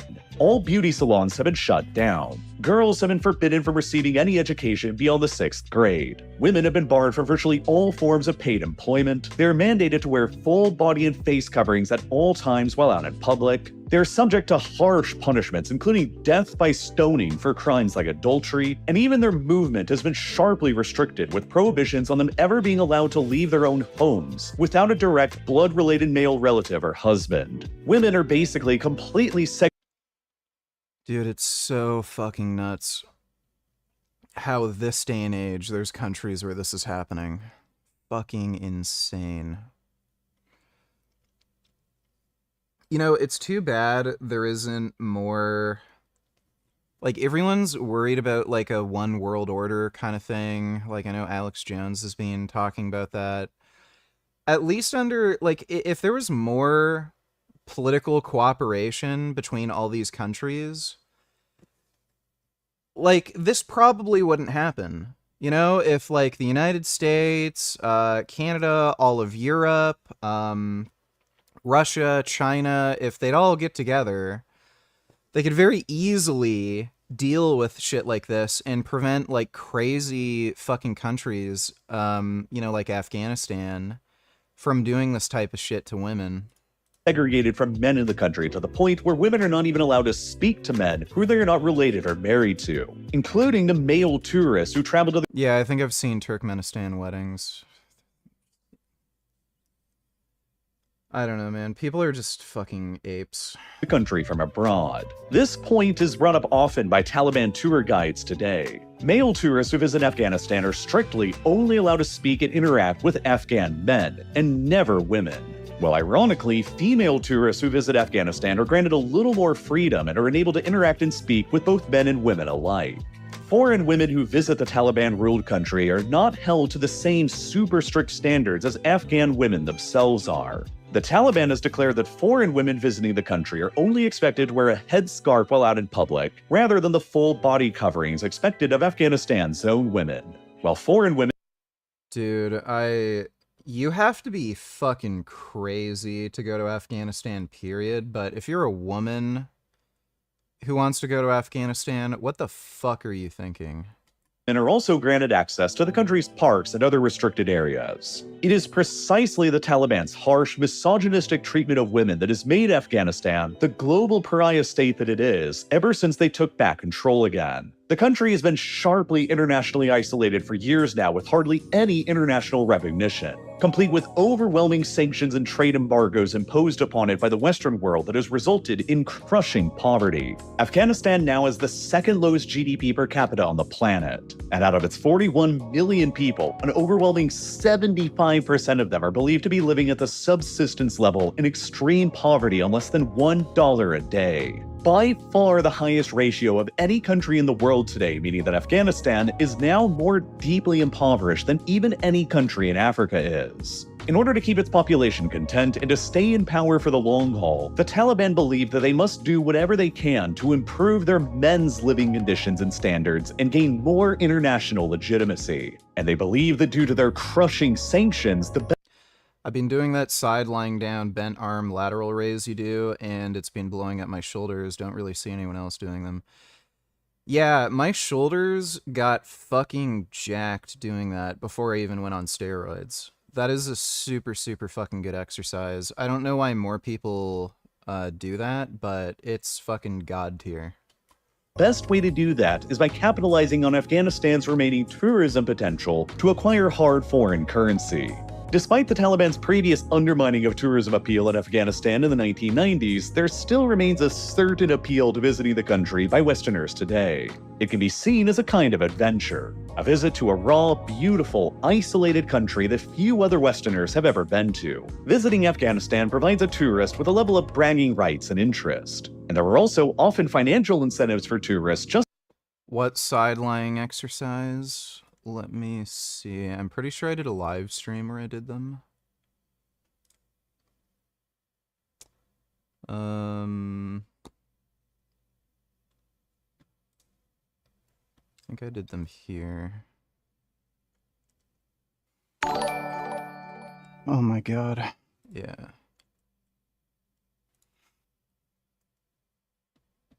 Oh, that was in this video. So you lie down on an incline bench on your side, you pick up the dumbbell, and you basically just do a lateral raise. Only you get more of a deeper stretch in your shoulder, and you lift up. I find you can weight these extremely heavily. You could probably weight these about the same, if not more, than you normally would just doing standing laterals. and you get a way deeper stretch, and you have really good leverage too. So it's like the best of everything.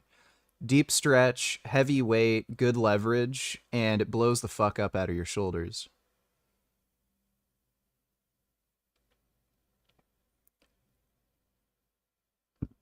And you don't need to like keep your arms straight or anything. Like just kind of focus on getting the weight up. Just concentrate the force on your shoulder. You can have your arm a bit bent. But yeah, these are goated.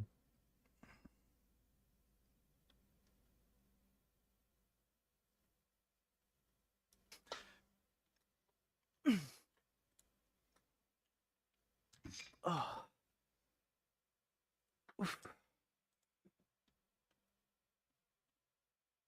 Just like there are for the Taliban. Afghanistan that's for side delts. Under the Taliban's rule generates a huge amount of interest online on social media. Delt, but it's so posting videos from visits to the country are likely to garner a substantial amount of attention. And Gigliardo donates how much to wear a beard and wig and a top hat and paint yourself blue for an entire stream? I'll do it for 1,000. That's just a lot of effort. Also, did you hear Charlie Kirk got shot? Do you think he'll be okay? Yeah, I'm sure he'll pull through. Thanks for the donation, Gigliardo. And help to grow an influencer's following and earn money. This, in turn, presents a double benefit to the Taliban. I think I paid $200 for that bench. I can't remember what model that is. Rep Fitness probably has the best adjustable benches right now. Influencers bring in hard currency for their cash-strapped regime, and most often bring a I've benched 410 pounds. That's been my best bench. Positive coverage of the country out that is carefully curated by the Taliban while they're there, which the Taliban views as being helpful towards improving their overall international image and legitimacy. Tourism officials appointed by the Taliban have also pointed out that visiting their country, hilariously, is not as strict and oppressive as visiting North Korea is. Unlike North Korea, the Taliban say that they won't force their tourists to be constantly shadowed around by a state security escort at all times. And they're generally free to come and go wherever they want as they please, so long as they respect all of the Taliban's edicts, customs, and laws. And the level of violence experienced in the country is also just much lower now than it has been at any other time in decades. Part of why Afghanistan was so violent all throughout the 2000s and 2010s was because the Taliban themselves were the ones that were waging the violent insurgency against the government, which they've stopped doing since they retook power again. So far in 2025, there are more than a dozen other conflicts happening around the world that have killed more people than the smoldering conflict in Afghanistan has. But that doesn't mean that there isn't any risk of violence at all. For example, there's a major branch of ISIS that's present in Afghanistan right now that's known as the Islamic State Khorasan Province, or ISK, which, if you can believe it or not, is strongly opposed to the Taliban's regime in the country because they feel that they're not quite hardcore or extremist enough. ISK is believed to have several thousand men under their command as fighters, and they've continually waged a violent insurgency against the Taliban ever since they retook power again, with the goal of overthrowing them. As a result, ISK has been known to deliberately target Western tourists in the country with murder and kidnappings in a deliberate campaign to undermine the Taliban's tourism strategy, and thus to undermine a key source of the Taliban's funding and legitimacy. In May of 2024, a group of 3 Spanish tourists who were visiting the remains of the Bamiyan Buddhas were all gunned down by ISK militants, representing the first deadly attack on foreign tourists in the country since the Taliban regained their power. It is for this reason that most Western tourists who visit the country and leave the urban area of Kabul will end up hiring armed security to escort them around, which are usually contracted out by private security companies or even directly by the Taliban themselves. The costs will vary depending on the level of risk in the region. A local armed driver might cost a few $100s a week to hire, while multiple armed escorts and armored That's pretty cheap. Vehicles necessary to reach some of the more remote and dangerous areas can run up into the thousands of dollars a week, which that's still pretty cheap. The Taliban are more than happy to accept. But other times, the Taliban themselves are the ones who detain Western tourists for what often seem like arbitrary reasons. In 2022, the Taliban arrested an American tourist visiting the country and I was 270 when I benched 410. held him for more than 2 years before releasing him in 2024. In early 2025, the Taliban arrested an elderly British couple who were visiting the country and have held them ever since, with no officially stated reason given for their detainment. It's for these reasons why virtually all Western countries continue maintaining a maximum do not travel advisory for the country. But nonetheless, it's fairly straightforward to do so if you actually want to. Tourist visas to Afghanistan can be easily, cheaply, and quickly acquired at the Taliban-run consulate in Dubai, while cheap flights from Dubai and Istanbul fly directly to Kabul multiple times a week. You only have to accept that when you travel to Afghanistan, you do so at your own risk, and you are placing yourself at the mercy of the Taliban and their laws. It's also probable that the pace of tourism to Afghanistan will continue growing at the same pace as the Taliban's legitimacy as well. Once shunned by the entire rest of the world, cracks are beginning to form in the international community's resolve to keep the Taliban isolated. Very recently, in July of 2025, Russia took the I have to pee. I might actually have to poop too. Yeah, I'm probably gonna have to poop. I'm gonna go pee and poo. Be right back.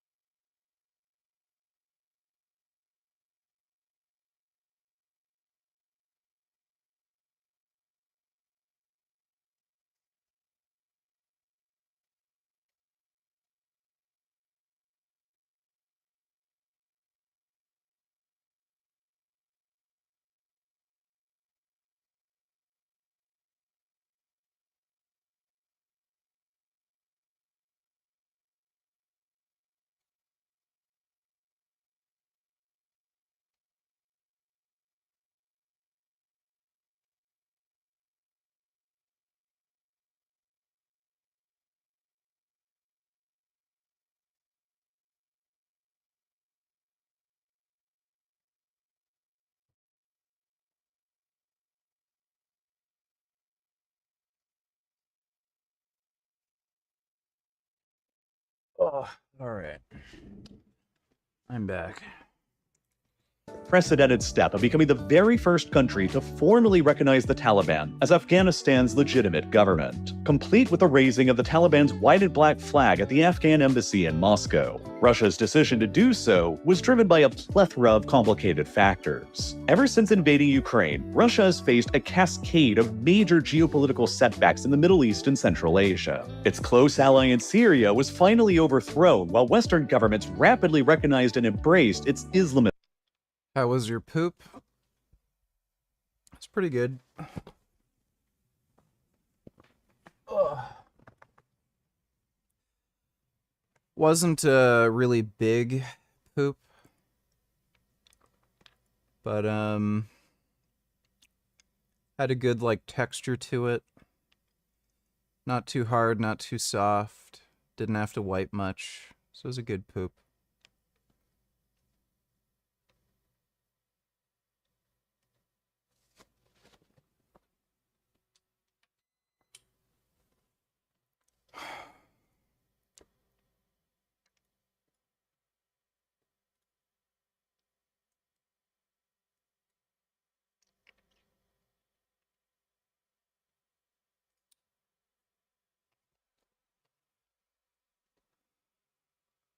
Look at this shit.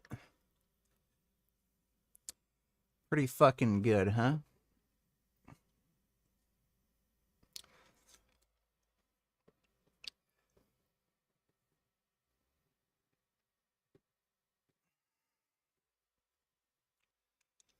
Goddamn right.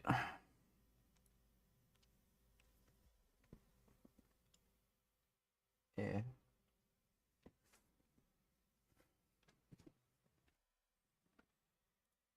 Replacement. It failed to intervene to save its treaty ally Armenia from crushing military defeats against Azerbaijan in 2020 and again in 2023, and then suffered through the humiliation of a US-backed peace agreement between them in 2025 that undermined Russia's centuries of historic influence in the South Caucasus. It failed to respond to Israel and America's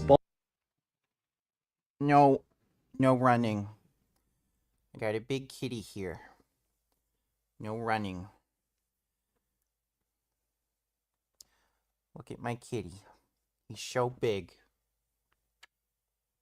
Such a big, handsome boy. You know I love you, right? Love my big, handsome kitty.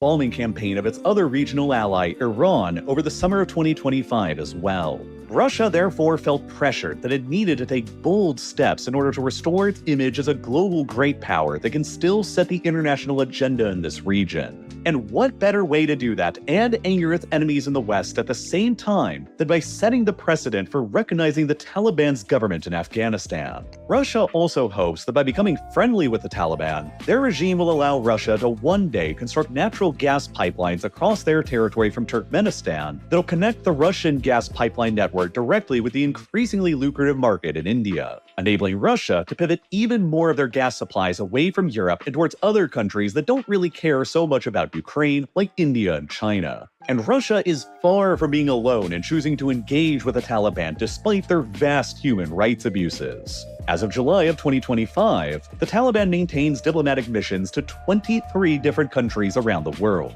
more than double the number they had just the year previously in 2024, including full-on ambassadors that they've appointed to Russia, China, Pakistan, the UAE, and Turkey, with lower-ranking officials positioned in more than a dozen other countries, including many European ones like Bulgaria, Czechia, the Netherlands, Spain, Norway, and Germany. As a result, Russia's recognition of the Taliban's government 4 years after they seized power may only be the herald of several more countries who will shortly follow suit, improving the Taliban's legitimacy globally and improving their ability to continue attracting tourists and earning money, circumventing Western sanctions in the process.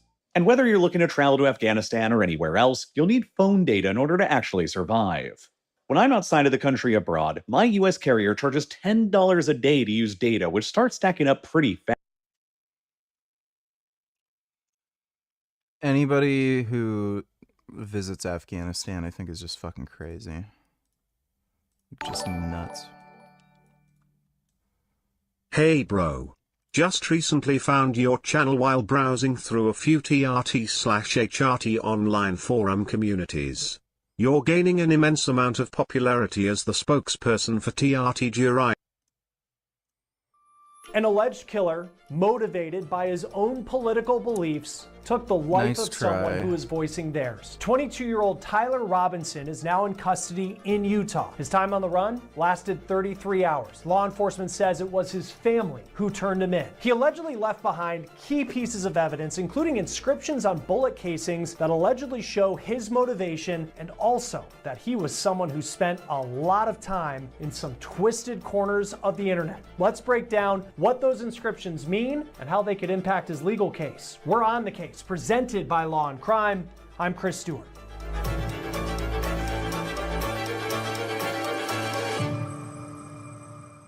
Now that we know that law enforcement say 22-year-old Tyler Robinson is the person responsible for shooting and killing conservative influencer Charlie Kirk, we are learning a lot about Robinson's background, and specifically that he is a young man who spent a lot of time on the internet.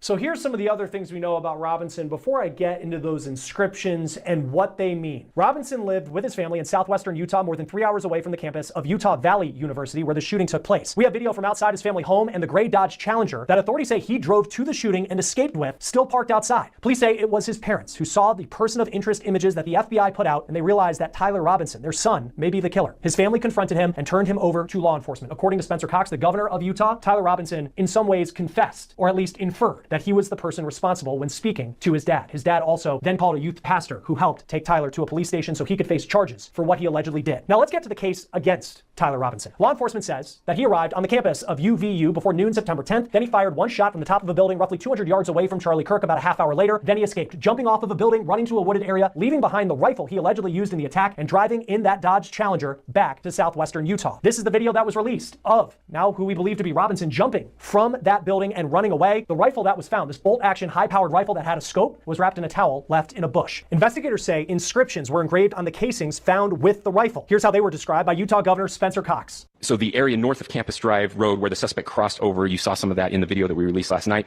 consists of a grassy area with trees on the edge of the UVU campus. Investigators discovered a bolt-action rifle wrapped in a dark-colored towel. The rifle was determined to be a Mauser Model 98 30-06 caliber bolt-action rifle. The rifle has scope mounted on top of it. Investigators noted inscriptions that had been engraved on casings found with the rifle. Inscriptions on a fired casing read, "Notices, bulges, capital O-W-O, what's this, question mark." Inscriptions on the 3 unfired casings read, "Hey fascist, exclamation point, catch, exclamation point." Up arrow symbol, right arrow, and symbol, and 3 down arrow symbols.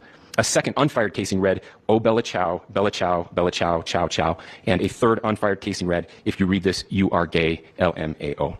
This is a lot to take in and understand, but let me try to break it down for you because for me it was a lot to take in as well. So the first one is notice his bulge, O-W-O, what's this? Now this is a reference to a meme on the internet, and the account Know Your Meme on X put this out saying that this was the original post that this reference is known for that then went viral, and this group Know Your Meme explained what it actually means. Now for our purposes, I'll say this. It is used on the internet to troll people and make fun of people, part of the furry and anime community, and also for our purposes, this just really shows that Robinson was into the deep corners of the internet and spent a lot of time online. Now the next casing allegedly read, "Hey fascist, catch this," and it was followed with an up arrow symbol, a right arrow symbol, and 3 down arrow symbols. Now those arrows could be associated to a video game. It's what you would reportedly use to have some sort of combination in a game that's called Helldivers 2, which is a third-person shooter video game that was released last year. And again, this is another example that Tyler Robinson just spent a lot of time online and glued to screens. Another unfired casing reportedly said something that plays into the politics potentially behind this motivation. "Oh Bella Chow, Bella Chow, Bella Chow, Chow Chow." Those are lyrics to a song that was sung by members of the Italian resistance who fought against occupying Nazi forces during World War II. In the United States, it's become a rallying cry for anti-fascist groups, which often sing that song during protests. Now, the last unfired casing allegedly read, "If you read this, you are gay, LMAO." These casings are key pieces of evidence in proving that this was an Cam Donny Tillers, is this AI hard to tell these days?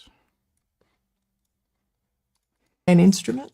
I played, like, for very short periods of time, the flute. Would you believe that? Did you like it? I had flute lessons. It's the first person that's ever asked me that crazy question. Yeah, I had flute. I don't know why they had to add that annoying music.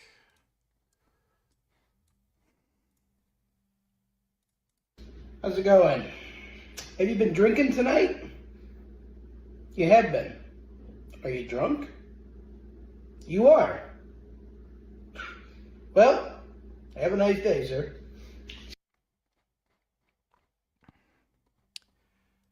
All right, neither of those are good videos. Thanks for the donation, Cam. Alleged politically motivated attack beyond the fact that Charlie Kirk was a political figure speaking at a political event. Now, speaking of internet activity, investigators also say during this investigation, they found Robinson's roommate, who said that Tyler made a joke on the platform Discord and he showed the messages to members of law enforcement. The affidavit reads that Tyler allegedly stated that he needed to, quote, retrieve a rifle from drop point, leaving the rifle in a bush, messages related to visually watching the area where a rifle was left, and a message referring to having left the rifle wrapped in a towel. The messages also refer to engraving bullets and a mention of a scope and the rifle being unique. Messages from the contact Tyler also mentioned that he had changed outfits. Here's what the governor said about how they tracked Tyler Robinson down. On the evening of September 11th, a family member of Tyler Robinson reached out to a family friend who contacted the Washington County Sheriff's Office with information that Robinson had confessed to them or implied that he had committed the incident. This information was relayed to the Utah County Sheriff's Office and scene investigators at Utah Valley University. This information was also conveyed to the FBI. Investigators reviewed additional video footage from UVU surveillance and identified Robinson arriving on UVU campus in a gray Dodge Challenger at approximately 8:29 a.m. on September 10th, in which he is observed on video in a plain maroon t-shirt, light-colored shorts, a black hat with a white logo, and light-colored shoes. When encountered in person by investigators in Washington County on September 12th, in the early morning hours, Robinson was observed in consistent clothing with those surveillance images. Investigators interviewed a family member of Robinson who stated that Robinson had become more political in recent years. The family member referenced a recent incident in which Robinson came to dinner prior to September 10th, and in the conversation with another family member, Robinson mentioned Charlie Kirk was coming to UVU. They talked about why they didn't like him and the viewpoints that he had. The family member also stated Kirk was full of hate and spreading hate. The family member also confirmed Robinson had a gray Dodge Challenger. All right, joining us now is retired homicide sergeant Troy Hillman. Thank you for taking the time to be with us. I criticize people for being fake natties. I didn't care if somebody took steroids. On Law and Crime, as we're learning more now about Tyler Robinson, a suspect accused of killing Charlie Kirk. You have profiled killers in your career. What stands out to you about Tyler Robinson? I think somebody obviously with a political agenda and obviously not concerned about getting caught.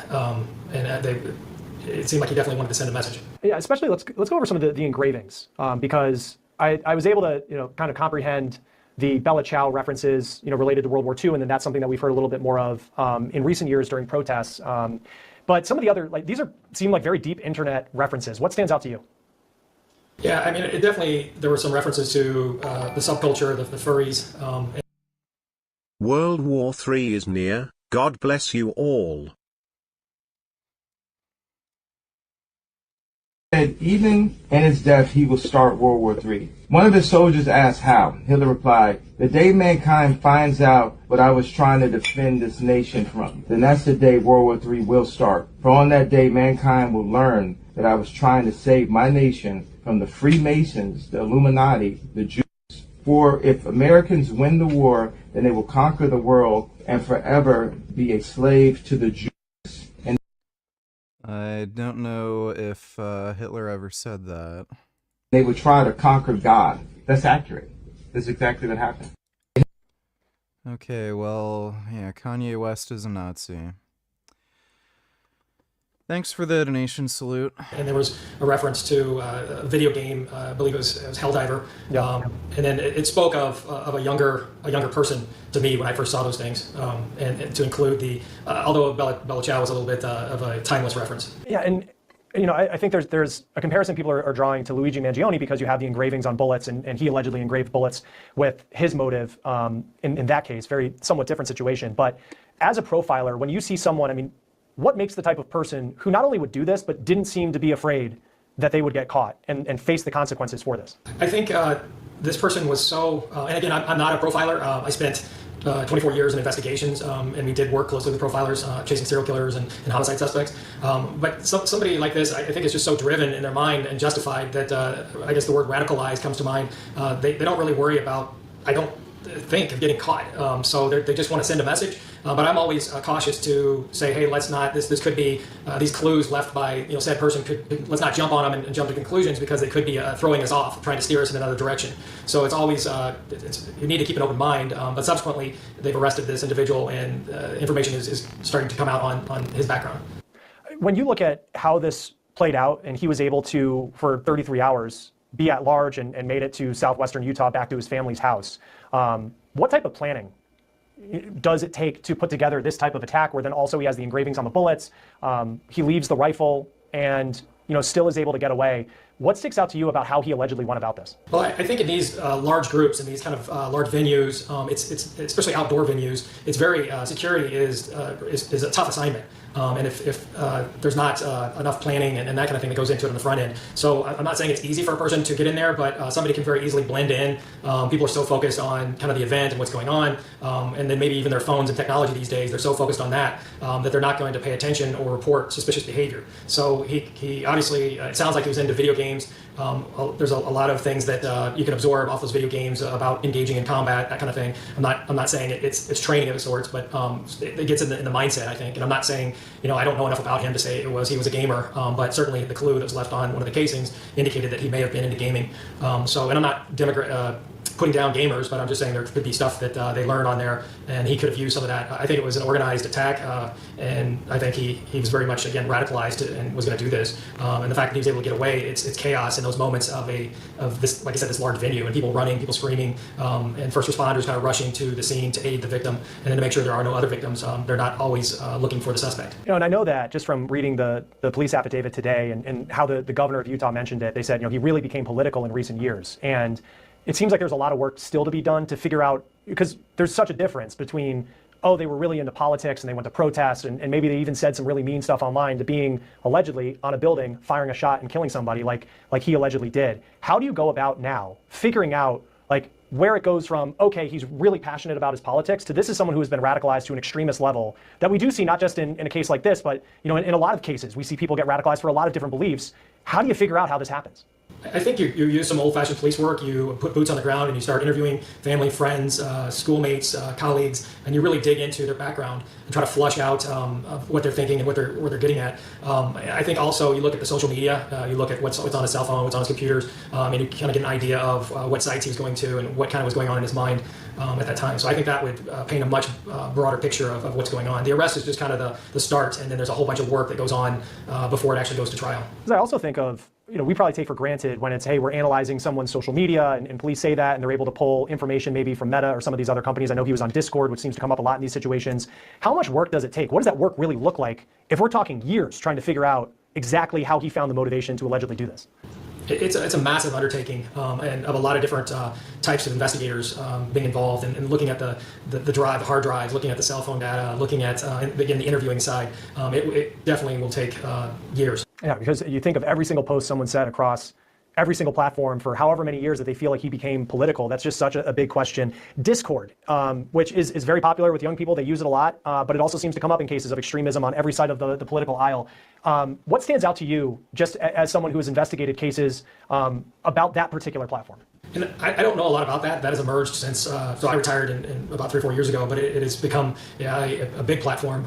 So all I would say is it just seems like there's a lot more social media driven hate kind of rhetoric and conversations that are going on in our society, and it's kind of alarming. You see the narrative that's been laid out, that his family saw the picture that everybody has seen of the man with the hat on and the sunglasses, and they have this moment where they realize that their son may be the person who did this, and then he apparently confessed in some way to them that he committed this crime. From the investigator standpoint, knowing that he has confessed to his parents, how does that factor into this investigation, the interviews you do with the suspect? What does that mean to how this could go forward? It could go several ways. The parents could, which might be natural, to rally around their son to protect him, and then, or they could go another direction, which would be, hey, let's do the right thing, and let's cooperate with authorities and give over information and do what we can, and kind of, for lack of a better word, to kind of take the high road and say, hey, yeah, our boy did this, and where it appears that he did it, and let's work. So it could go both ways, and it does make it difficult for the investigators to try to.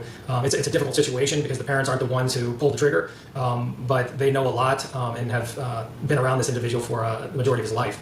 Right, and I think too, I mean, the pain certainly on Charlie Kirk's family, but you think of this young man's family and what it took to make the decision to say, hey, we're going to make sure that he goes to the police station and he is going to be at least investigated for this, but now at this point going to face charges and repercussions for what he allegedly did to Charlie Kirk. Retard donated $2. Let me see. Ending every conservative debate call out I do in 2026 with "Don't dodge, bro. That's not what Charlie would have wanted." Pretty based. Thanks for the donation, retard.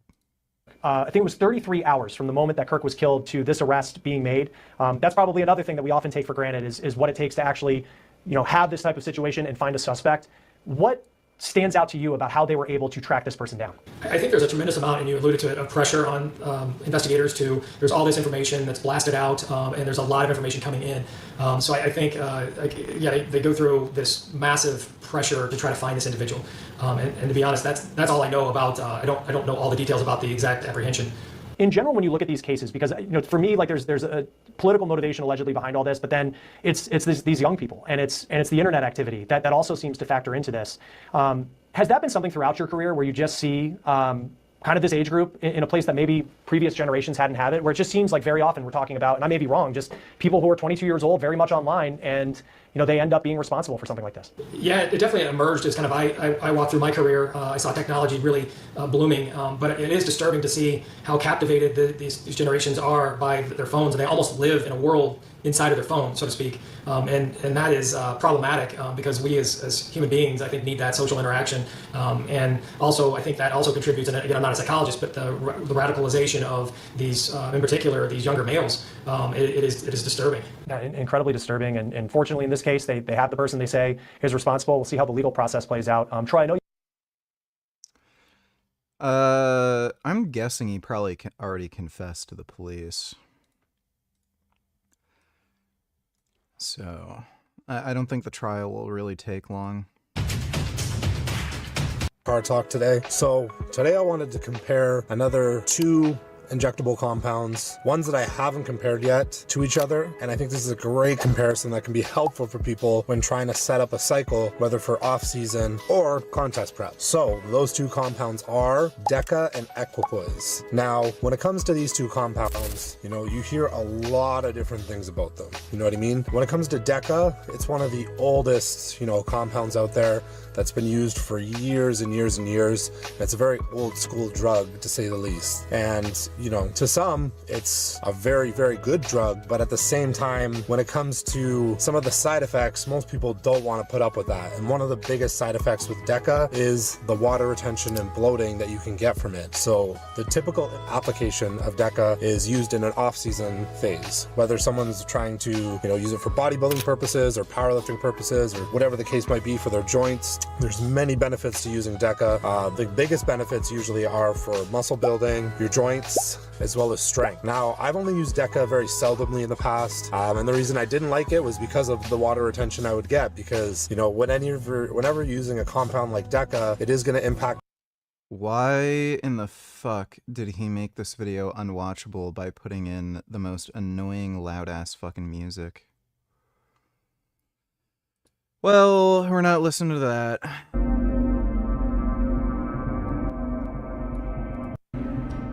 Figure carved out of raw determination and relentless iron. With veins like rivers across a mountainous frame, Krizo has become one of the most talked about athletes heading into the 2025 Mr. Olympia. His rise has been nothing short of cinematic, a journey that feels like it belongs on the silver screen. Born in Slovakia, Krizo has long been known in European bodybuilding circles as a powerhouse. His physique is a blend of freakish muscle size, granite-like density, and razor-sharp conditioning. But beyond the muscle lies a story of resilience, of a man who dared to cross over from the European stage into the daunting world of the IFBB Pro League, where the best of the best collide. Now, as the 2025 Mr. Olympia looms, Krizo is no longer an outsider. He is a contender. Picture the opening shot, the Las Vegas skyline shimmering under the night sky as bodybuilding fans from every corner of the world pour into the city, their voices buzzing with speculation. Will Michael Krizo finally silence the doubters? Can he etch his name into Olympia history alongside legends like Ronnie Coleman, Phil Heath, and Jay Cutler? Krizo's training footage has already become the stuff of internet legend. The clang of heavy weights echoes through the gym as sweat drips from his brow. Every rep executed with the precision of a man on a mission. His arms, some of the most massive in the sport, swell with each curl, while his chest seems sculpted to defy human limits. In every Do you know when you let out a big fart in the duvet and then you adjust yourself and the duvet blows a gust of it up to your face? That's a good life. I don't know what a duvet is, but thanks for the donation, Wandering Mason. Frame. You can see it. This is not... But what makes Krizo's story cinematic is not even the most established names. Narrative builds... He looks really crazy in videos and on Instagram and shit, but at his shows he doesn't look quite as impressive. Each waiting for the curtain to rise. Krizo stands calm, his massive silhouette towering, his eyes focused not on the chaos around him. Yeah, he has some of the craziest arms I've ever seen. And when Krizo steps onto the stage, the crowd erupts. His arms rise, his lats flare, and under the spotlight among the greats. This thing is certain. Toward destiny. And Mr. Olympia subscribe. These videos are cringe as fuck, dude.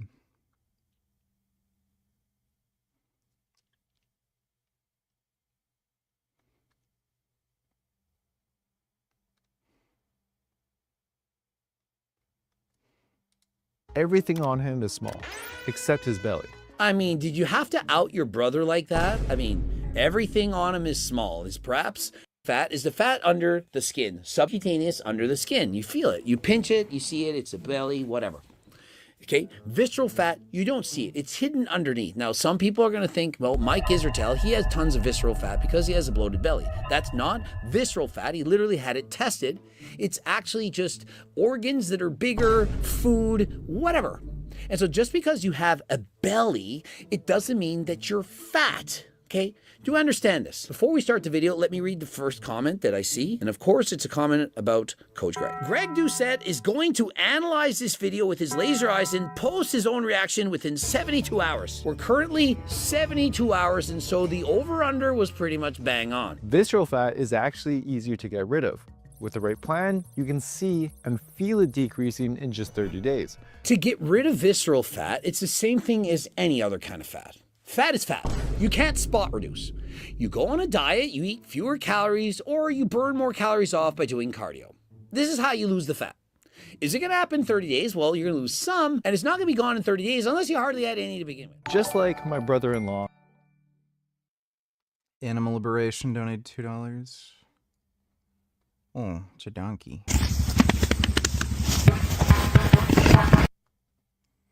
Oh my goodness. That's a nice donkey. Donkeys are nice.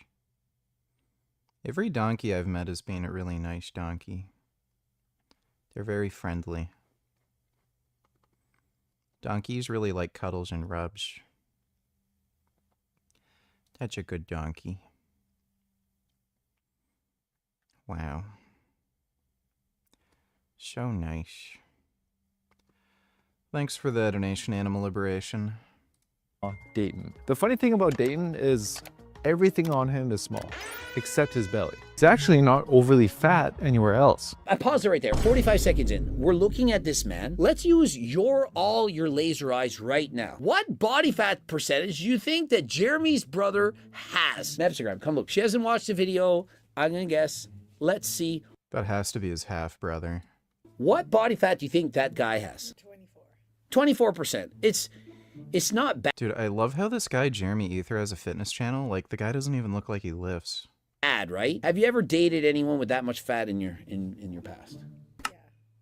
Would you ever do it again? No. No, but she's been with me. So it's setting the bar. And so on a scale of 1 to 10, what would this guy be? He's like a 6, 7 maybe?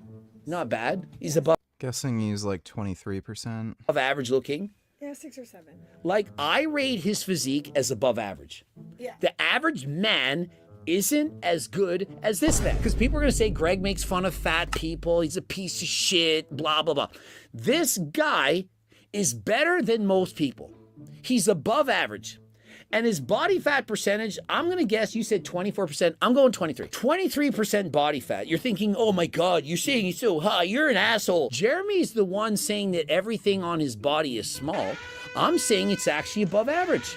It's not bad. You can judge me. You can write in the comment section. Am I making fun of his brother or am I complimenting his brother? You decide, because we're going somewhere with this. So it was surprising when his DEXA scan clocked him at 33% body fat. The DEXA scam says he's 32.5% body fat. It's because it's a scam. People don't want to believe Coach Greg when he says these things. I tested myself. The in-body scam, I was 19.8%. And so maybe it's all visceral fat. I mean, you can't see it. It's not there. But the fat I have, it's all hiding. It's hiding around my organs, viscerally underneath the muscle. It's hidden. And so, Coach Greg, you think you're very good at estimating body fat percentages? I mean, other than the MRI, the golden standard, not the DEXA scan, the MRI, that's the golden standard. You think you're good, but you can't see the visceral fat. And so maybe, Greg, maybe you think you're lean, but you just carry a shit ton of visceral fat. It doesn't work like that. Visceral fat only is about 10 to at most 20% of the human body. And so the fat that you see, fat on the skin, all that is 80 to 90% of the human body. And so if I'm looking at you and you look lean, you are lean. Do you get it? Even if your visceral fat is through the roof, it's horrendously bad. 20%, it's a lot. If you have abs, you look lean, you're in shape, you can see it. There's not going to be some hidden amount of, oh my goodness, so much fat. If you're watching this video right now, which of course you are because you're watching this video right now. No, I couldn't take Joe Rogan in a fight. Or if you watch Jeremy's video, trying to lose your visceral fat in 30 days, and that's the secret to fat loss and so on, and you got to change up your diet. It ain't it. All you need to do is to lose weight, and if you do, visceral fat is going to... But with 1,200 grams of visceral fat hiding deep in his... I can't stand Greg's editor. gut, it makes sense. No, Jeremy, it doesn't make sense. Jeremy, did you know he has a master's in kinesiology? Did you know that that's what I have? He must have not had the highest GPA in his class. I had a 3.93 GPA using a 4-point scale. It's not bad, not like your kind of marks, but it's very impressive. Jeremy Ethie clearly had much lower grades. Perhaps he copied off of his class.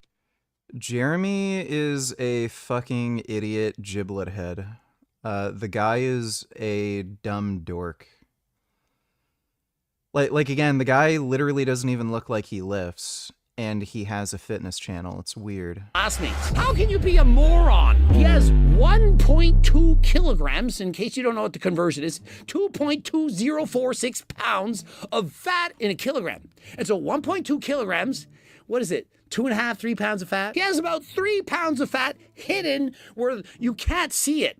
And so he says, this is the reason why his body fat is 33%, because he has 3 pounds of fat hidden under his muscles. Raise your hand if you believe that. Would 3 pounds of added fat make him go from 23% or 24 based on mepsograms laser eyes to 33%? He probably weighs between 150 and 200 pounds. And so if you gain 3 pounds of fat, your body fat percentage isn't going up by 10%. 10% of 150 to 200 pounds is 15 to 20 pounds of fat. Do you get it? And so it's a very small percentage. And so even if he magically loses 1.2 kilograms of visceral fat, his body fat is only going to go from perhaps 32.5% to 30%, not 23. And so by definition, it's a DEXA scam. Did that logic make sense? You followed it. She's a genius, though. Do you understand it? Does it make sense to you? Probably not. Let's just keep going with the video. They probably don't get it. They probably think, no, Greg just talking out of his ass. Well, Jeremy Ether is just a fucking idiot. We'll see. That's far higher than what Kevin has, even though he's at 38%. Yeah, no shit. That's because he's not at 33% body fat. And so Kevin, his friend, who has 38% body fat, who looks twice as fat as his brother, he has only 900 grams of visceral fat. But his brother has 1.2. And so he has 300 grams more fat. 300 grams fat is like a palm full of it. It's not the 300 grams that's making him have far greater body fat on the DEXA scam. The fact that Jeremy Ethie can't determine this tells me that He's probably either just hiding the fact that he doesn't know this, or he has no reasoning or logical skills whatsoever. There's no way he's a 1.8%er commander. It's not possible. I think that he has a very good memory. He probably went to school and he's one of those people that could look at things and memorize the answers. Hey, is there a test today? Yeah, just memorize this. And he got it all. Coach Greg have no memory, but excessively Yeah, we already watched the Frank vid. elevated logical reasoning skills. And so when I see these things, immediately in a 0.1 of a second, my brain already has the answer. And the answer is he. Dude, like, just why? Oh my god. It is so fucking retarded. Like, it's really weird. I wish there's some way to stop people from doing this. Like does this I don't think this violates any community guidelines, but it's so fucking annoying. Like, this irrelevant horse shit on the side. He's a freaking moron! But after he followed the plan I'll share with you today, his gut quickly tightened up, and after just 10 weeks. Yeah, it's his gut. It tightened up because he dropped his visceral fat. You know, the fat under the abs that you can't see, he dropped that way back here, you can't see it, and it caused him to have a six-pack. How does losing fat you can't see cause the fat that you can see to go down? Because how are you going to see these abdominals? Oh, I burn off the fat underneath the muscle, and so now the muscles can see it. Your muscle's here, the fat is hiding here. If I lose this fat, how do you see more of that? You don't! If two people ate the exact same amount of calories, one of them could store way more visceral belly fat than the other. And by way more, he means 300 grams. It's just stupid. 300 grams less fat is not going to make a world of difference in your body fat percentage, your appearance, how your abs look, nothing. It's not going to matter.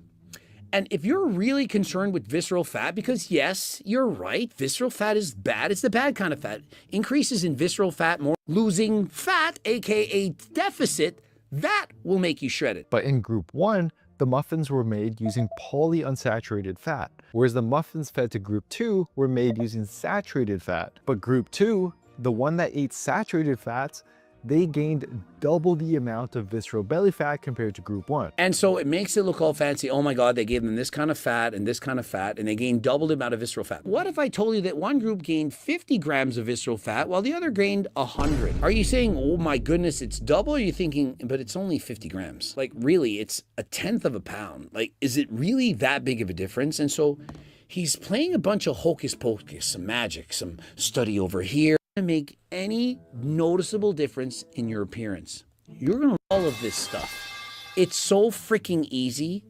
You eat lower calorie dense foods. You take the foods that you're eating. I didn't need to add it. Everyone knows, everyone, that you shouldn't be eating a bunch of fatty steaks. I mean, how is this not logical? Oh, you'd be surprised. I choose the fattiest cuts of steak. Oh, you're overweight. Well, did you ever think that if you chose leaner cuts of steak, a filet mignon, that you would lose more weight than if you have a ribeye? Does anyone not already know this? Here's a list of the biggest culprits for saturated fats, as well as a list of the best foods you want most of your daily fats to come from. Breaking information. You should eat less butter, fried foods, bacon, sausage, salami, cheese, and full-fat yogurt and milk. And instead have fatty fish, walnuts, flax seeds, sunflower seeds, chia seeds, olive oil, and peanut butter. Who doesn't already know that these fats are probably better than the Yeah, somebody's got to tell RFK Jr. that. others? And guess what? Even Indian or Hispanic descent. But is that really 15% off. Money back guarantee, $20. All right, that's enough. All right. The Canelo fight is happening soon. I'm just gonna go and make some broccoli and tofu for my last meal, and then I'm gonna watch the Canelo fight. But hope you all had fun. I'm gonna try to get some good sleep tonight too, and hopefully I'm over this cold. But big thanks to everybody who donated on Streamlabs. Really appreciate it. I should see you all tomorrow. If my cold gets worse, I'm just gonna take the day off. But if it's better, I'll still stream tomorrow. So I should see you all tomorrow. But thanks again, everybody. And sweet dreams. And keep making those vegan steroid gains.